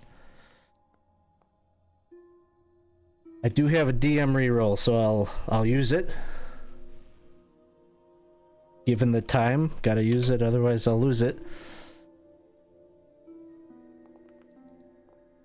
Not gonna hit. Second attack. A 19, I don't think gets there. Second one will take a swing.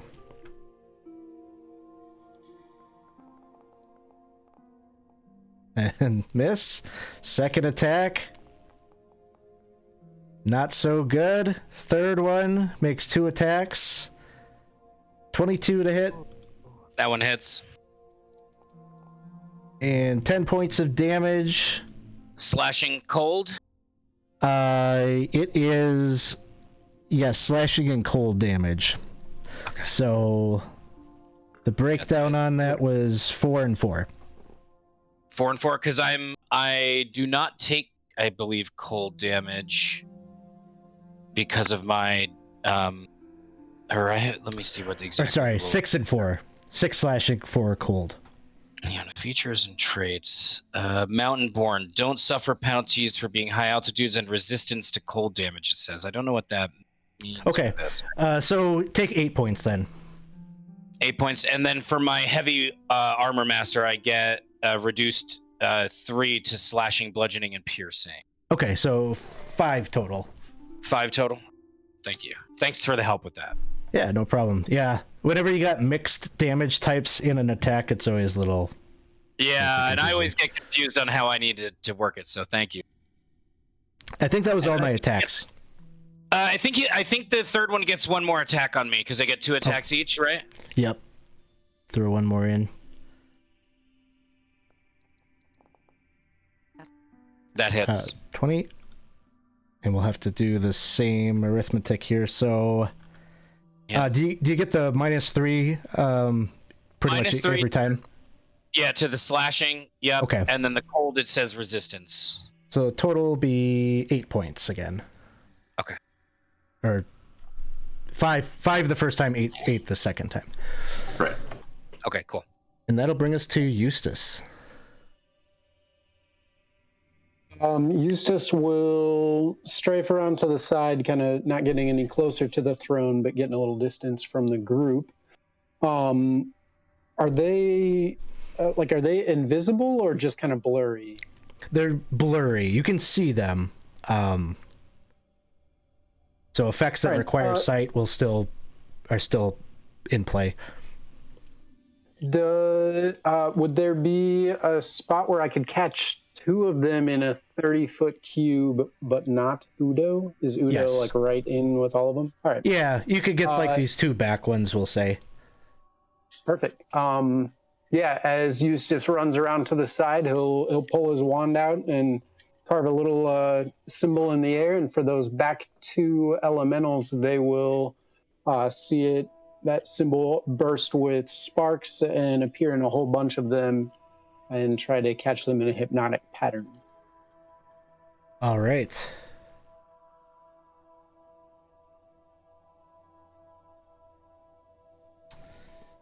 Wisdom saves. What is the effect of hypnotic pattern? Oh, I guess I got it here. It's a charm thing. So yeah, if they're immune to charm, then they are not. Charm and incapacitate. Okay. Yeah, they've got plenty of condition immunities, but that is not one of them. So they will do this.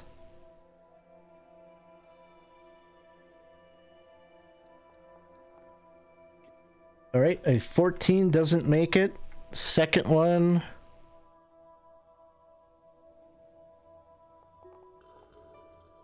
Both do not make it. So these two back here become docile and are incapacitated, you said?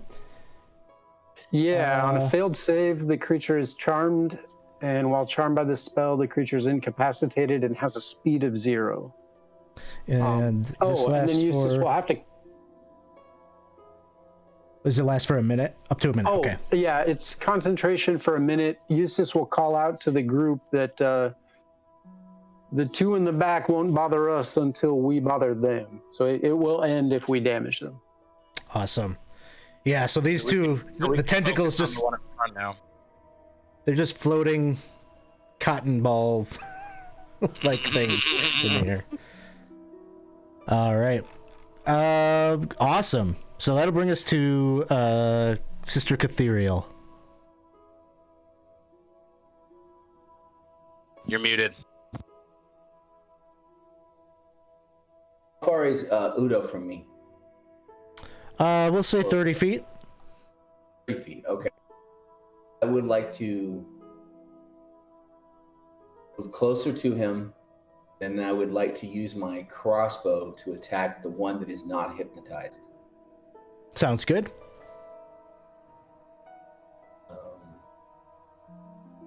And that'll be at disadvantage. Okay. So roll twice, right? Yeah, and we'll take the lower. There we go. There you go. Okay, it's a 5. It was a 5 and an 18, so 5. Okay, 5. A 5 would miss. Is there any bonus on there? Probably just dex you add. Yeah, dex and proficiency bonus. Yeah, if you're proficient, then you get a proficiency bonus. Oh, you know what? I didn't put Ashram in here. Proficient in crossbow, so yeah. You get for proficiency bonus. Oh, it's +2. Yeah. So, yeah, okay. So I would have a 7. Okay, that'll miss. Miss. I position myself behind Udo. Okay, that sounds good. Let's see. Ashram should have had a turn, so he'll move up, and he's gonna try to cast Inflict Wounds on this one.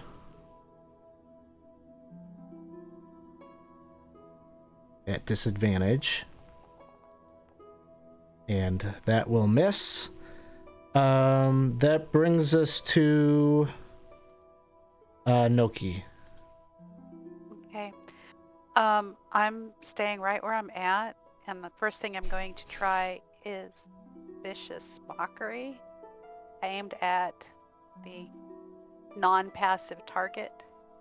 So let me do that. Did it work? Yes. So. Okay. Wisdom tell save. him that it actually has form.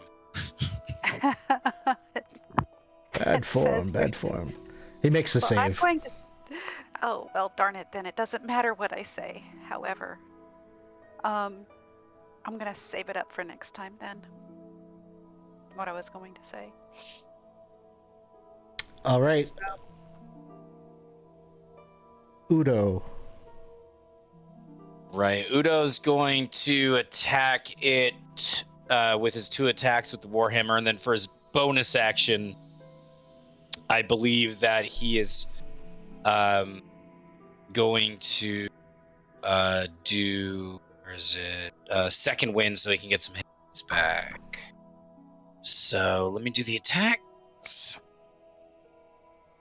Got a 22. Which I think hits. Yes.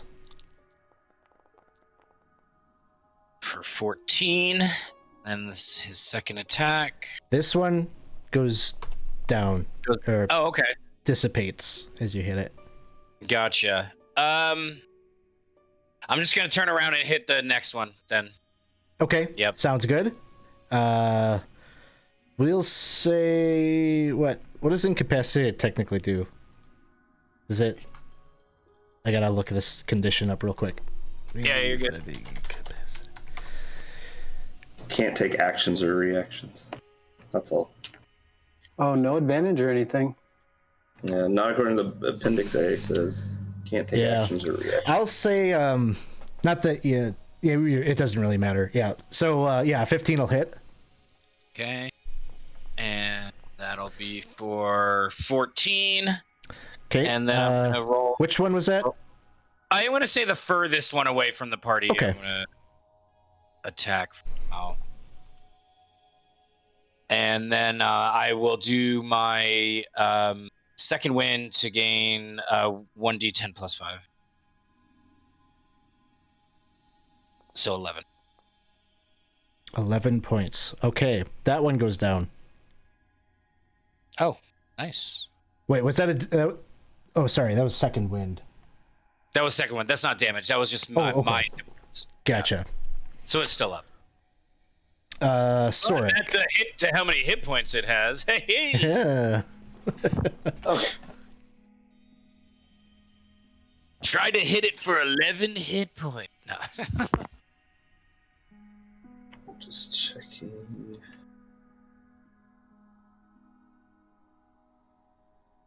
So, since I'm a battle master, my superior dice are d8s. That's what I was trying to look at. Okay. So I'm going to use precision attack to try to counteract that disadvantage a little bit. And attack the one that is no longer incapacitated.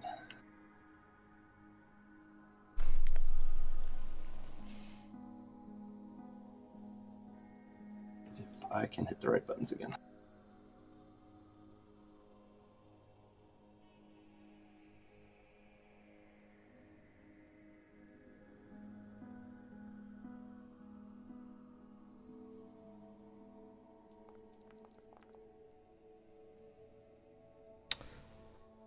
I added it together, but it was going to hit either way. It was going to hit.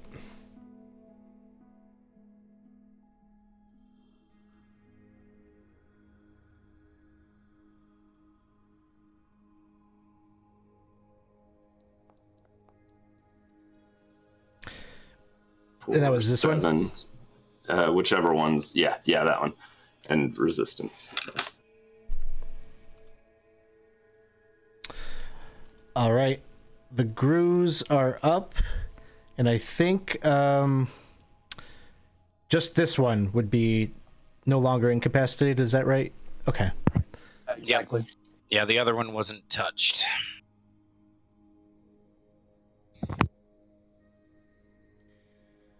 I think it'll just continue to try to, well,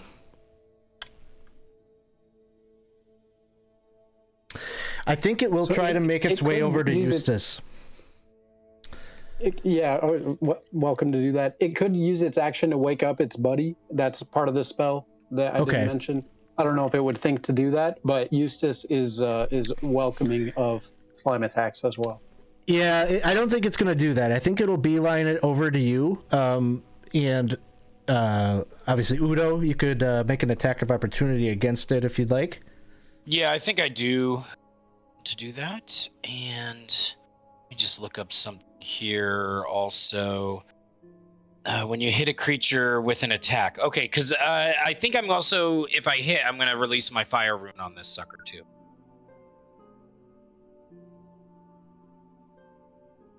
And I think I hit. Yes. It's at disadvantage, I guess. So. Oh, yeah. Because of the blur. Yeah. Oh, that 13? A 13 still hits, so you're good. Cool. All right, so I rolled the damage there. We'll take that 14, and then I will release my fire rune on it for an extra 2d6.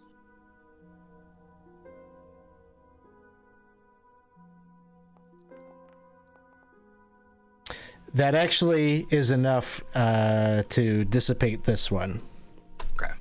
So it never even makes it to Eustace. Cool. And that'll bring us to Ashram. Ashram will move up and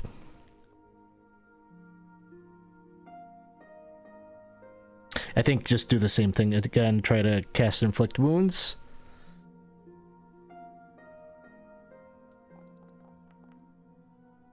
Hits. Deals 14 points of damage. That takes care of this one. Oh, so nice. Out of initiative at this point. Oh, I didn't even have to do anything. Ooh. Nice.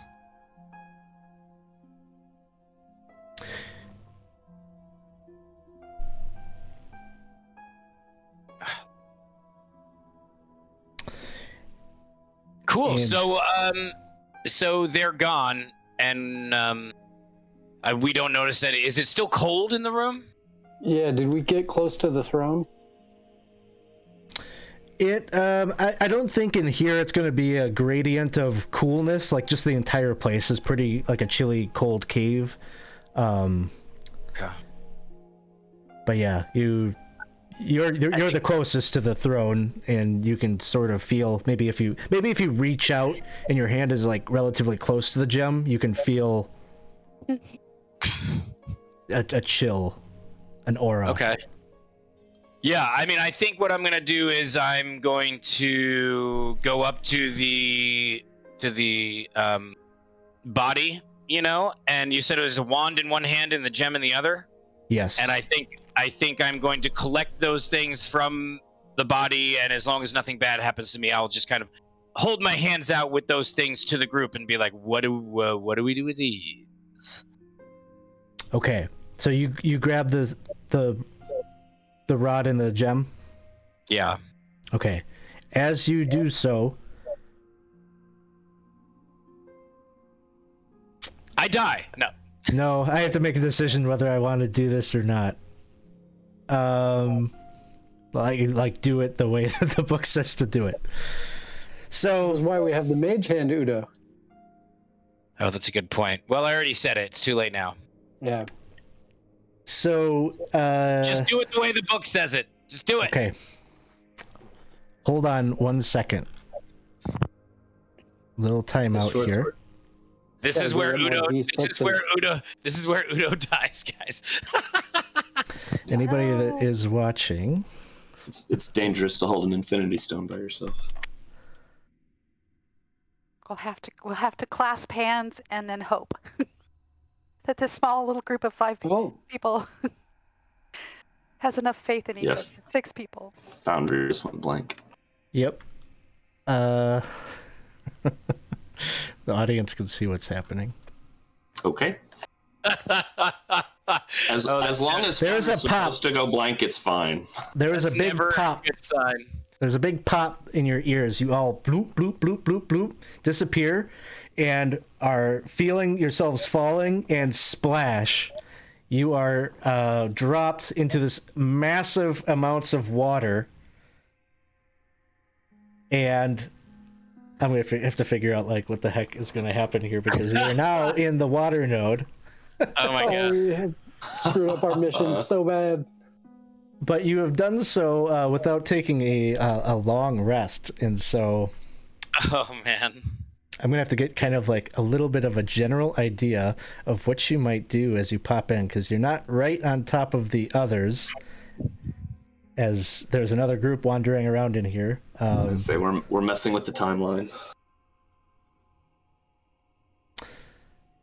Is our friend with us? So, Ashram comes with you. and we're in possession of the gem that we went into the air node to get. Otherwise, I Correct. don't think we know where we are. Yeah. You have I it. thought it was a square. I have it. Woohoo! Of all people. I think I mistakenly said square and it was supposed to be circle, right? Oh, okay. Yes, circle, yeah. It's supposed to be circle for the air node. So yes, you've got the gem, you've got the rod. You drop into the water here. The water itself, it's only like 10 feet deep or so. Like, we're gonna kind of hand wave, the checks and whatnot that you'd have to do immediately here as you come into this new environment. You Immediately upon landing in this environment, Udo's gonna do sort of a Steve Urkel-esque, did I do that? Sort of thing. Don't drown while you say it. 10 feet of water? I think I can Yep. put my head. I think my head is maybe above water. As you touch down, as you're all splashing down, you hear kind of some sloshing around in the water as there are two giants that seem to be wading into the water, kind of checking it out. These are frost giants that you see. Each one has in hand a really big net that they're carrying and like a harpoon. What would the group do seeing these two massive creatures kind of lumbering forward? Swim away. I mean, Swim away? is there shore someplace close? Yeah, it looks like there's a little sand embankment, like a sandbar here. And so if you're heading in that direction, you could probably put some I would distance think between getting you onto and land them. would be the best. Yeah. So that sounds good. And we're going to say that you get away. I'm going to end the session here. I manipulated you into maybe running in a different direction than where the other group is presently. So as long as you're cool with that and realize, yes, we got to do something about this. Yeah. I think right there is where we're going to end it. Maybe I need to try to get this group together because the other group took a long rest. So they're currently resting somewhere is where they're at. Right. And so it would make more sense for me to have you guys go next so I can ascertain what actions did you take during their rest, if that makes sense. So that's something, details that we can sort of shift and sail through.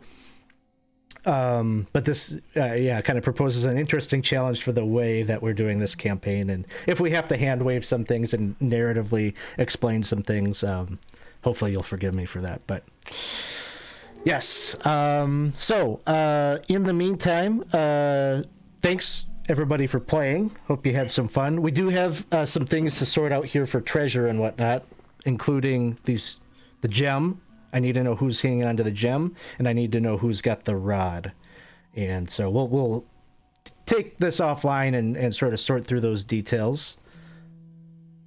Thanks everyone for watching today. Hope you had fun. It's always nice to get a Sunday morning game in. So this was our community campaign, the 20 Sides Every Story community campaign. If you're interested in ever playing in a game with us, it's very accessible and easy to do. Just jump into our Discord. Let us know you're looking for a game, would like to play with us. If you want to support the channel, we have a Patreon where you could support the channel. And